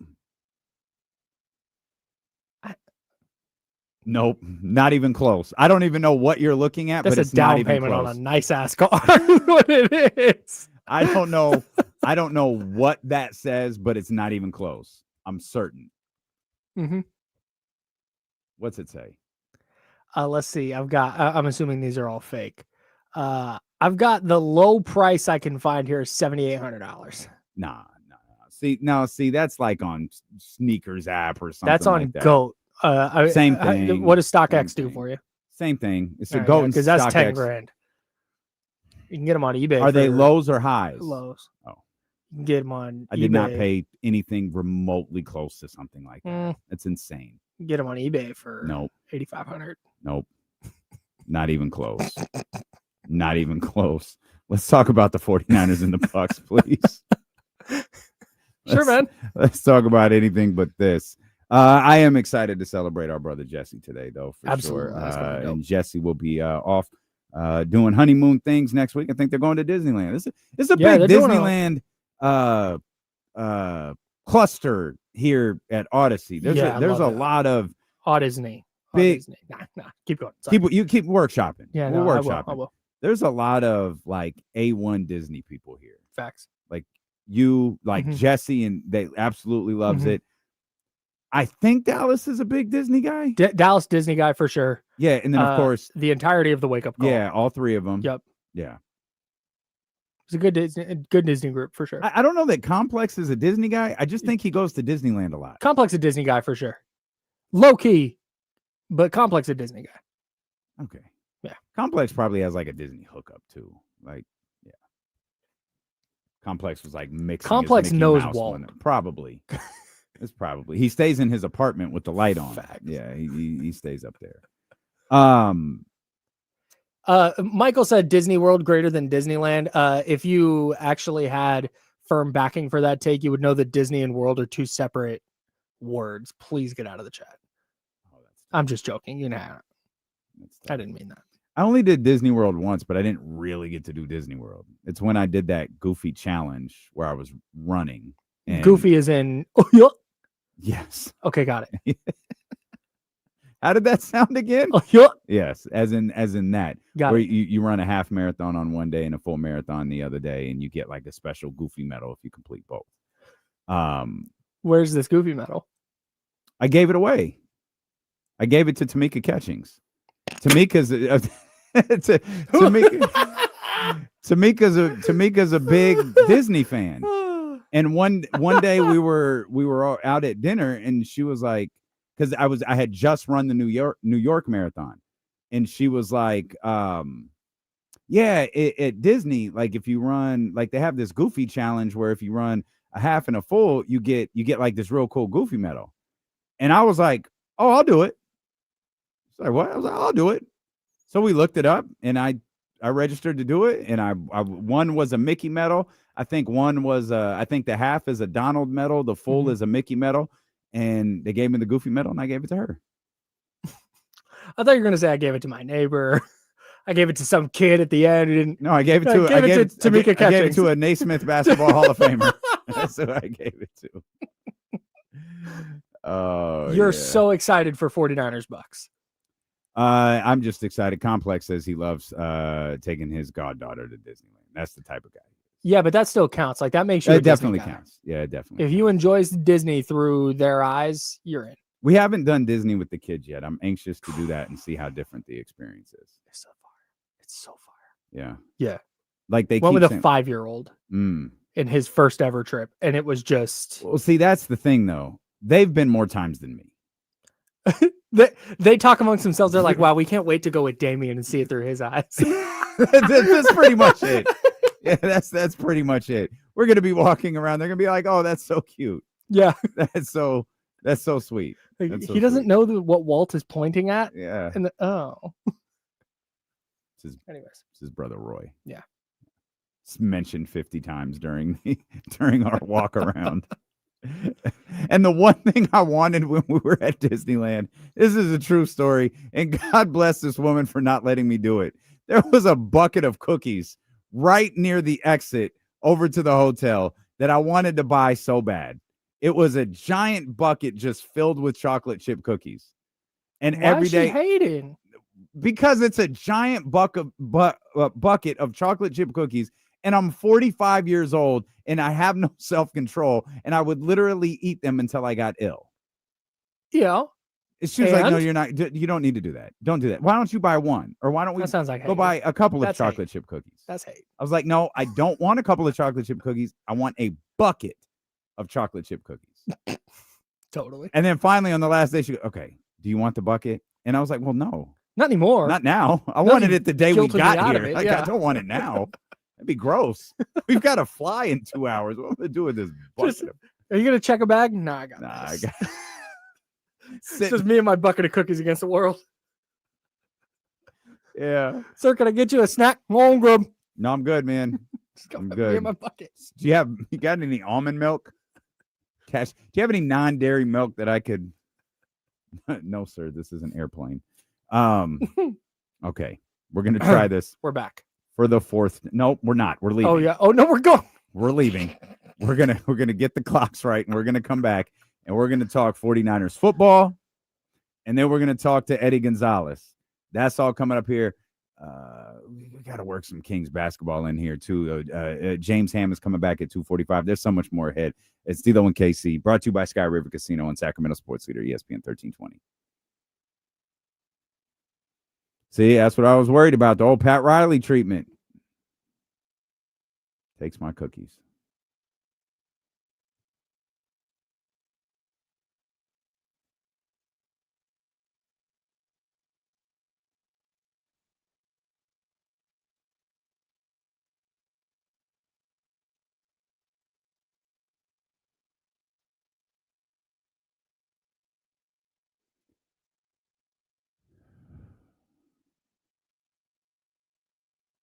D-Lo got to build a lightsaber next trip. I don't know what that means. Oh, they're expensive.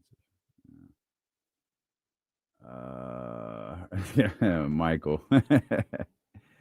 I don't know if I'm next. But if I'm not, I don't know who would be. Oh, is that Jen Enders? Uh-oh, that's scary.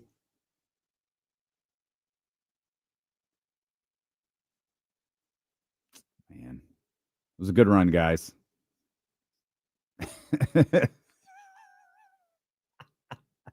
Oh, I'll be back. D-Lo gonna do the Taco Bell run. John, what is that? What's that? I met Winnie the Pooh privately. That's amazing. Complex said everything is fine. All right, man. I'm just saying the Grim Reaper's here. The sweetest, most loving Grim Reaper in the world, but she's here.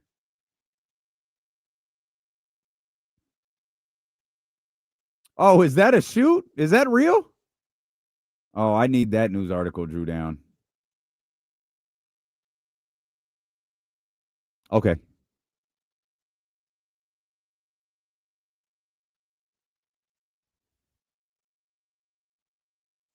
Oh, Alan, I'll absolutely marry her. 100%. 10 times out of 10. I will marry her for sure. 10 times out of 10. You said Phil.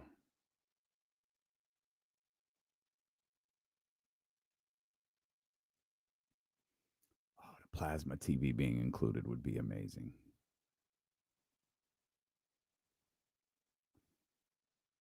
Oh, that's disgusting, John. That is awful. I must have missed. Oh, I was getting my hair cut. That's why I missed it. Yeah, that's why I missed it. Oh, that is so disturbing. So disturbing. I couldn't eat something from there and just go home and be comfortable, much less run.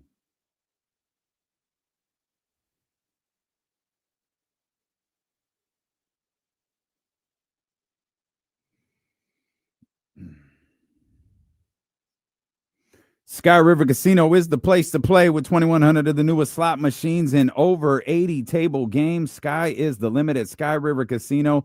Speaking of, our next watch party has been scheduled. It is another Monday night football game involving the Las Vegas Raiders and the Dallas Cowboys. It's coming up on November 17th. We'll be watching that game at 32 Brew Street. We encourage you to come hang out with us. We had a great time last time when the Raiders and Chargers played. Well, most definitely. And, man, that place is going to be flooded. Hey, Drew, get that Tony Romo jersey and them cowboy boots ready, man. Your people going to be out there. We're going to see if we can get Stanley back out there with us to watch the Raiders and the Cowboys. Let's hit up this Elk Grove Kia talk line here, 916-909-1320. Phil, what's happening, baby? What's up, man? How y'all doing? We good, baby. We good. What's going on? Doing all right. I think everybody needs to chill on Mac Jones. I'm going to make a comparison, all right? Kyle Shanahan is like Dr. Dre. Mac Jones is like the game. We already seen what Mac Jones was without Kyle Shanahan, which was the game without Dr. Dre, right? I like that comp. Yep. Yeah, so that's all I got. No, I like that. That's a good comp, Phil. But I will say this: the game with Dre was fire. They made magic together. And the point is, right now, they're together. And, you know, we could argue what Mac Jones was with the New England Patriots or who Mac Jones would be if he was on Chicago or Carolina or whoever. We don't have to do any of that. Like, Kyle Shanahan is a terrific coach. Now, when you talk about everybody needs to chill, do I believe like there is a quarterback controversy? Absolutely not. Like, Brock Purdy is the starting quarterback for the San Francisco 49ers. It's just he's not available to start at quarterback for the San Francisco 49ers right now. And Mac Jones is showing that he's a pretty good quarterback. And what this means for the 49ers long term, I have no idea. Maybe it's a trade chip. Maybe it's I can't imagine that it's a long-term backup quarterback, especially if it continues to play this way. But it is set him up to look really, really good this offseason. It has set him up to be in a prime spot should teams start calling the 49ers in an attempt to acquire him. But right now, Mac Jones is the game with Dr. Dre. He's left that post up aside. All that stuff the game's been doing since. Not that the game has put out a bunch of trash, but he's definitely different without Dr. Dre.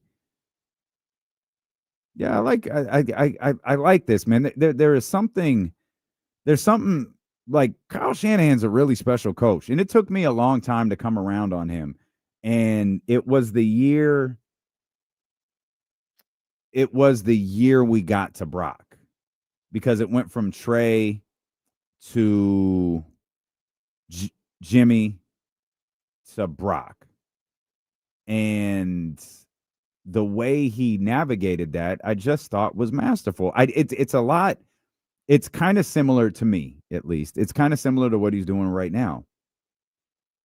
And it's not even Brock to Mac. It's kind of been Brock to Mac, back to Brock, back to Mac. And I imagine at some point relatively soon, I feel like next week, it's going to go back to Brock Purdy. And that's without factoring in the loss of Nick Bosa, the loss of George Kittle half a game into the season. Brandon Ayuk haven't not stepped on the field yet. Juwan Jennings essentially being hurt from the second everybody reported. And Ricky Pearsall, who had been your number one wide receiver today, in and out of the lineup. He is navigating all of this in a masterful way. And in going back to that Trey, Jimmy, Brock here, that's when I started to come around on him. Like, all right, it's not his offensive mind isn't overhyped. Like, he is navigating constant personnel changes. And I think one thing Kenny always says about Kyle Shanahan is 100% accurate. If someone got hurt today and Kyle had 48 hours or whatever to make an adjustment, he would be able to do it in a masterful way. If, wide receiver number one, quarterback number one got hurt during the game, I think it's harder for him to adjust in the moment. I think he can game plan better than anyone in the entire league, better than any head coach, any offensive coordinator in the entire league. And that includes Andy Reid, Sean McVay, Matt LaFleur, the creme de la creme. Like, I don't think there is anybody better at game planning than him. But in-game adjustments, I think, are a little bit different. In-game adjustments with the loss of personnel, I think, are a little bit different. And Casey was the first one to point that out. And it's like, once you see it, you can't unsee it. It's like one of those pictures that's nothing but a bunch of dots. And they'd be like, no, it's an old man with a cane. Look. And you're like, oh, yeah, it is an old man with a cane. Now that's all you see is the old man with the cane. Now that's all I see with Kyle Shanahan is, he lost his quarter. Oh, man. Okay, the adjustment here is a little bit tough. But when Kyle can game plan, I really do not believe that there is anyone better than him. He's spectacular. And man, do they have a test coming up for them? The 49ers have struggled running the ball, as Kyle and KC pointed out earlier when they were talking about prize picks, and you're looking at those more or lesses for Christian McCaffrey. The running game has not been strong for the San Francisco 49ers. And I used Ashton Jeanty as an example last week, thinking like, hey, Ashton Jeanty had that breakout game. We were talking about the 49ers game. We talked about Ashton Jeanty the week before when he had that breakout game. It's like the Raiders had not been running the ball well. And then they had that game where Ashton Jeanty got going. The Raiders as a whole, I think, rushed for 200-something yards. And it's like, okay, they hadn't been running the ball well, but they finally got something going. The 49ers are capable of doing that, but I don't think the 49ers are capable of doing that this week. This defensive line that the Tampa Bay Buccaneers have is vicious. Todd Boyles, the head coach of the Tampa Bay Buccaneers, with the defensive mentality, has got these boys playing nasty football. And there are so many, different elements to this matchup that as a 49er fan, at least when it comes to that particular aspect of the game, yeah, I'd be a little concerned about. I'd absolutely be a little concerned about. And they have their best bet to me for run yardage is similar to what it was last week. Get the ball to Christian McCaffrey out of the backfield. It gives you a few extra seconds. As frustrating as the 49ers offensive line may be, as big of a challenge as this defensive line of the Tampa Bay Buccaneers may provide for the 49ers this week, those extra couple seconds of trying to get a play to develop. Again, you're talking about Christian McCaffrey 2, 3, 4, 5 yards down the field. You're not talking about him 15, 20 yards down the field. You're trying to get him the ball in a position where he can create. And Christian McCaffrey, despite the run yards not necessarily being there the way everybody would hope this season, the 49ers run game as a whole not necessarily being there the way that they want to this season, Christian McCaffrey's still making plays. And if you can get the ball to Christian McCaffrey, good things can happen. And this is an error by me, as we were having fun, throughout the first couple of hours of this show. But again, I don't think there's anybody better covering the San Francisco 49ers than the two people who were in this room earlier. Obviously, Kyle Madsen and Kenny Caraway, because KC has been screaming on the radio. He has been screaming on CBS 13 on Sunday nights that the San Francisco 49ers have one of the best secondaries in the league, and Deommodore Lenoir is a lockdown defender. And he's going to get an opportunity to prove that this week, because he's going against one of the baddest young wide receivers in the game, in Egbuka. And that combo of Baker Mayfield and Egbuka has been special all season long. Like, we're having discussions about offensive rookie of the year. Like, this young man can go. And if everything Kenny has been saying about Deommodore Lenoir in the secondary throughout the better part of this season is accurate,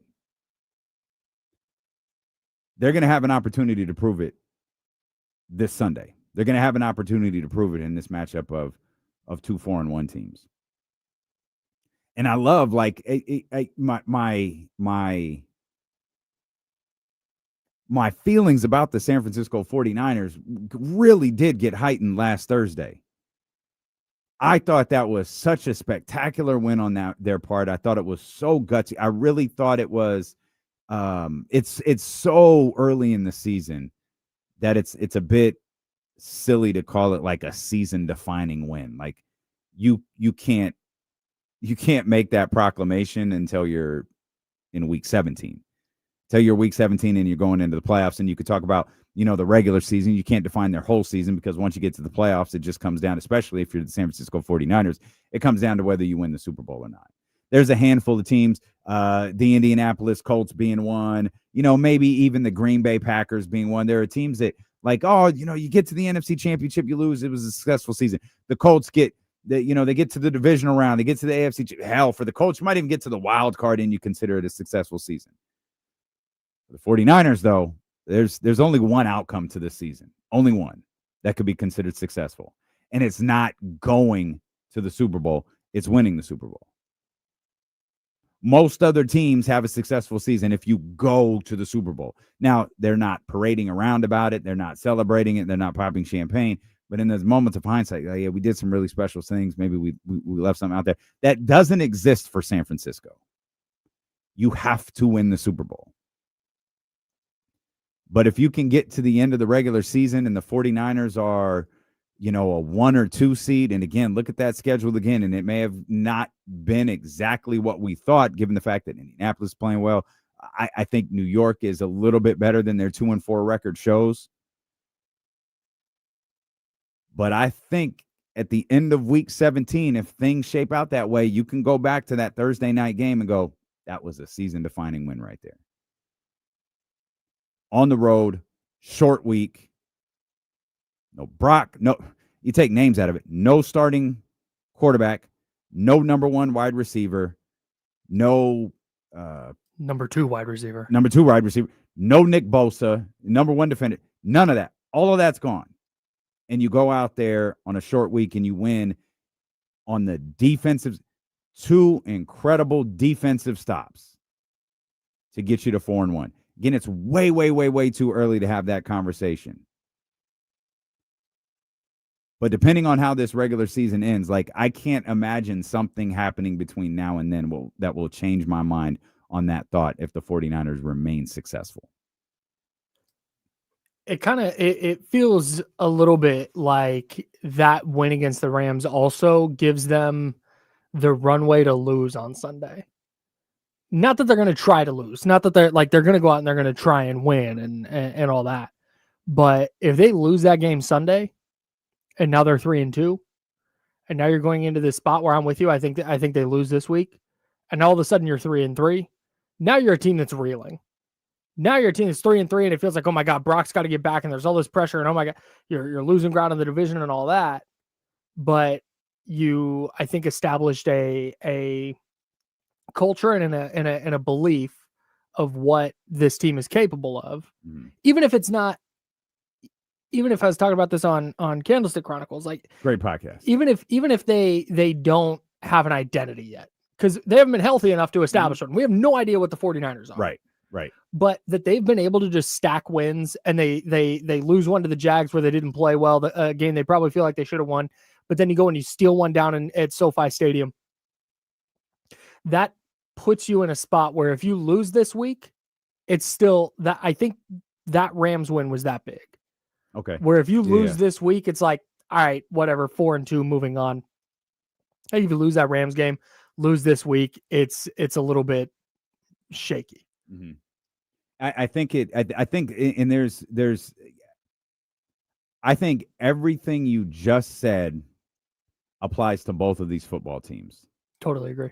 I think regardless of who wins and loses this football game, the team that loses has the ability to walk away going there, knowing they're still one of the top teams in the conference. I don't think the Eagles feel confident about themselves being a top team in the conference right now. Agreed. But whoever loses this Bucs 49ers game can know we're still in the conversation with the winner of this game, the Detroit Lions, whoever I might be leaving out at the top of the NFC. And then if you're San Francisco, you've got Atlanta coming up at home, and there's going to be, you're going to the George Kittle conversation is going to be there. There's going to start being a Brandon Ayuk conversation at some point really soon. Speaking of, I don't really understand how this works. Did his practice window open up? No. Is it supposed to? No.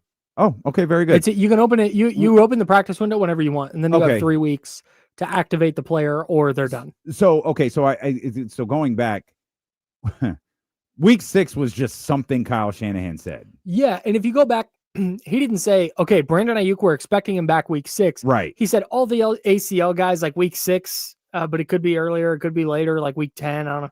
Yeah, okay. Like he included, and Malik Mustafa, one of the ACL guys, is back in week 6. Yeah. He's and his practice window was open. Correct. Read that on NinersWire.com. How to bet. They've got Atlanta coming up, Houston. They got, and I don't know what Houston's going to look like in a couple of weeks. Like I wonder if they're going to get things together after beating the holy hell out of Baltimore, who just ruled out Lamar Jackson. Oof. By the way, what did Lamar Jackson ever do to Adam Schefter?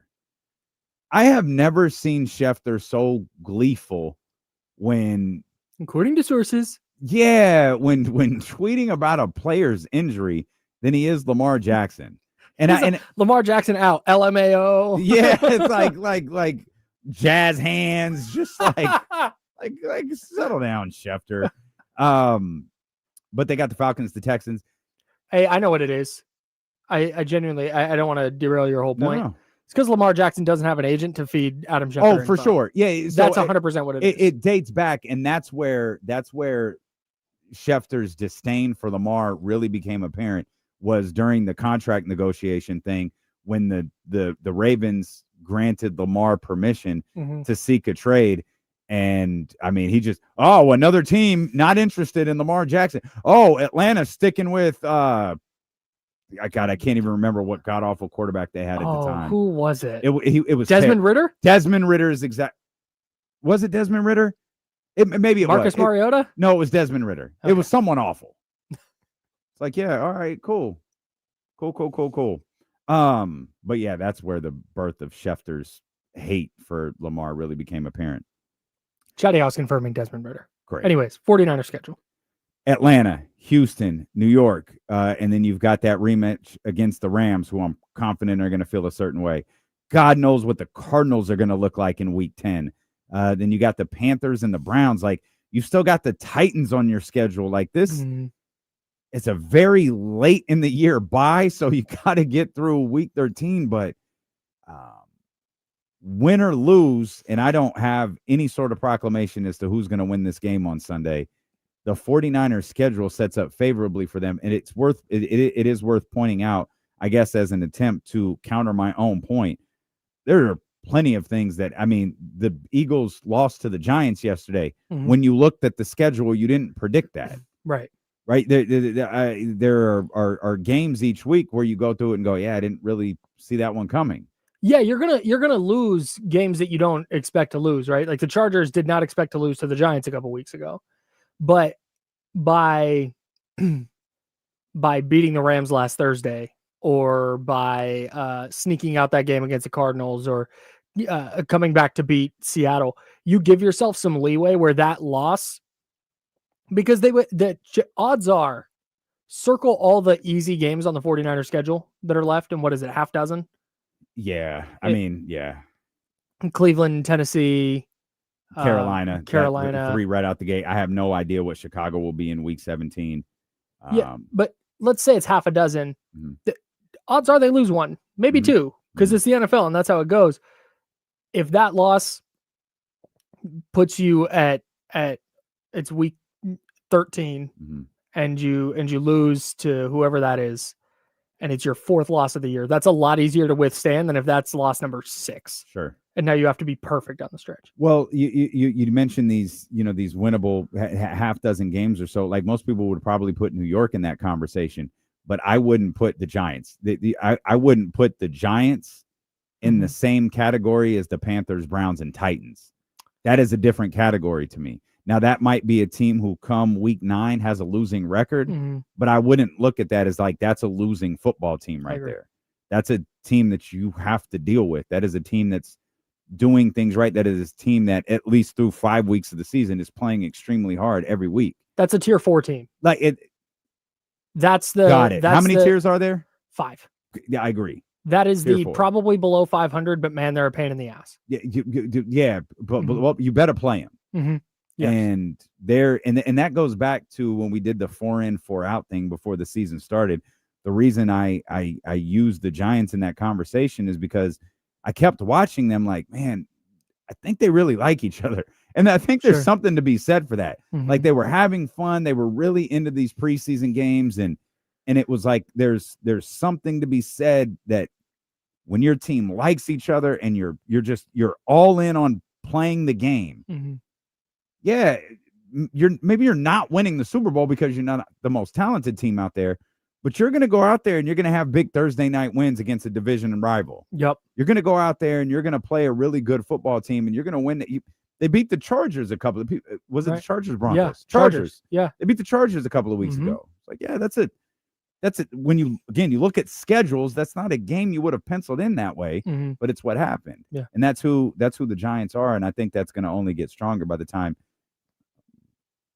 San Francisco has to go visit them at MetLife. That's why I hate all the preseason prognostication about this team's schedule is easy. Yeah. Like, well, it looks easy on paper for sure, but the Colts were a team, you said this the other day, were supposed to be in the number 1 pick sweepstakes. Yep. Now they look like they're going to run away with the AFC South. Yeah. or the Well, they're gonna Jags. battle Jacksonville. The Yeah, Jags look like, okay, that's a layup week 4 game. Like, nah, Jacksonville's pretty good. Jacksonville's a really The good Giants look football pretty team. good. Yeah. So I think I'm with you though. Overall, this week for the 49ers, it's going to be really tough to take away anything for either team, just in terms of where they project long term. I think the importance of this week is more: do you get additional breathing room by moving to 5-1, or is it all right? You dropped to 4-2, but again, both sides dealing with the Chris Godwin's out, Mike Evans out, Bucky Irving's out. Yeah. I mean, Mike player out. Evans is already out. I don't know if you said that already. But Yeah. I mean, Mike he's Evans, already Chris gone. Godwin, Yeah. Bucky Irving, and then I think one other player. Like they have a ton of guys out too. So this is a marquee matchup of teams, but I'm not gonna learn anything about either team. It feels like One thing that I'm very confident in is this is going to be a 1-score game. That's going to come down to the final. Do you know what final minutes? San Francisco's 4-1. Do you know what their point differential is? I do not. +8. They're 4-1 with a +8 point differential. Do you know what the So 4-1 Buccaneers point differential is? I do not. +3. So here's the stat I have on Tampa Bay: 4-1. Mm-hmm. Baker, this can't be right. Baker Mayfield has 4 game-winning drives. Yes. So all 4 wins have been because yes of a game-winning drive. Yeah, Jets, Texans, Seahawks, and I forget the other one.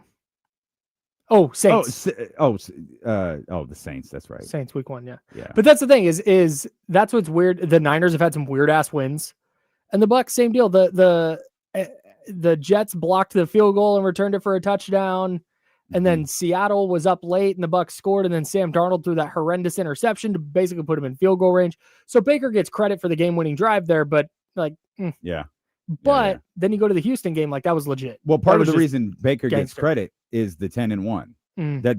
I've absolutely been fixated on that number since we looked. What's it up. that? 10 touchdowns, 1 interception. Oh yeah, after leading the league in picks last year. Well, see, and that's the thing. And if it was the last year or the year before, he throws his interceptions in bunches, where he'll have like he's entering.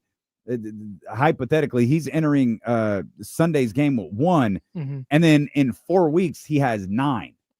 Like that's what he did. It was either last year or the year before where he just threw this cluster of interceptions in this short period of time. And it's no shocker to anyone. They wind up losing those games. And there is such a it's such a cliche line, man. But when Baker Mayfield doesn't turn the ball over, the Tampa Bay Buccaneers are going to win that football game. Yeah. I mean, 10-1 is just a terrific number. We looked up, like, we were Joe Burrow out of the conversation for MVP. Patrick Mahomes, probably not in it right now. But, Lamar Jackson obviously not going to be a part of this conversation. But when you look at guys like Jared Goff, you look at guys like Baker Mayfield and what they've done so far this year, the thing they have most in common is neither one of those guys are turning the football over. Yeah. It's just, I know it's like you said, it's so cliche, but it's so vital. Yeah. The other thing, and I think part of the reason, and this is anecdotal, but I think part of the reason he's not throwing those picks is because he is more willing to rely on his legs. And so on those game-winning drives, instead of going, all right, it's 3rd and long, I need to force a throw in, he's stepping up through the pocket and going, no, I can run for this and give my team a fresh set of downs. So he is he affects winning. Baker Mayfield impacts winning for sure. James Ham will appreciate that. Baker Mayfield affects winning. We'll come back. We'll talk to our man, Eddie Gonzalez. We'll shift our attention back to the NBA. Also, Eddie Gonzalez, big Raider fan. I think I just read Brock Bowers is out. Yep, I sure did. Brock Bowers will be out Sunday's game. That's against the Titans. And I hate to do this, but the Raiders lose that game. We got a must-win game. It's not a must-win game. It's a don't lose this game or else. A BDLGOE. All right. Great. Also, Brock Purdy and Ricky Pearsall both officially ruled out for Sunday's game at Tampa. I got work to go do. Kyle's going to go write about that at NinersWire.com, and we'll come back with Eddie Gonzalez here on Sacramento Sports Leader, ESPN 1320. Thank you. Thank you.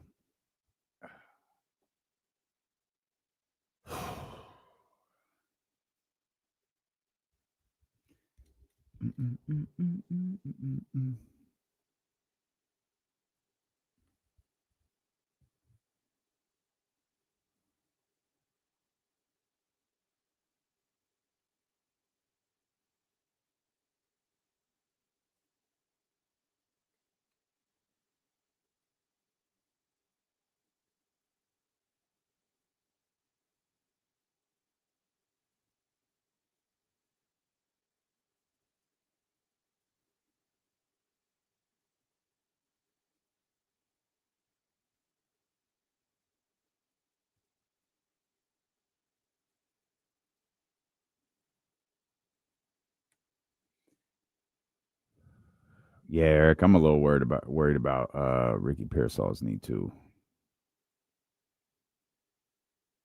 Little. I'm actually worried about a lot of these guys. Like, obviously, Juwan hasn't been ruled out. I'm just worried about what they say about Juwan when the game's over, because it feels like he can't get through one game without. I have a take. Okay, on Juwan. On all the injured guys. Because I typically lean toward like, oh my God, this is a disaster. I kind of wonder if part of the reason like Pearsall is still out and why Purdy is still out is because they won last week. Mm.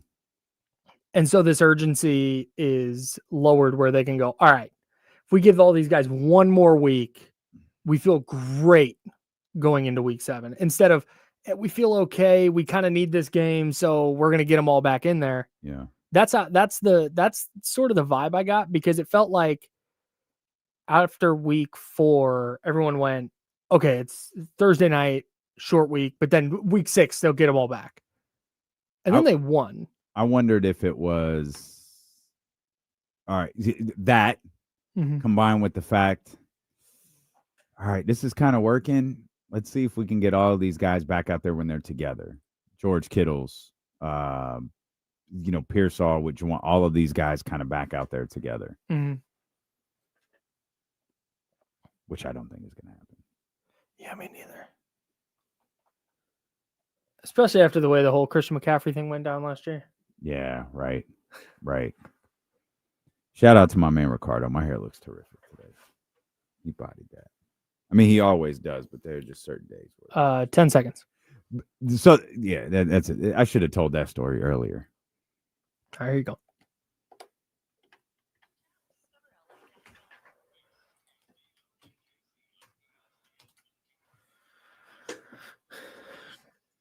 Man, Eddie Gonzalez set to join us coming up here in just a few minutes. Preseason basketball underway. Of course, we've got more Kings basketball tonight as the Sacramento Kings are in Portland.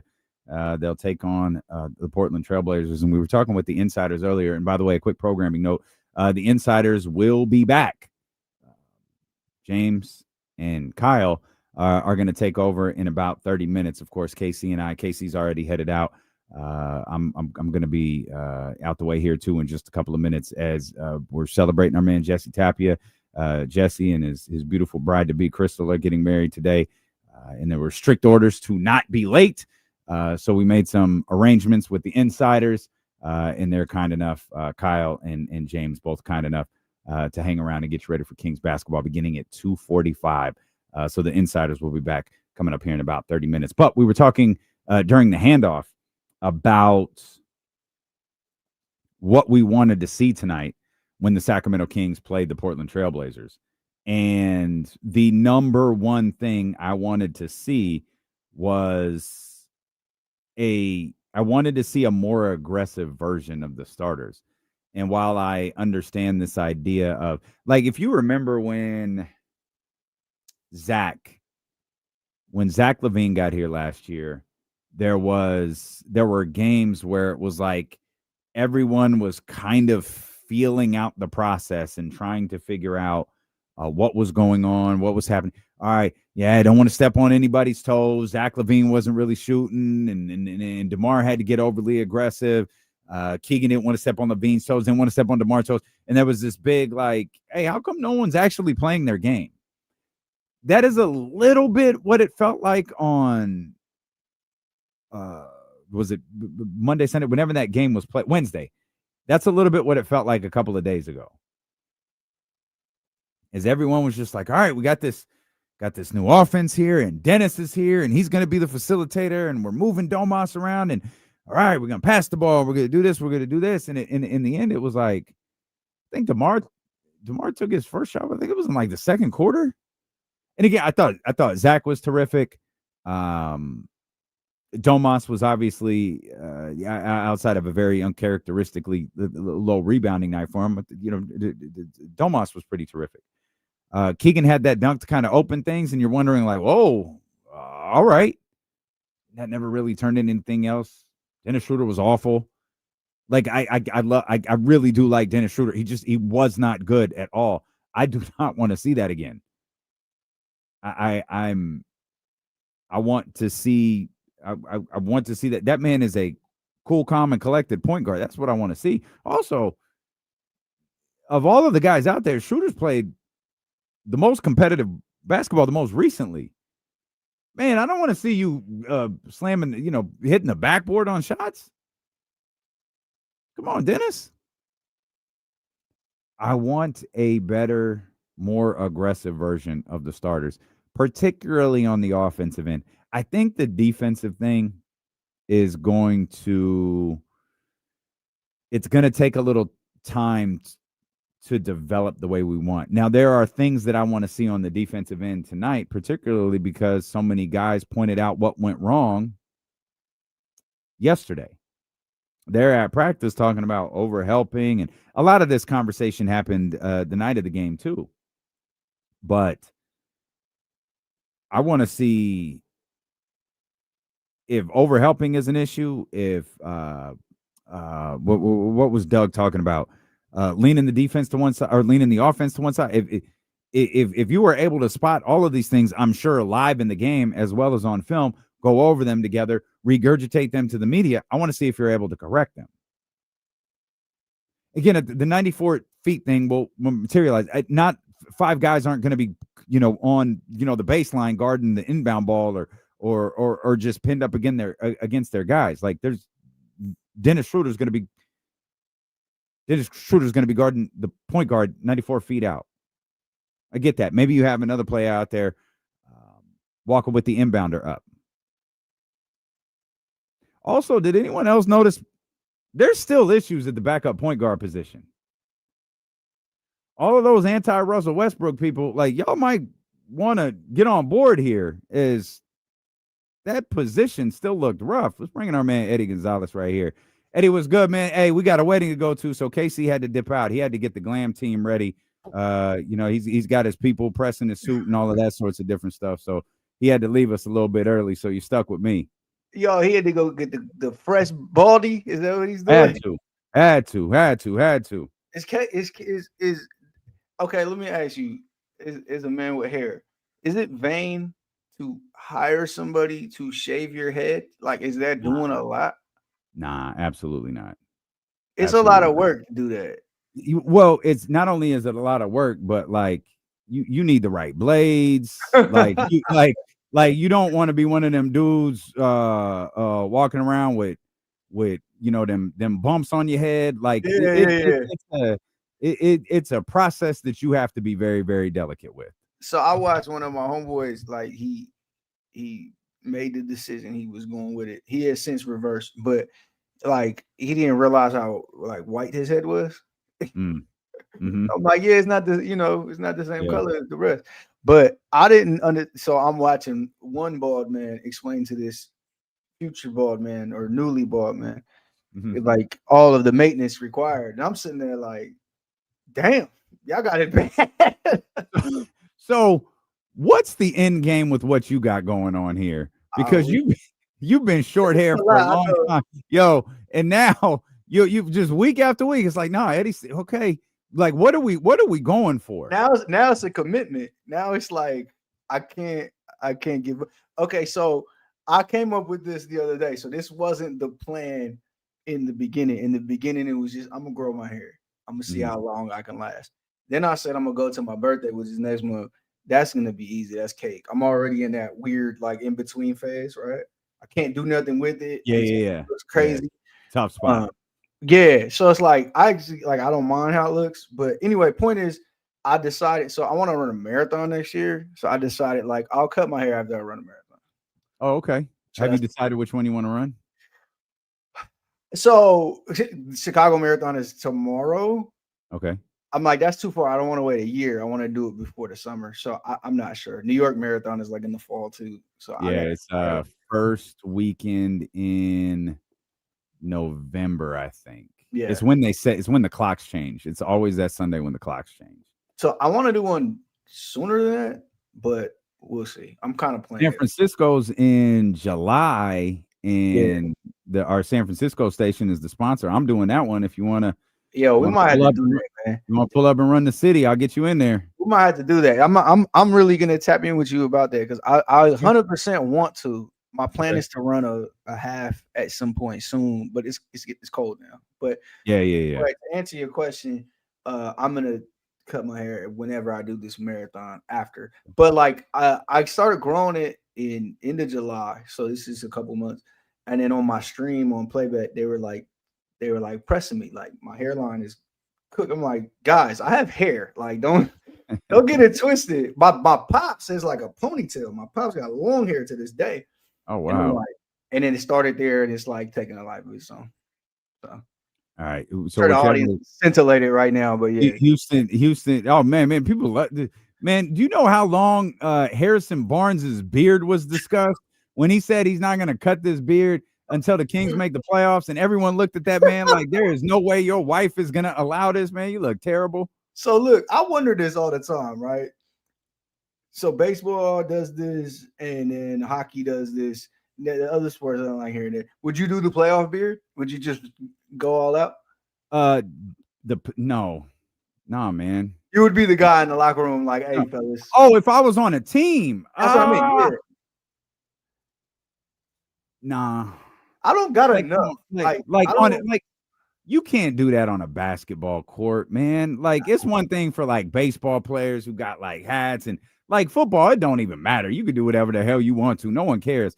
But there's too much of your face out there when you're playing basketball.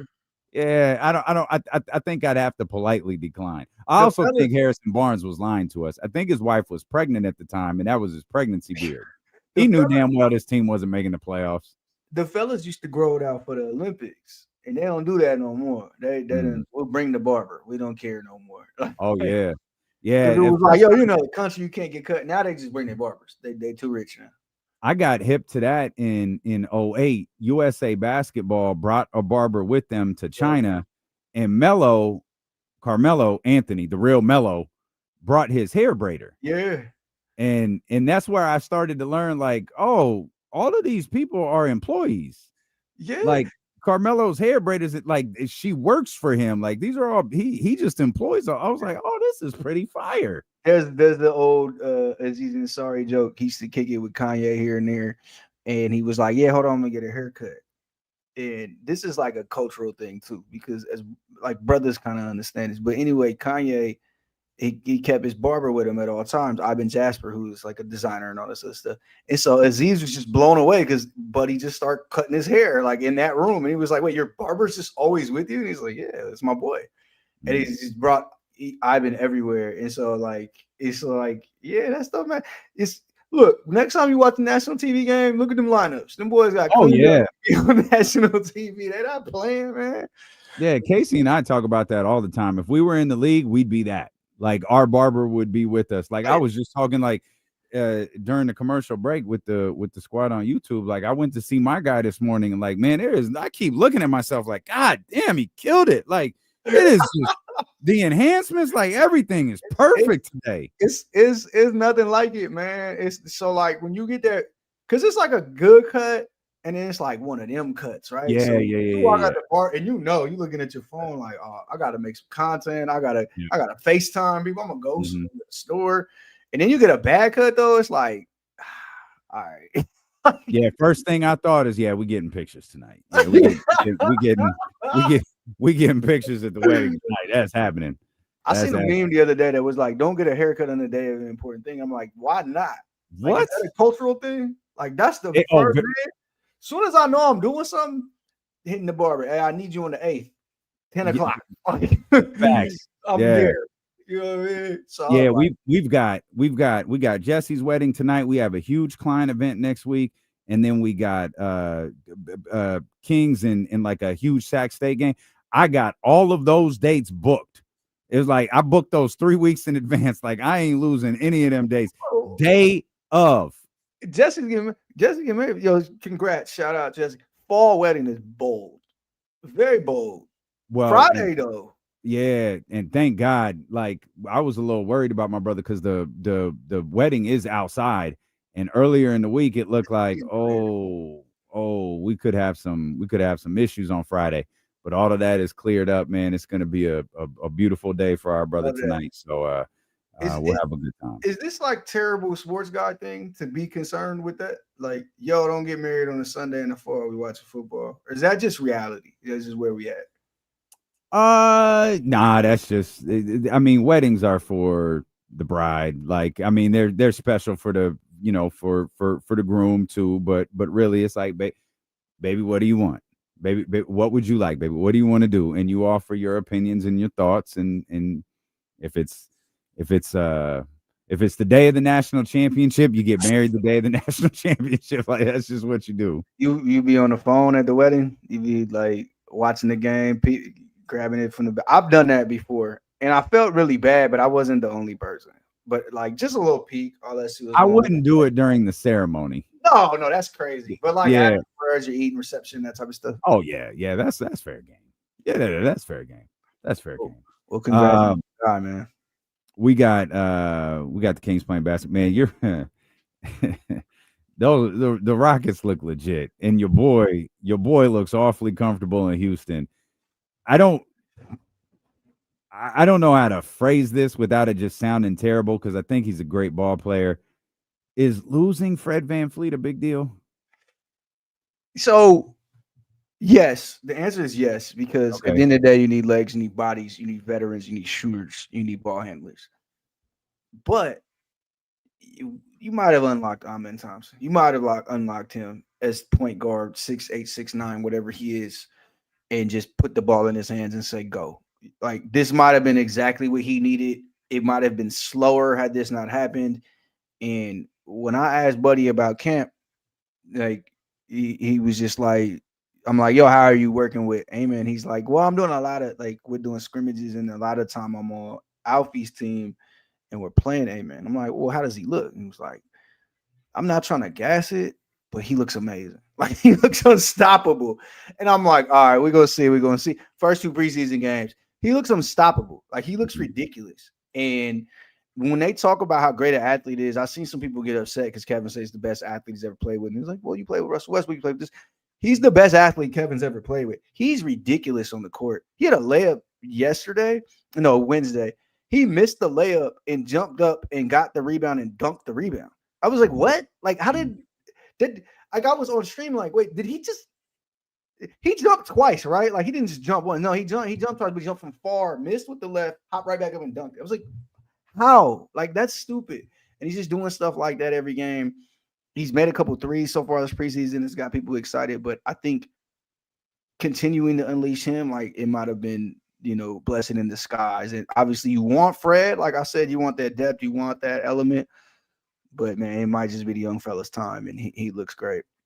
The crazy thing about him was all of last year, as last year got going, and it was kind of clear, like, hey, the Rockets are a good basketball team. There's something going on. It was just nonstop, man, when he hits that tier. Mm-hmm.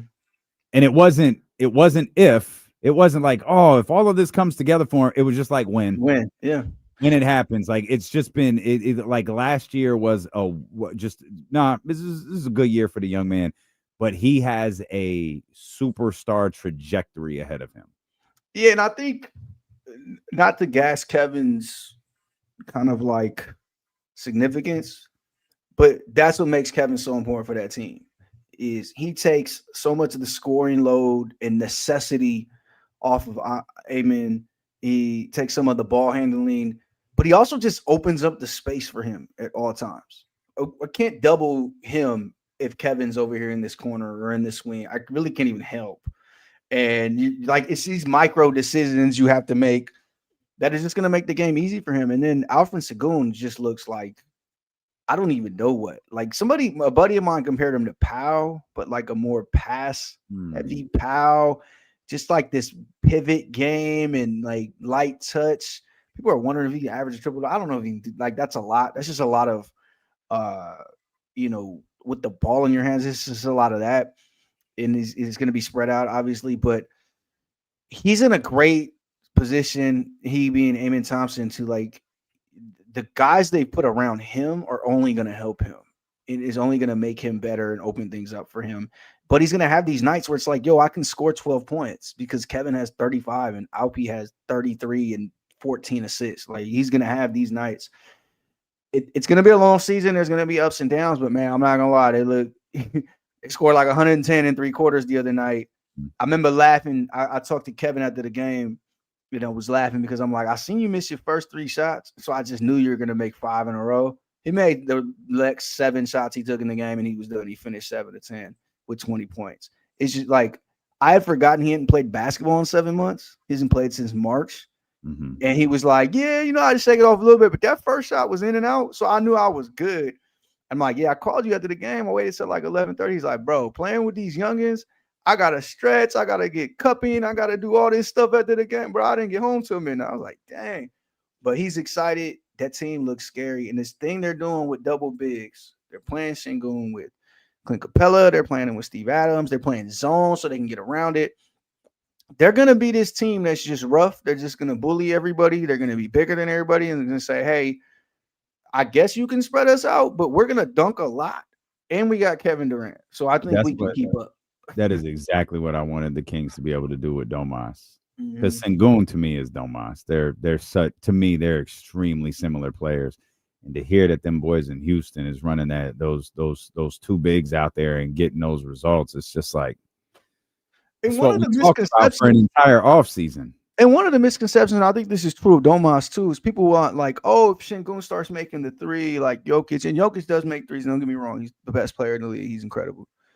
But what makes them special and really opens up this offense and allows you to play with another big is the way they pass the ball. It's the same for Domas. Like it's their court vision, it's his ability to make the high-low pass, it's his ability to make slip passes, to run pick and roll with Kevin as a screener and Amen as a screener, to find that corner 3. That's what spreads the offense out. Yeah, would it be great if he could hit 2-3 threes a game? For sure, of course. Like it'd be great for everybody to hit more 3s. But that's what makes those guys, allows them to play with another center and still have an offense that moves like they do. They're gonna have a lot of rock fights, but if you're them, you're like, yo, we got the biggest rock thrower in KD, and we're just gonna beat y'all up. It's whatever. They're made for the playoffs, but they're gonna win a lot of regular season games. See, the funny thing about big shooting 3s is like Domas hits 3s at an incredible clip. Yeah, he just doesn't shoot very many. Yeah, and it was like I remember when he came from India, I'm like, yo, I swore he took jumpers more than he does. And it's a strategic decision. Like I don't need to be taking these all the time on your lips. But it's a lot of times it's like, how would the other team guard you? It's not always about you making them or taking them. It's like, are we going to follow you all the way out there and open up space for other guys? And they honor it with these 2 guys. This Giannis Bucks Knicks situation, that's the like. This thing's over, right? Like he's not playing for the Bucks by the time this year is over, is he? It's such a funny situation, right? Because Giannis has not been denying this for some time now. Yeah. Not only has he put out the fillers of like, yeah, I got to go where I can win titles, but he's also not denying these stories. And he essentially admitted as much this year, finally, that, yeah, I explore my options. Now, Bucks fans can get mad at Shams for the reporting because he's kind of been on this for a while, and you can believe whatever you want to believe and not what you want to believe. But it's pretty clear he explored getting out, realizes it'll be a little more complicated than he thought, and is now here. And what I tweeted immediately was like, it's a little KD-ish. It's a little KD with the Nets. They're staying together for the family, for the kids. for all of that. But that never works out. If this team isn't, we already got a counter report that says, if they're not good in December, then they'll look back at it. What incentivizes them to be good by December? They've made their bed. They're not as deep and as good as these other teams in the East, even in this down year in the East. And then I'm watching Jason Tatum dunk, and I'm like, maybe the East don't have a year off like we thought. Like maybe the East is the same as it was last year. Jason Tatum's playing on Christmas Day, and you can't convince me otherwise. That man gonna be out there Christmas morning. Oh wait, they don't have a Christmas game. I think they left Boston off. I messaged Buddy and said, "Yo, I'm moving up my prediction timeline now. I ain't know you was doing all this." And he was like, "Wait till they see I was windmilling." I'm like, "Man, you wasn't windmilling before. Get out of here." But and it's looking more and more. I mean, he's been outspoken about wanting to come. So again, the East isn't as wide open and isn't this cakewalk that they thought it was going to be. So what's to stop them from being bad, really, other than Giannis going crazy? The funny thing about that, and shout out to Jason Tatum, the chief basketball officer of Duke basketball. There's like the East is mediocre for the really good teams, and that's probably just New York. There's a bunch of mediocre teams that are going to beat each other up for 82 games and make the whole conference look. And I don't know where Orlando factors into this. I need I believe in Detroit, but need to see. I kind of need to see it. Yeah. And like other than that, you're just gonna have a bunch of no one. I don't think anyone in the East outside of New York is gonna stand out. And then Kenny's not here today, so we can talk about it. Why is New York this unassailable roster? Like they're good. Don't get me wrong, but this isn't some team that is just I think is just gonna win 60 games and run away with this conference. Like they're an injury away, just like everybody else, and they have warts on that roster, just like everybody else. And they're dealing with this same noise in this thing. But an injury to who? Jalen, Cat, OG. They got to go time without like all of that stuff stacks up. You got Mike Brown saying, "Yo, we're not even doing plays in the game," and like I'm like, all right. Sometimes I'll be seeing why big homie be losing it a little bit. Yeah. Mike, again, they're integrating a new coach. They're running back the same roster. Like there's a ton that can go wrong. I really like Orlando. I really like Atlanta. I like Detroit just like you, even though I want to see it. It's not that there's nothing in this conference. And again, that going back to the original point with Milwaukee. Like they're not about to run away with this. And if Boston treads water or better, right? They're feeling really good about what they've done and really strongly about Jason coming back. Then what? If they're a top 4 seed without him and then he comes back and he has time to get in shape, then it's like, all right, now what? So I don't see the Bucks just like turning this around. They're already defensive. Giannis is sitting in the stands. Like it's a lot happening over there. I'm not sure what's going to stop him besides, I guess, pride from putting his foot down. I do love that it's being called pulling a Jimmy, but why doesn't he just pull a Jimmy at some point and say I'm out? Like, if it was Jimmy, it wouldn't be Shams. It would be Giannis. Giannis would be like, I want out of this. This is trash. That's what Jimmy would do. And that's the thing, and that's the difference between his situation, Jimmy's, and Kevin's 3 years ago. They sat on it and said, "Yo, this is what I need out." Giannis has in a sense, but not fully to the way, and then it's just more complicated to trade him. I actually think he maybe finishes the season there this year because it's too hard to trade for him. But you got to think next summer it's just time, and that's next fine. summer. Yeah, next summer is when that contract gets put in front of him. Yeah, and 4,275. Some more cap space opens up around the league. A little bit more flexibility. Some teams have more picks, all of that. Like, I'm going to say this. I don't know why people aren't mentioning the Celtics more, because doesn't that just make a lot of sense for everybody there?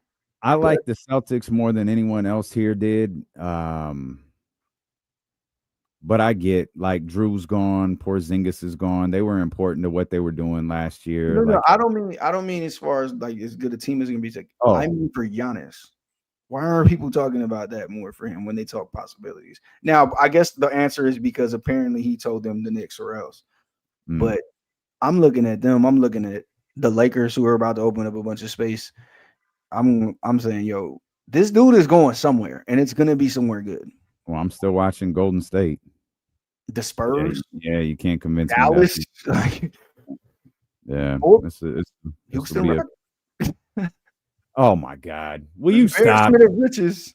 Stop! Yeah, a huge embarrassment of riches. You already got little Giannis. Go ahead and bring on big Giannis. Let's see how that looks. Well, you got to take Thanasis too. They both got to come over. So family affair, Southern hospitality out there. No doubt. Eddie, we appreciate you, my brother. Have a great weekend, man. Thank you as always. Yes, sir. Enjoy that evening, man. Have a good time. Yes, sir. Don't drink too much.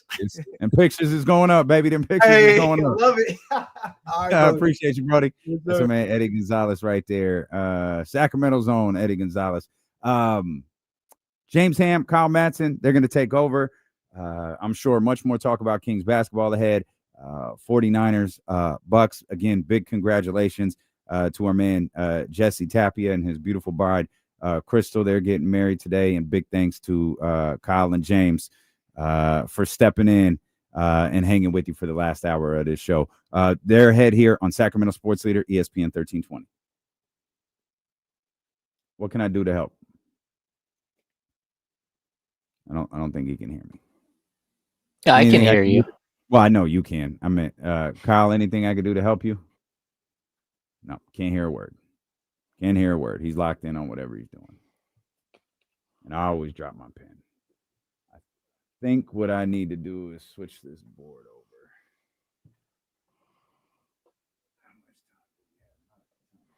What's happening, everybody?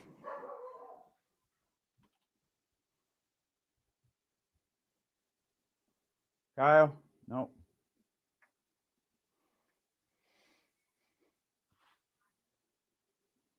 Okay.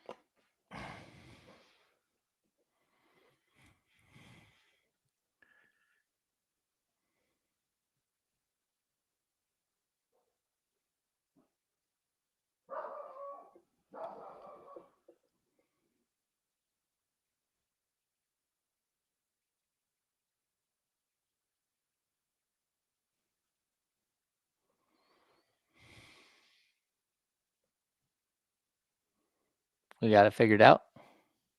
Kyle coming in there.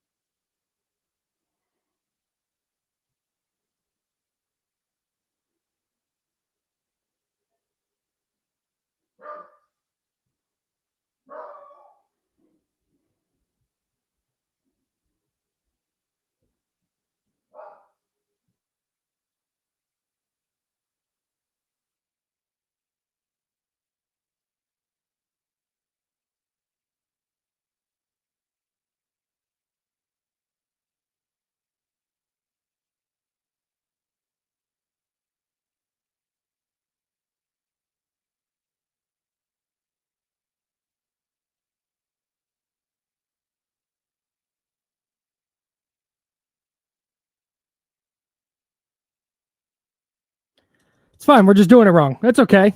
Everything's going to be fine. Everything's fine. I don't even know how to fix this. So that's how this is going to start. Love this for me. Hi, James. I need to get that. There we go. Okay. Hey, this is cool. It's all good. Oh, is that what happened? No, I don't think I did. Okay, it's fine. Welcome into D'Lo and Casey Insiders Edition. That board should be fine. I placed the rejoiner in the wrong spot. That's what happened there. So that's why we didn't have a rejoin. He's James Ham. I'm Kyle Madsen, and we're doing this on the fly. Hi, James. Hello. Hi, Kyle. How are you? Long time no see. Glad you can hear me. Yeah, I know. I'm glad you can hear me. So we just had to do some maneuvering to make this work. And did I mess it up a little? Yes. Is it the worst thing that could have happened? No. Am I still getting feedback? No. Okay, there we go. No, that's better. We're good. Let's do this. Hell yeah. Okay, welcome in. It's D'Lo and Casey. James Ham, and that's James. I'm Kyle. We're filling in for D'Lo and Casey, who are out at Jesse Tapia's wedding. Salute to our guy, Jesse, getting married today.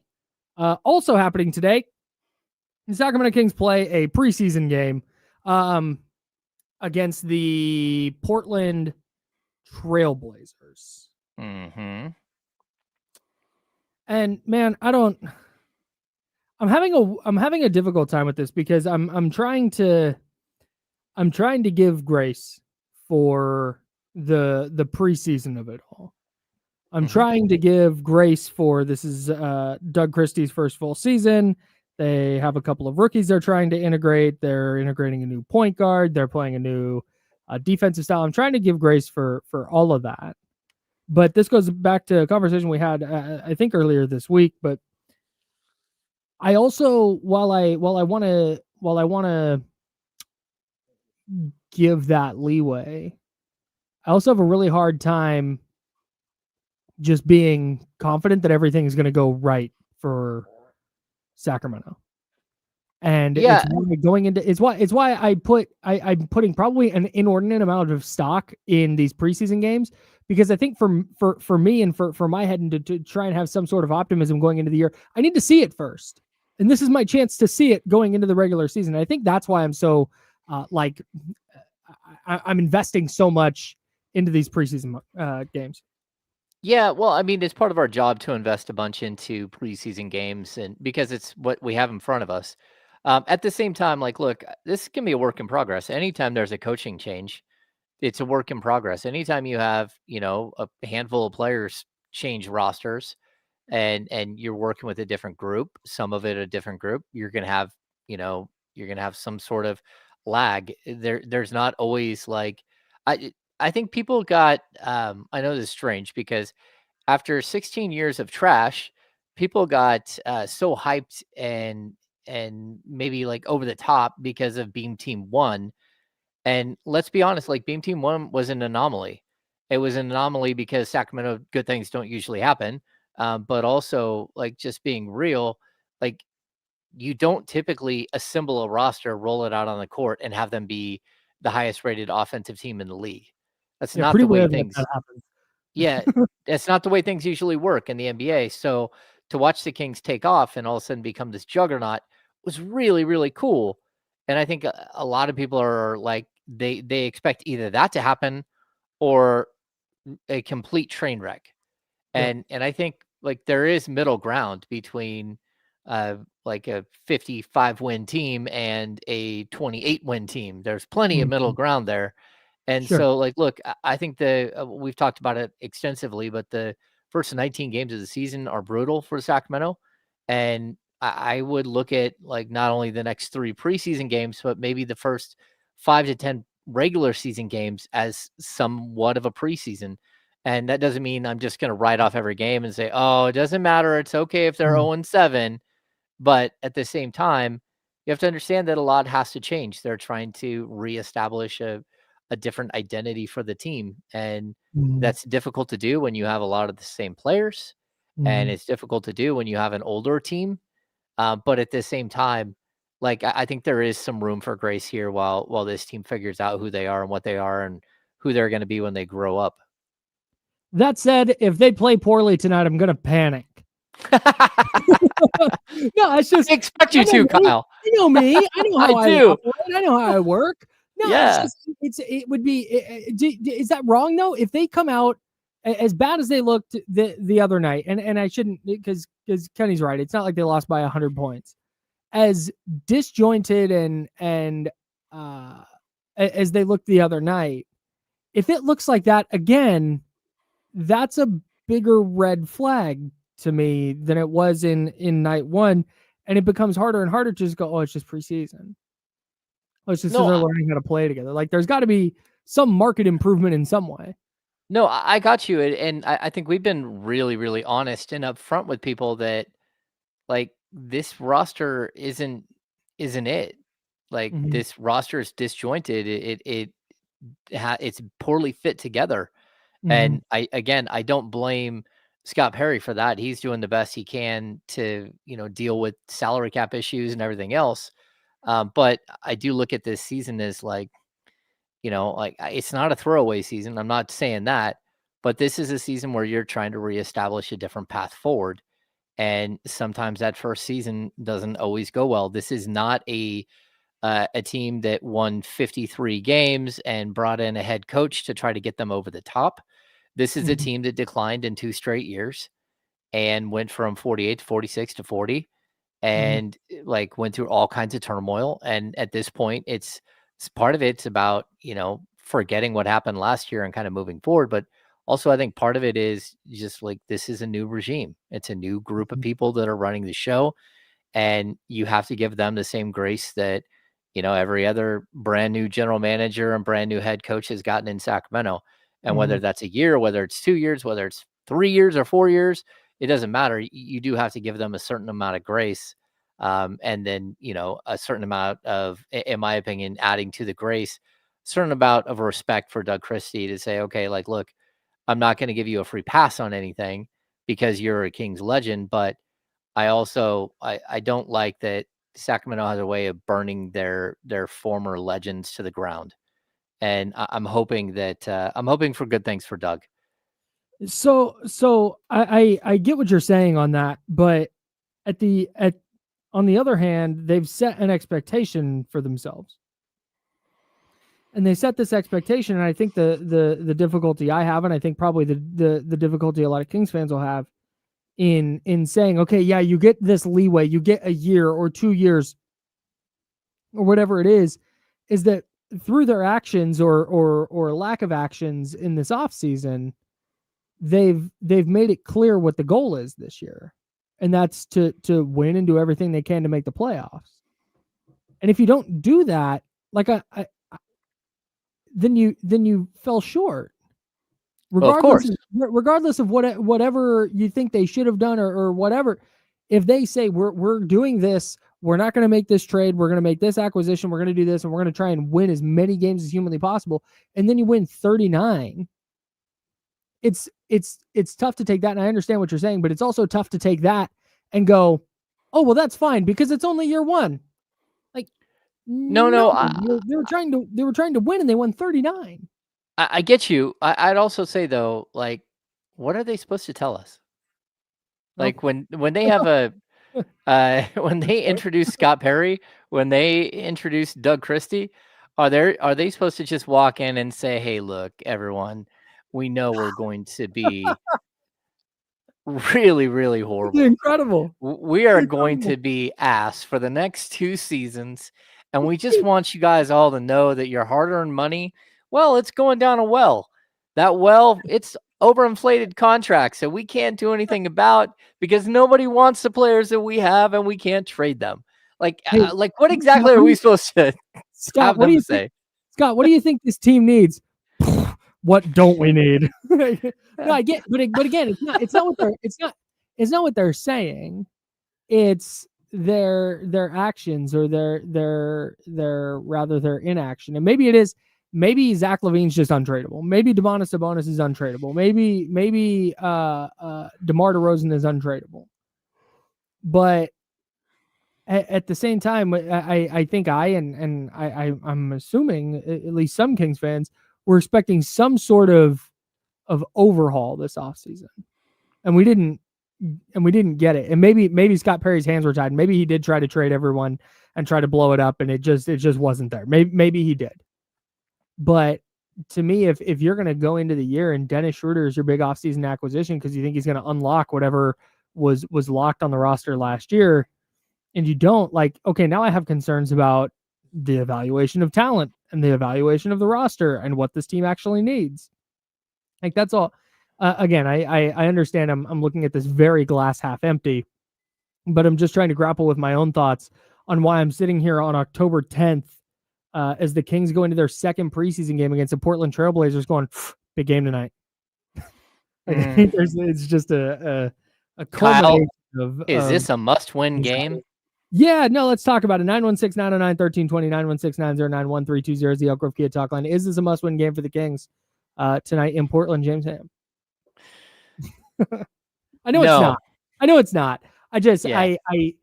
I think in my mind, if they are bad again tonight, in the ways they were in the ways they were bad Wednesday night, I don't like that.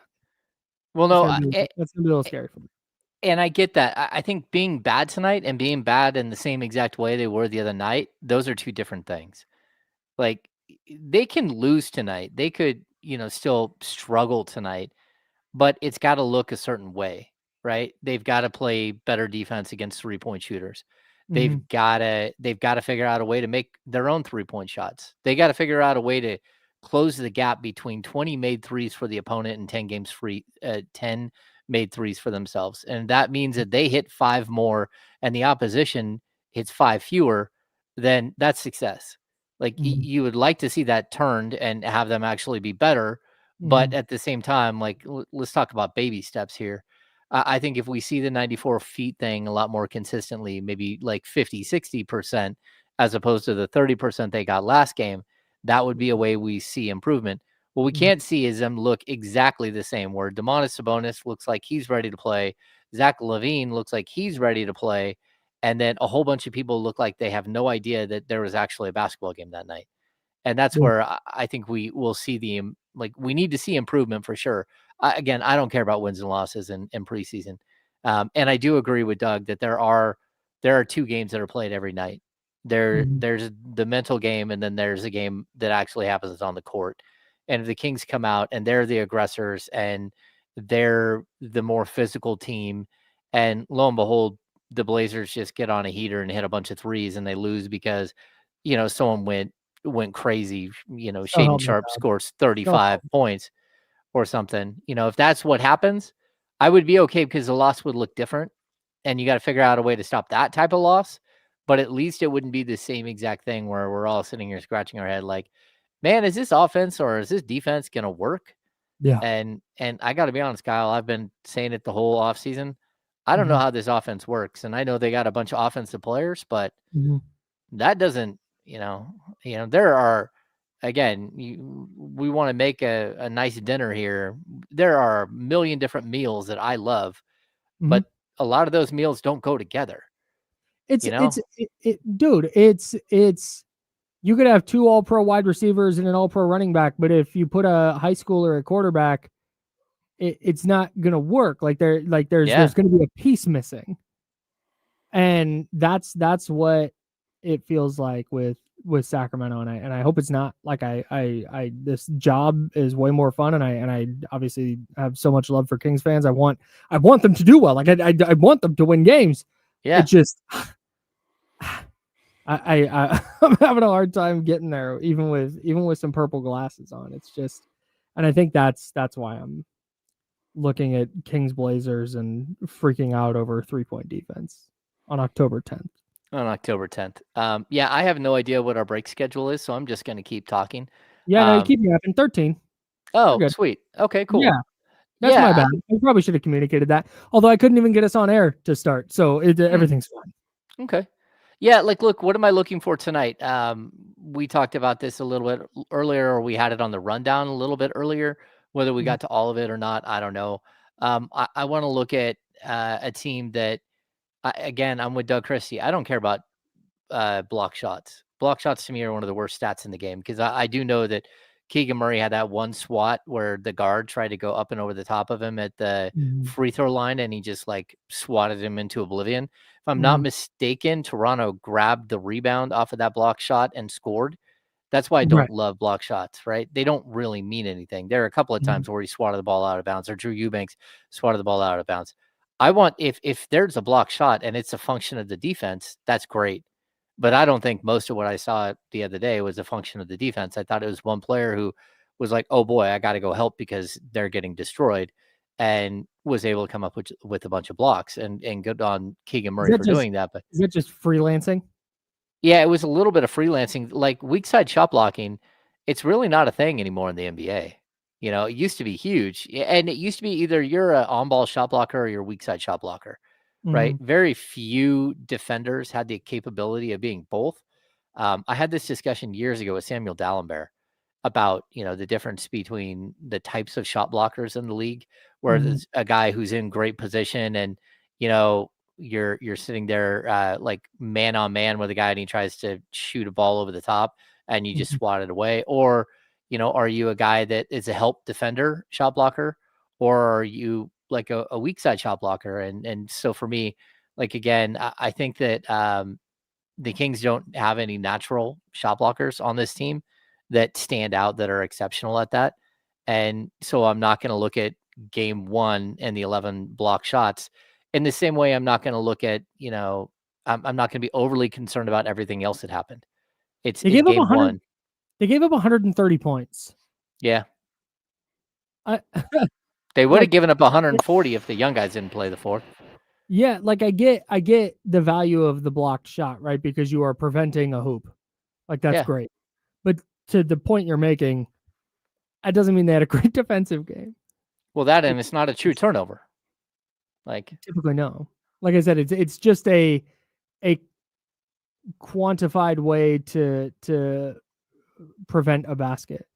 But it's almost like it's a little bit like I'm going to go back to football here.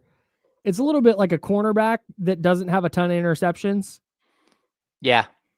But it's because he got thrown at 15 times all season.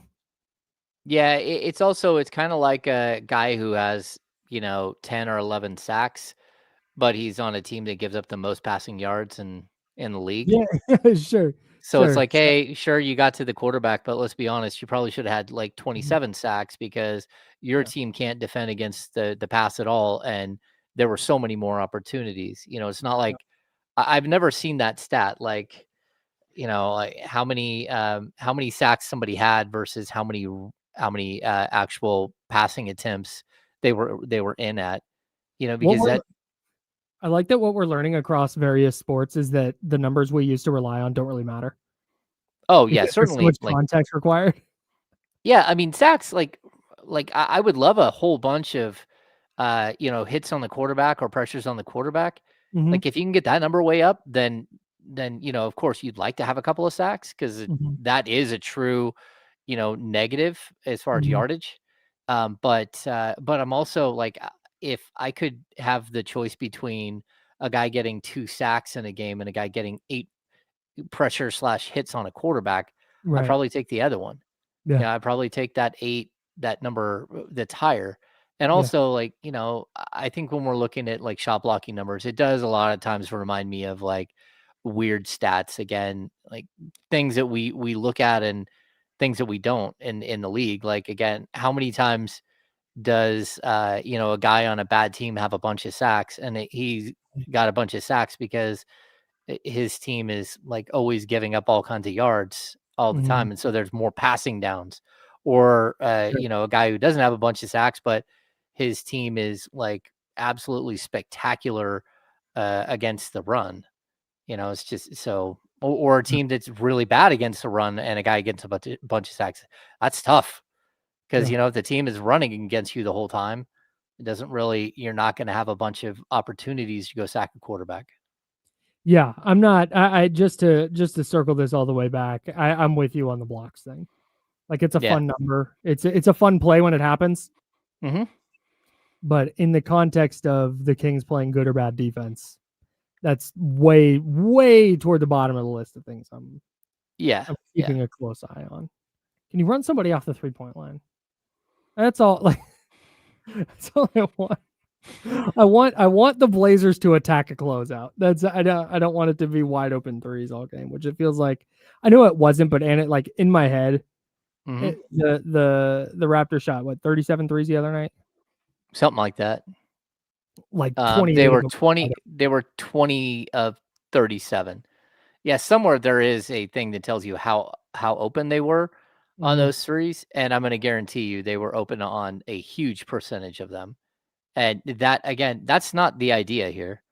So what you have to do is figure out how to get your players to functionally play the defense that you're doing, that you're asking them to play. And to date, we have yet to see that from Doug Christie's group.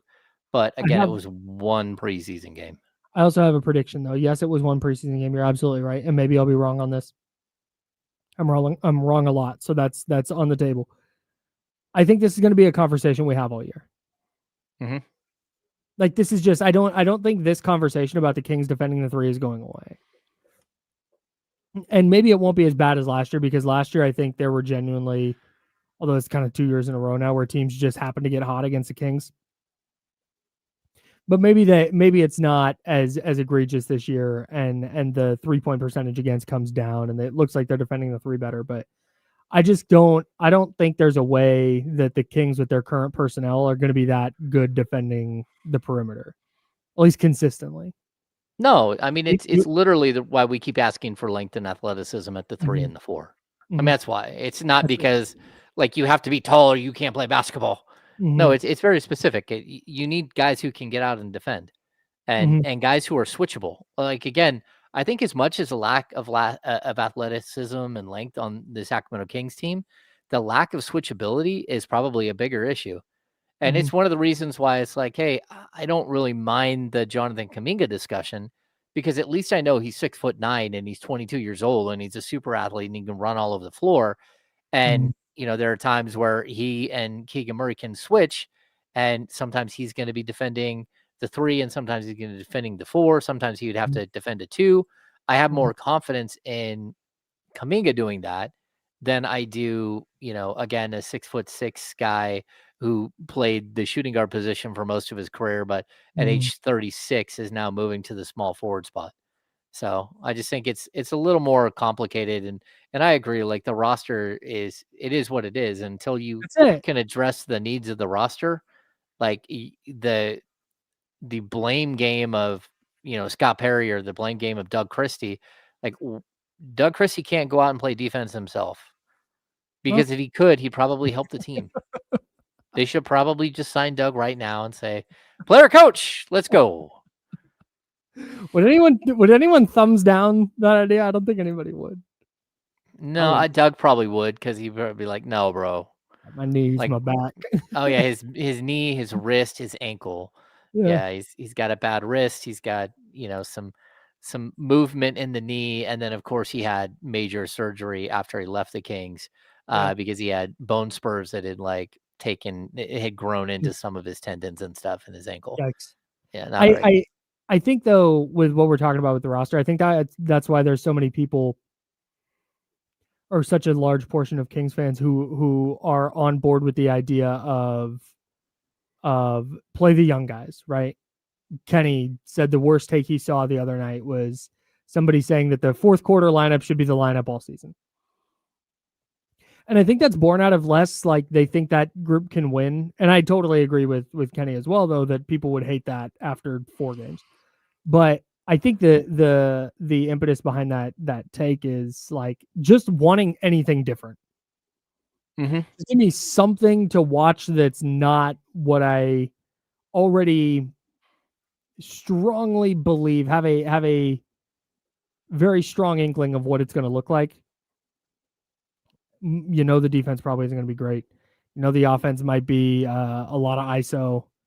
And man, just give me something that's not that. Give me some reason to be hopeful about this team moving forward into 2026. And I don't know that that's going to be there this year unless Nick Clifford is very, very good. Yeah, and I'm going to pull up something from the chat here. The baby daddy says, will Doug be brave and have the guts to have DeMar come off the bench if things aren't working out when the real games start? Well, a couple of things. Number one, what if it's not DeMar DeRozan's fault? that things are going south. Sure. That's first. Like number two, they don't really have anyone who's better than DeMar DeRozan. Actually, they don't have anyone who's better than DeMar DeRozan. Like, and I think we're jumping to conclusions like a lot of the time when it comes to this stuff. It's like, hey, like, is he going to be able to do that? And it's a question like, will he be able to step up and, as far as Doug Christie, and tell DeMar DeRozan, hey, I need you to do more of this and less of that, to coach him, right? But I also like, we haven't got near the point where Doug needs to bench a guy who averaged 22 points per game last year. Yeah, for sure. Okay. Kenny on D'Lo and Casey earlier during the handoff asked a question about the Kings that I really wanted to get to, but we had to go. So you and I are just going to hash it out in a bit. Also, 49ers injury report is out. It's a mess again going into week 6. We'll have that for you as well on ESPN 1320 Sacramento Sports Center.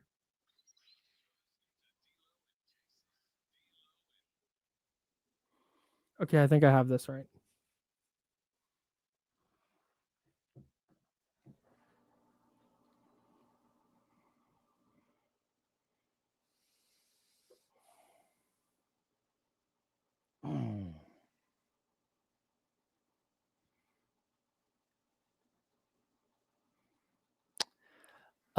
Johnny G, my favorite book on the shelf behind me. It's Candide by Voltaire. I don't know where it's at. I have multiple copies. That's my favorite book. Shout out to the Candy Cron. Candlestick Chronicles. Oh, yeah. Right there. Oh, You see yeah. that? Oh, yeah, it's right Is there. is that Guns, Germs, and Steel? Yep. Yeah. I started that and have not finished it yet. I'm trying to see if there's anything else I can recognize. Right to, well, I mean, you see Mayoko's book. Yeah. And That's then letter right, 87, right? I think right to the left of that, I'm just looking at the picture like you guys are. I'm not turning. I think is Loose Balls. Am I wrong? Nice. Looks like it. Oh, yeah. If anyone is.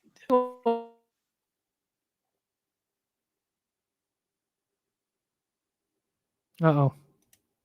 Hammer, I lost you. There we go.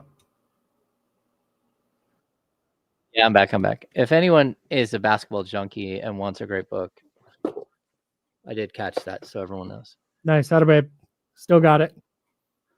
This is unbelievable. Unbelievable. It's so awesome. Such a great book.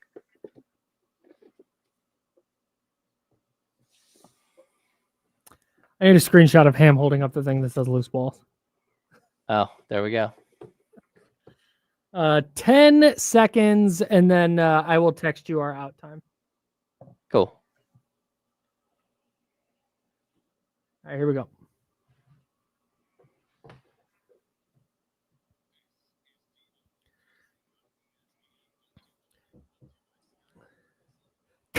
It's kinda D'Lo and KC.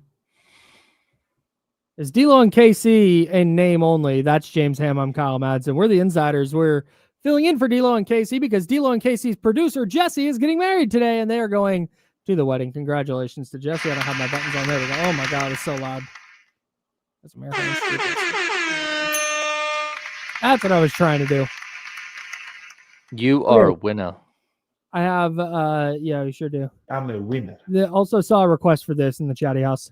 The baby daddy. So, 49ers Bucks. We'll get to that, and then I want to run this Kings question by you in a bit. The 49ers injury report came out. Juwan Jennings officially questionable. Mac Jones officially questionable. Ricky Pearsall, Brock Purdy are both out, although that was expected. The assumption is they're circling week 7 for George Kittle, for Pearsall, for Brock Purdy. Reporters on site said Brock Purdy isn't practicing, but he's on a side field, like pushing a weighted sled. Which would as one does. Which would lead me to believe that the toe is the toe injury is moving the right direction. The more this goes on, though, And the further we get into this Mac Jones thing, I'm becoming less and less convinced that there's a significant delta between those two quarterbacks in terms of affecting winning for the 49ers. Yeah, it's not a good position to be in when you're I mean, it's a good position because the backup quarterback keeps winning games, keeping you in the playoff chase. It's not a good position though when you're 1-1 and the backup is 3-0.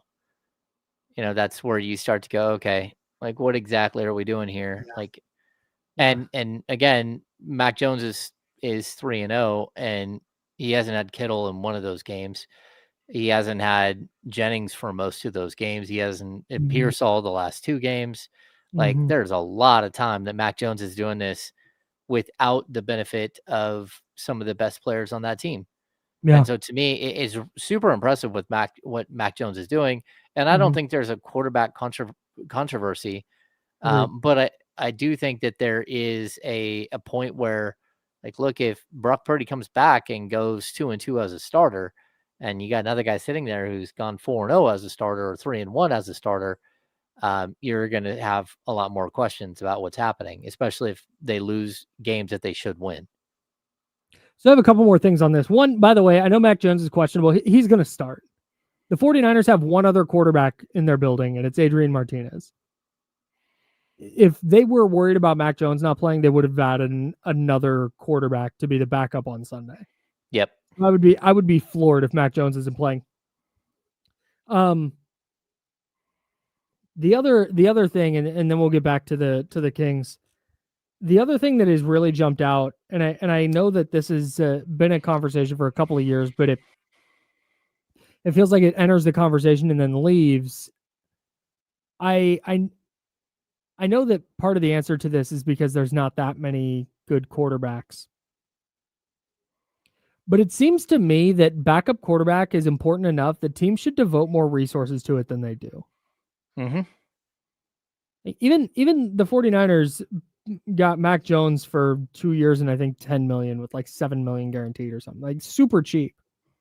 But if you're a team with a for sure bona fide starting quarterback, I understand punting on the backup spot because you've got so much financially committed to the quarterback already. You want to make sure you're paying other players. A lot of good quarterbacks are probably going to go get starting jobs somewhere, battle for starting jobs somewhere. But man, I wonder how many times Joe Burrow has to get hurt and have it derail Cincinnati's season, or how many times Cooper Rush has to start for the Ravens and be a disaster before teams start like overpaying to try and get good backup quarterbacks in their building or capable backup quarterbacks in their building. I think this has been a problem since like the beginning of time in the NFL. Like you have a good quality backup quarterback and then, you know, your starter gets hurt. He steps in, he looks great. He goes and gets another job. You know, it's kind of like what we've seen here the last couple of years, the 49ers. I do think that the one good thing about the Mac Jones, Brock Purdy thing is I do feel like they're this similar type of quarterback, right? Like you're right. There isn't a huge degree of difference between them. I think Purdy has a stronger arm. I think Purdy is more mobile. Like there are certain things that I think Brock Purdy does better than Mac Jones, right? But I also think like in the past, we've seen this team do really weird things where even like who was Kaepernick's backup? I always felt like they had a running quarterback. Yeah, exactly. So they had a starting quarterback that's a running quarterback, and then they back him up with a pocket passer. Like I would have liked to have seen continuity in offense. It's, you know, kind of one of the things I've talked about with the Sacramento Kings forever. If you're going to have Domantas Sabonis and run the entire offense through him, what do you do when he steps off the floor? And the answer has been, well, not play well. How about that? not do a whole heck of a lot. We're just not very good. And people are like, well, yeah, but it's really tough because Domas is spectacular. He's so good at what he does. It's like, okay, yeah, but that's why you have to have a lesser degree version of him off the bench, or like go completely the opposite way and have a rim running guy who gives you something totally different. That might work as well. But for this team, it's always been like since they've had Domas, Like, Mhm. what do you do when you don't have Domas on the court? And the answer is like, you don't play well. Yeah. And, it's like when the Kings were in the early 2000s, they had Vlade or Peja, Vlade or Weber. And when they Mhm. didn't have Vlade or Weber, they had Vlade and Brad Miller, or Mhm. Weber and Brad Miller.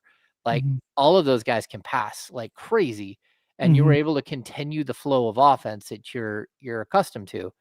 I just haven't seen that from the Kings, where they're able to continue whatever they're doing on the court and then blend that in with the second unit.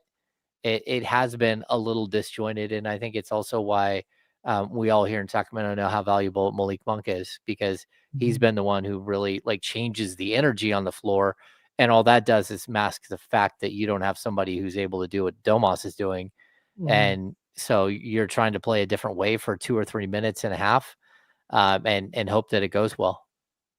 So here's the we'll use this to transition back to the Sacramento Kings. Here on D'Lo and Casey, we're the insiders. I'm Kyle. He's James. We're filling in for D'Lo and Casey, who have stepped out to go to a wedding. So Jesse Tapia's wedding, to be specific. So on the handoff earlier, Kenny brought up the idea of where would the Kings be had they selected Shaden Sharp instead of Keegan Murray in the 2022 NBA draft. Yeah. And then at some point, Kenny said, "Are we sure Keegan Murray is going to be here in 2027? Are we putting it in stone that Keegan Murray is on the Kings in 2027?"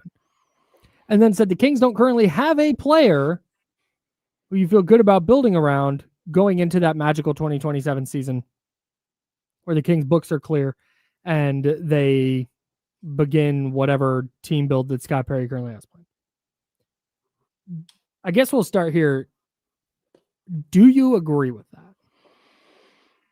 Well, I mean, they don't have like a surefire ace, right? That Mhm. you're looking at as like the future of the franchise. Again, I think Keegan Murray can be a very good NBA player, but they don't have like an all NBA player.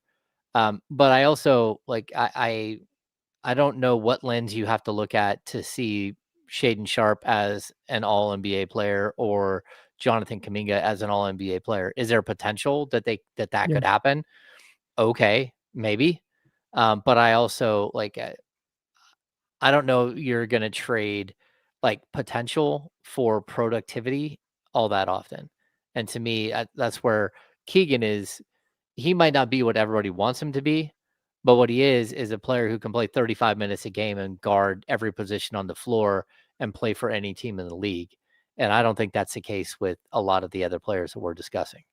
Yeah, I feel like if it, and I wouldn't, just to be clear, I'm a little bit down on Keegan, but I'm not trading for Shaden Sharp down on Keegan. In a hypothetical scenario we threw out earlier. I do think, though, if you were going to be in a spot where you were going to trade productivity for potential, I think the Kings are currently in that window. No, you're right. Yeah, like you might be hoping, and to be honest, that's why they chased Kuminga. Like, Yeah, well, sure. Yeah, exactly. yeah, because let's be honest. I mean, I'll continue to say this. I think Malik Monk is a better basketball player than Jonathan Kuminga. He doesn't have the upside that Kuminga has because, again, Monk is 27 years old and has proven to be 27, 28, proven to be like a star six man He's where we defining still, role in the NBA. yeah. And we don't really know what Kuminga is. And that's okay. Like, not everybody, who they are in the first 2-3 years of their career. You start hitting year 4, you should probably know who a guy is. Right. And so if we just take out the age component and like say, hey, if all of them were, let's say 23, 24 years old, as opposed to Keegan being 25 and the other two guys, Shaden Sharp and Jonathan Kuminga being 22, yeah, you're going to say, oh, well, look at, they're younger. There's still room to grow. That doesn't mean anything. Like there's still room for Keegan Murray to grow. He has not been put in a position where he's been given carte blanche to score as many buckets as he wants in each and every game, right? And that might not ever come for him.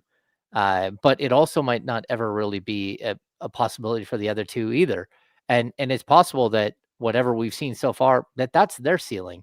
And we just don't know that yet. So I think it's interesting that we look at age so much, but I mean, Kuminga's 4 years in the league. Keegan's entering his 4th year. Kuminga's entering his 5th year. Like Shaden Sharp, the same draft class as Keegan. And again, he's always been like a very talented player, maybe even one of the most talented players in that draft. But that doesn't mean that he's ever going to reach the level that you hope that he gets to.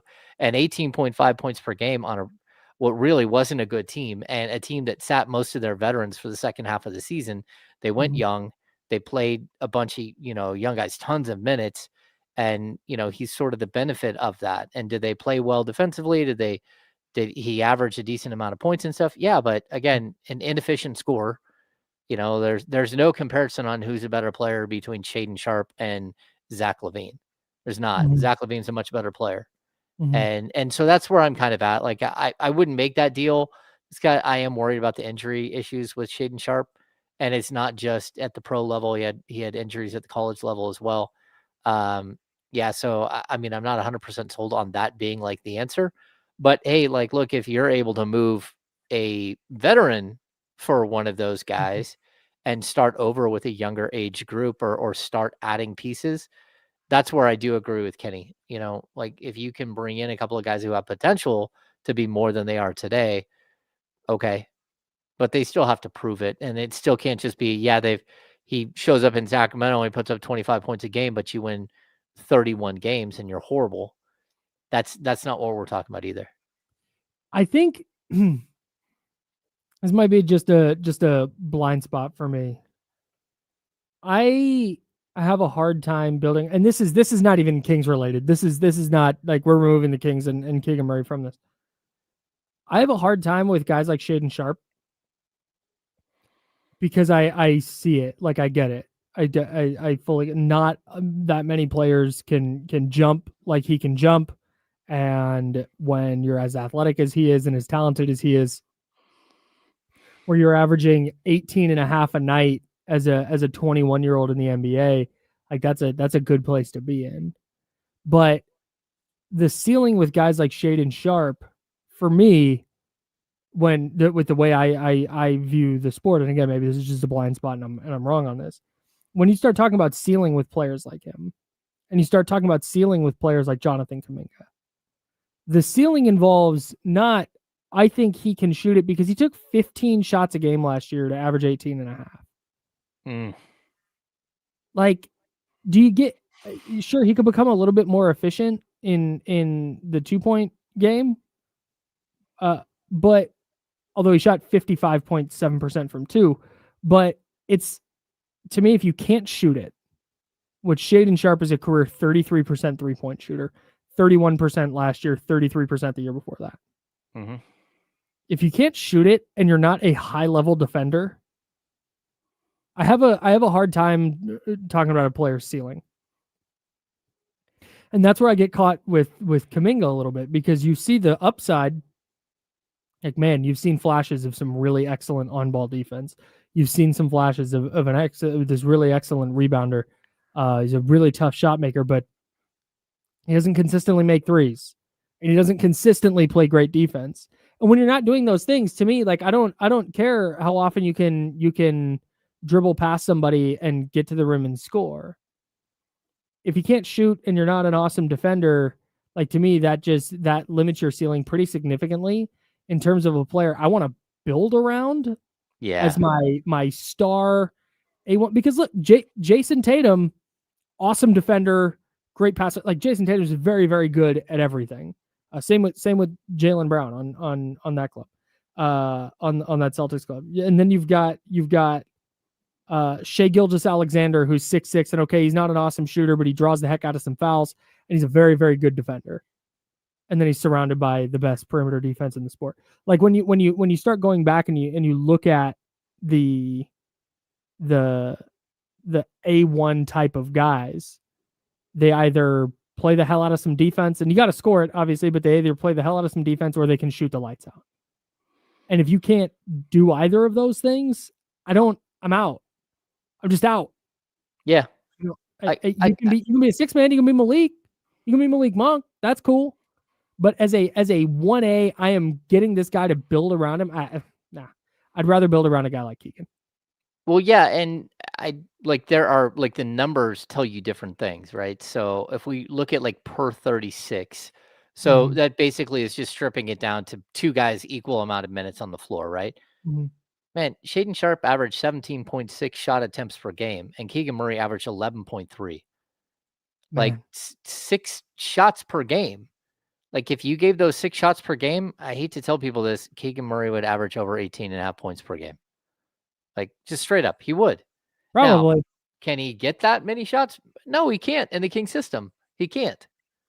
Not with the players around him today. And so, again, we're not seeing optimized version of Keegan Murray at all. Actually, we're seeing a completely restricted version of Keegan Murray. Now, whether he can take a step as an offensive player and demand those things, or, whether the Kings can clear out some of the veterans who shoot, a ton of shots, those are questions that, have nothing to do with Keegan Murray. The second one doesn't.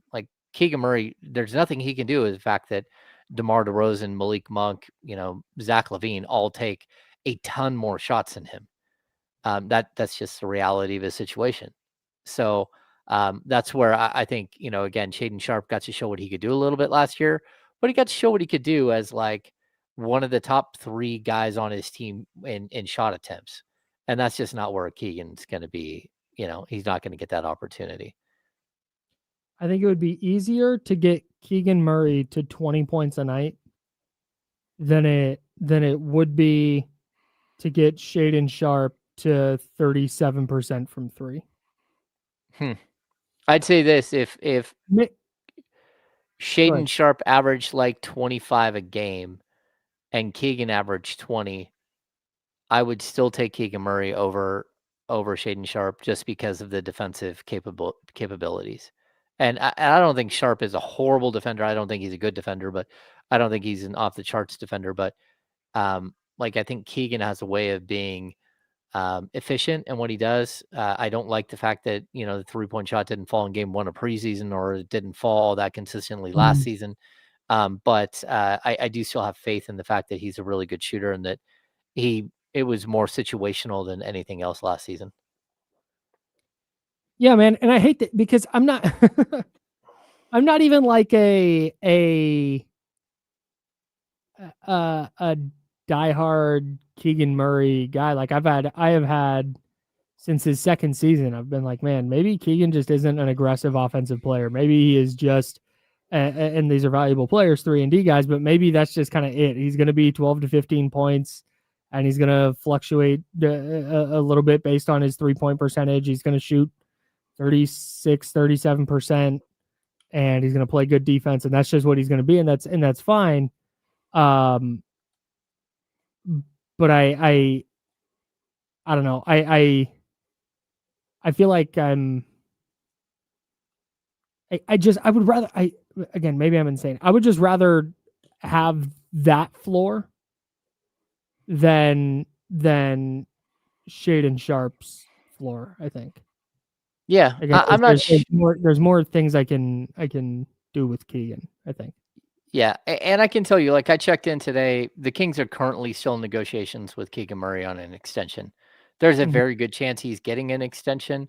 I've even heard a number, not from inside the walls of Sacramento, but I've even heard a number of, somewhere around $25 million a year is an average salary. That at least one of the offers from one side. But I think a deal gets done. I'm not sure that the Blazers are at that point with Shaden Sharp. Maybe I'm wrong. Maybe once Keegan signs his deal, or maybe one of the other players signs their deal, you see Keegan Murray get a nice fat offer here from. Shaden Sharp get a nice fat offer from Portland, but it doesn't seem like that's where they're heading. So just kind of an interesting way to look at it, because their own teams, how do they value the player? And that's usually a pretty strong way to indicate what someone's potential is, because they see a lot more than we see. Right. And that's one thing I'll tell you, the Kings, the players and the coaching staff, whether it's the current one or the one before, they've seen Keegan Murray work behind the scenes, and they're incredibly high on Keegan Murray. But they do understand that some of the situational stuff, there's no way to get around, just shots, like how many shots he's going to get in a game. And maybe there's a point where he does get more of those shots and he demands his seat at the table. But until then, you almost have to, again, move away from some of the other players that are eating up some of those shots to see what you have. And it's getting later and later in his career to say that.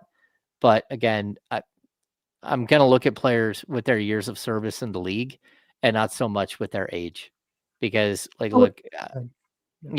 very possible Keegan Murray plays till he's 36 years old. So like, why are we worried about what year of development he is? And I know sometimes you're like, well, because there's just more room for growth. It's like, okay, there's still a ton of room for growth from a player who's 25 years old, who has 3 years in the league. Are there a lot of examples though of players making that leap at 26? Oh yeah, there's tons of 27. examples of players making leaps it's just we're going through an era right now where most players where a lot of players come into the league at 19, 20 years old. For years and years, the league is filled with players that, they came out after 3 or 4 years of college and then continued to develop and again, got more of an opportunity at a different stage in their career. I mean, again, not to like Cam Johnson took a leap last year that just no one thought he could take. But did he impact winning while taking that leap? No. that's I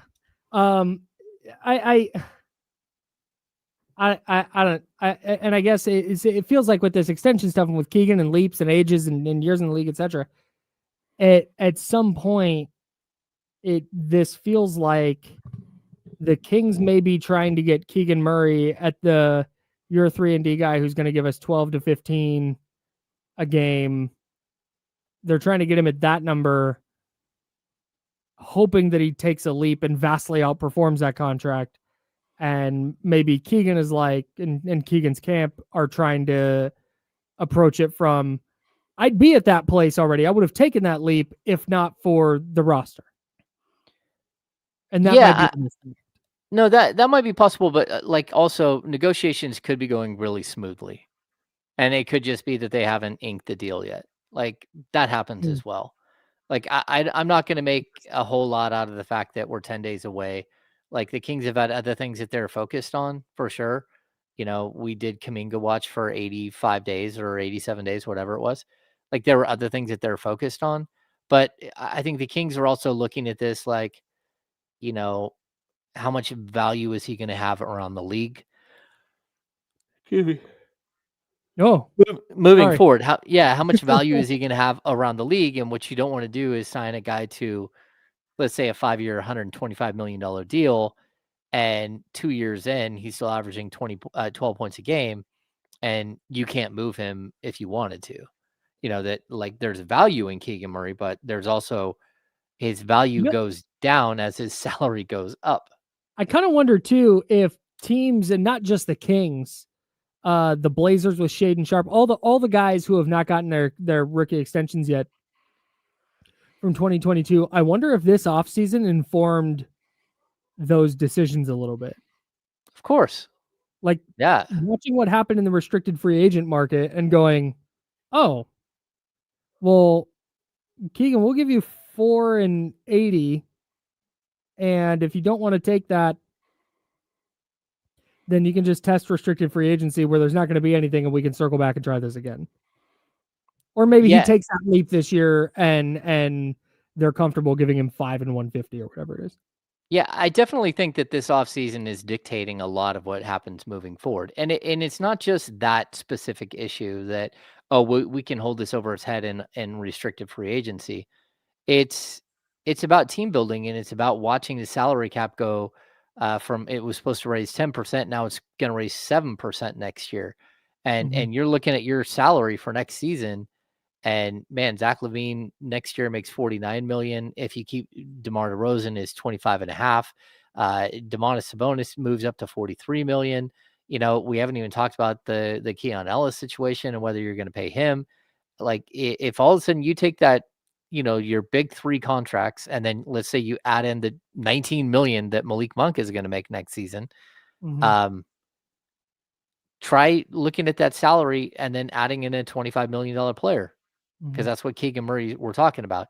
So you're basically adding like 13, 14 million to his contract from this year that fits under your current scheme. But if you're going to pay him a bunch more, and then you're also going to pay Keon Ellis like another 10 to 12 million dollars more than what he makes right now, the 2 million that he makes, all of a sudden, like, you're out of salary cap space, and you got a bad team that didn't win the year before, which is a possibility, or a team that no one expects to win, to compete for like a championship, but you're already at the luxury tax and your team isn't winning games at the right clip. Then it's like, what are we doing here? Because that's where Kenny's saying is like, hey, it's about winning basketball games. Yeah, I get that. But it's more complex than just winning basketball games. You have to win basketball games while managing the salary cap. Because if not, everyone would just go try to buy every, superstar player and pay him whatever, and then go win a whole bunch of championships. Shout out to Steve Ballmer. Yeah. Just pay him whatever. It's fine. Have him plant trees or something. Yeah, whatever that. Hey, so we're going to talk about this on the Insiders. We never got to it. Did you see that insane video, that AI video that Harrison Barnes was hawking? Yeah, it made me uncomfortable. It's really weird. I'm not going to play it on the show. Go watch it if you want. It's on Harrison Barnes' Instagram. This might be anecdotal, but does it seem to you like ever since the Pablo Torre stuff on Kawhi Leonard started coming out, that more players have been posting endorsement stuff on Twitter? Yeah, it's just to make sure everyone knows, hey, I'm getting paid by these people. Like I said, maybe I'm just like more cognizant of it now, and it's just stuff I used to just scroll past. But it feels like so much of my Instagram and Twitter feeds have been NBA players doing advertisements. And it's like, it has big, hey, that deal we had you set up with that AI company, you got to do something with it. You better do something. You got to do something. We're going to release a music video. And wait, it doesn't even look like him. It doesn't even like, I thought the AI, the secret is that you can make someone look like the whatever. Like, it doesn't even look like him. He's playing basketball in a sweater. He's double dribbling like crazy. His double dribbling. Yeah. It's like, I don't understand that. He's on a playground with children doing like basketball moves like my mom would do if I handed her a basketball and said, Mom, do some basketball moves. Like it is just it looks insane. I swear I'm not going to do my AI rant, but it's abhorrent. But AI, not my rant. But I saw Harrison Barnes post that the other day, and I'm like, there's no way that Harrison freaking Barnes is doing this for any other reason other than somebody was like, hey, dude, this can't be a no-show thing. You gotta do something. Write this into here's a script. Here's this AI video. Just post this. That was super the vibe I got. It was very strange. In Harrison Barnes. There's a point where a guy who looks nothing like Harrison Barnes throws a ball off a steel girder that's somewhat near a basketball hoop. I don't know what is happening. And then runs over to hang out with the children. That was such a strange thing. Someone said he took it down. No way. I don't know. You have a link. Is it still there? I somehow don't follow Harrison Barnes on Twitter. It appears. Oh no, it's very much there. It's his first tweet. Never thought I'd star in my own music video. The tech has come a long way in inspiring more people to make music. You can craft one yourself. Just mention the company and ask for a vibe. Yeah, I mean, you can have a music video made that looks nothing like you and doesn't sound like your voice. And is a weird ass song. Don't do that. No. Don't do that, man. There's artists that make music. Leave it to them. Yeah, I think I'm definitely gonna start my own music career right now based on my own AI version of myself singing that doesn't sound like me or look like me. I love this idea. We should just do this. Yes. That's how we're going to start doing the show from now on. Yes. Oh man. That's James Hammond comments, and we're filling in for D'Lo and Casey, who are at Jesse Tapia's wedding. A big shout out to our guy, Jesse Tapia. Hey, we're not going to do mad props this week. Okay. We're not doing mad props next week either. We're waiting until Jesse comes back. Jesse conveniently comes back right when the Kings season starts, though.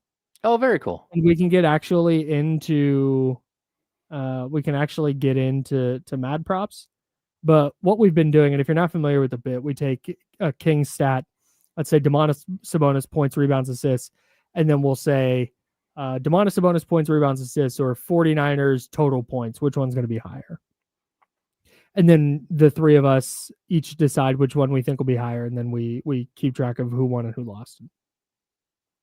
So to make up for that, we've just been with no basketball, or with no Kings basketball specifically. I should say with no NBA. WNBA has been on. There's been basketball. With no Kings basketball, though, we've just been picking games. I'm going to go through right now on the fly, James. Mm-hmm. Do the 49ers cover against the Buccaneers? 49ers +3 at Tampa Bay. Oof, so tough. I'm going to say no. I think Tampa Bay is going to pull away. I do too, man. I don't want to. This is not like San Francisco is not. They're 4-1. Like you earn 4-1. No matter how you got the wins all count the same, right? But I don't have anything to fall back on.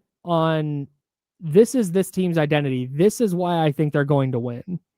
The reason I would think the 49ers are going to win is because, like, I don't know, they've kind of figured out how to win games. Yeah, and that's just not sustainable. And Tampa Bay's good. Mm-hmm. I think Tampa Bay's legitimately very good. I would take the Bucks -3. Yeah. If I was picking those games. What about the Jags and the Seahawks? The Seahawks visiting the Jaguars. The Jaguars favored by 1 point. Dang, that's tough too. I kind of think Seattle is going to go in and win in convincing, because we do Tuesday tiers on the Insiders, and I had Seattle as a tier 2 team. That's a team on the cusp. Like I don't think they'll win the Super Bowl, but I think there's a chance they could. I had Seattle as tier 2. You still had them as tier 3. I think this might be a statement game for Seattle, where Seattle goes in, beats the Jags, who have kind of been the story of the season because they went into San Francisco and won, and then beat Kansas City on Monday Night Football with the crazy ending. I think Seattle might have a statement victory here, where they go in and they beat the Jags and really control that game. I'm going to pick Seattle. I'm going to take Jacksonville. I think watching Trevor Lawrence get up off the deck and scramble into the end zone for the touchdown.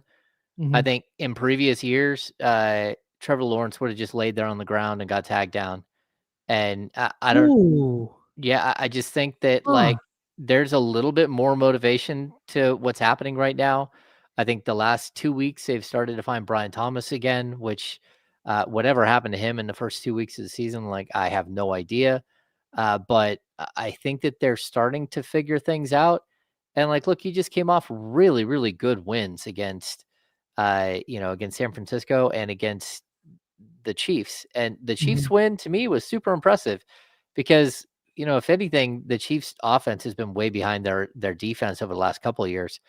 That the Chiefs offense was good and you still found a way to beat them. Mahomes was good. His receivers were good and you still found a way.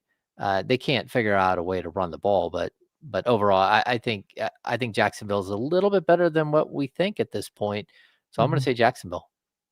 And then, of course, we have the Raiders -4 at home against the Titans.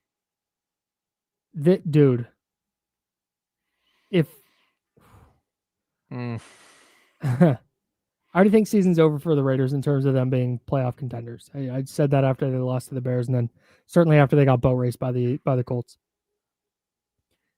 It's ugly hours if they lose this game to Tennessee at home. They're favored by 4. I think this is I've kept waiting for the bounce back game after the Raiders lost to the Chargers, and they lost to the Commanders, and they lost to the Bears, and they lost to the Colts. This is the week I think they bounce back. I think they beat the Titans, and I think they cover the 4 points. I am with you. I do think they do that, and this is a moment where, my goodness, if you can't get better quarterback play, it is absolutely time to pull the plug and to just play for a draft pick and to play. I don't care who's coaching that team. If Geno Smith is going to go out there and lose you games, then it's time for him to sit. And I think he has 9 interceptions already. Like that's an embarrassment. Not a good number. Not a good number. Just embarrassing. Yep, for sure. Last one, Sunday Night Football. Lions at Chiefs. Chiefs favored by 2.5. This feels trap liney as hell. I want to throw literally dozens of dollars on the Lions plus the 2.5 points, which means, they would, if the Chiefs won by 1 or 2, the Lions, you would still win your bet. That whenever that happens, I look and go, what about the other way? And the Chiefs just winning by 3 at home against Detroit, who has looked awesome the last 4 weeks. Yeah, I got that. I'm gonna take the Chiefs minus the 2.5. Oh, you're gonna take the Chiefs? I'm taking the Chiefs specifically because I so badly want to take the Lions. Okay. Well, I'm kind of with you there. Like watching the Chiefs as closely as I have the last few weeks, like I think the Chiefs aren't a bad football team. I just think that they've lost. They've lost games. And I also believe that the Lions are probably the best team in football. And if they're not, it's Buffalo. But saying all that, it's at home for Kansas City. I'm gonna go with the Chiefs. They can't that's still a Super Bowl contending team. I don't care that they're 2-3. If the Chiefs lose, they will be 2-4, and if the Ravens lose, they'll be 1-5. And the Ravens, I think, will lose to the Rams. The Rams are favored by 7.5 in Baltimore. Can the Rams blow another game where they're favored by a bunch, though? Golly, hey man, if that, no way, no way. They're falling in the tears if they lose. They're falling in the tears. They might go to tier 5 if they lose to this version of the Ravens. That's awesome. But I also thought that they were going to smoke the 49ers and then they didn't. But I don't think that happens 2 weeks in a row. Also, the Ravens just can't get stops. Cooper Rush is I'm out on that game. Yeah, we've drafted Derrick Henry the year that he stopped being great. Unbelievable.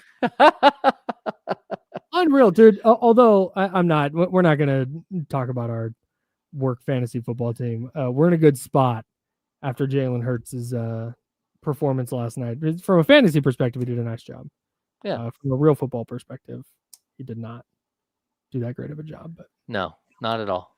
We're winning. And Andy has Brock Bowers. And he had Phillies defense, which scored -0.5 point. Oof. We're in a good place. All right, James, appreciate you hopping back in for this final hour of D-Lo and KC. We are going to step aside for the weekend. Appreciate D-Lo and KC trusting us to hold down an hour of their program. A big salute and a big shout out to Jesse Tapia and his future bride, Crystal. They're getting married today, and we're so psyched for Jesse and for Crystal. It's going to be an awesome time. James will talk to you on Monday on the Insiders, 10 a.m. Make sure to hit up the Kings Beat, kingsbeat.com. James will have all your Kings Blazers coverage there. And, of course, Monday we'll be breaking all of that down as well as Week 6 action in the NFL beginning at 10 a.m. on the Insiders right here on ESPN 1320. James, thanks so much, man. And everybody out there, thank you for listening. Everybody in the chatty house, everybody listening on the radio, everybody listening on the Odyssey app, the iHeart app, TuneIn app. We'll talk to you next week. Until then, drink water. Be nice, people. Woo! All right, bro. Appreciate you. Thanks, chatty gang. Thanks, guys. I am going to get out of here. I have a ton of stuff left to do. So. Oh, no. You still got a long drive home. Awesome. Oh, yeah. See you guys. See ya. I'm going to end this stream.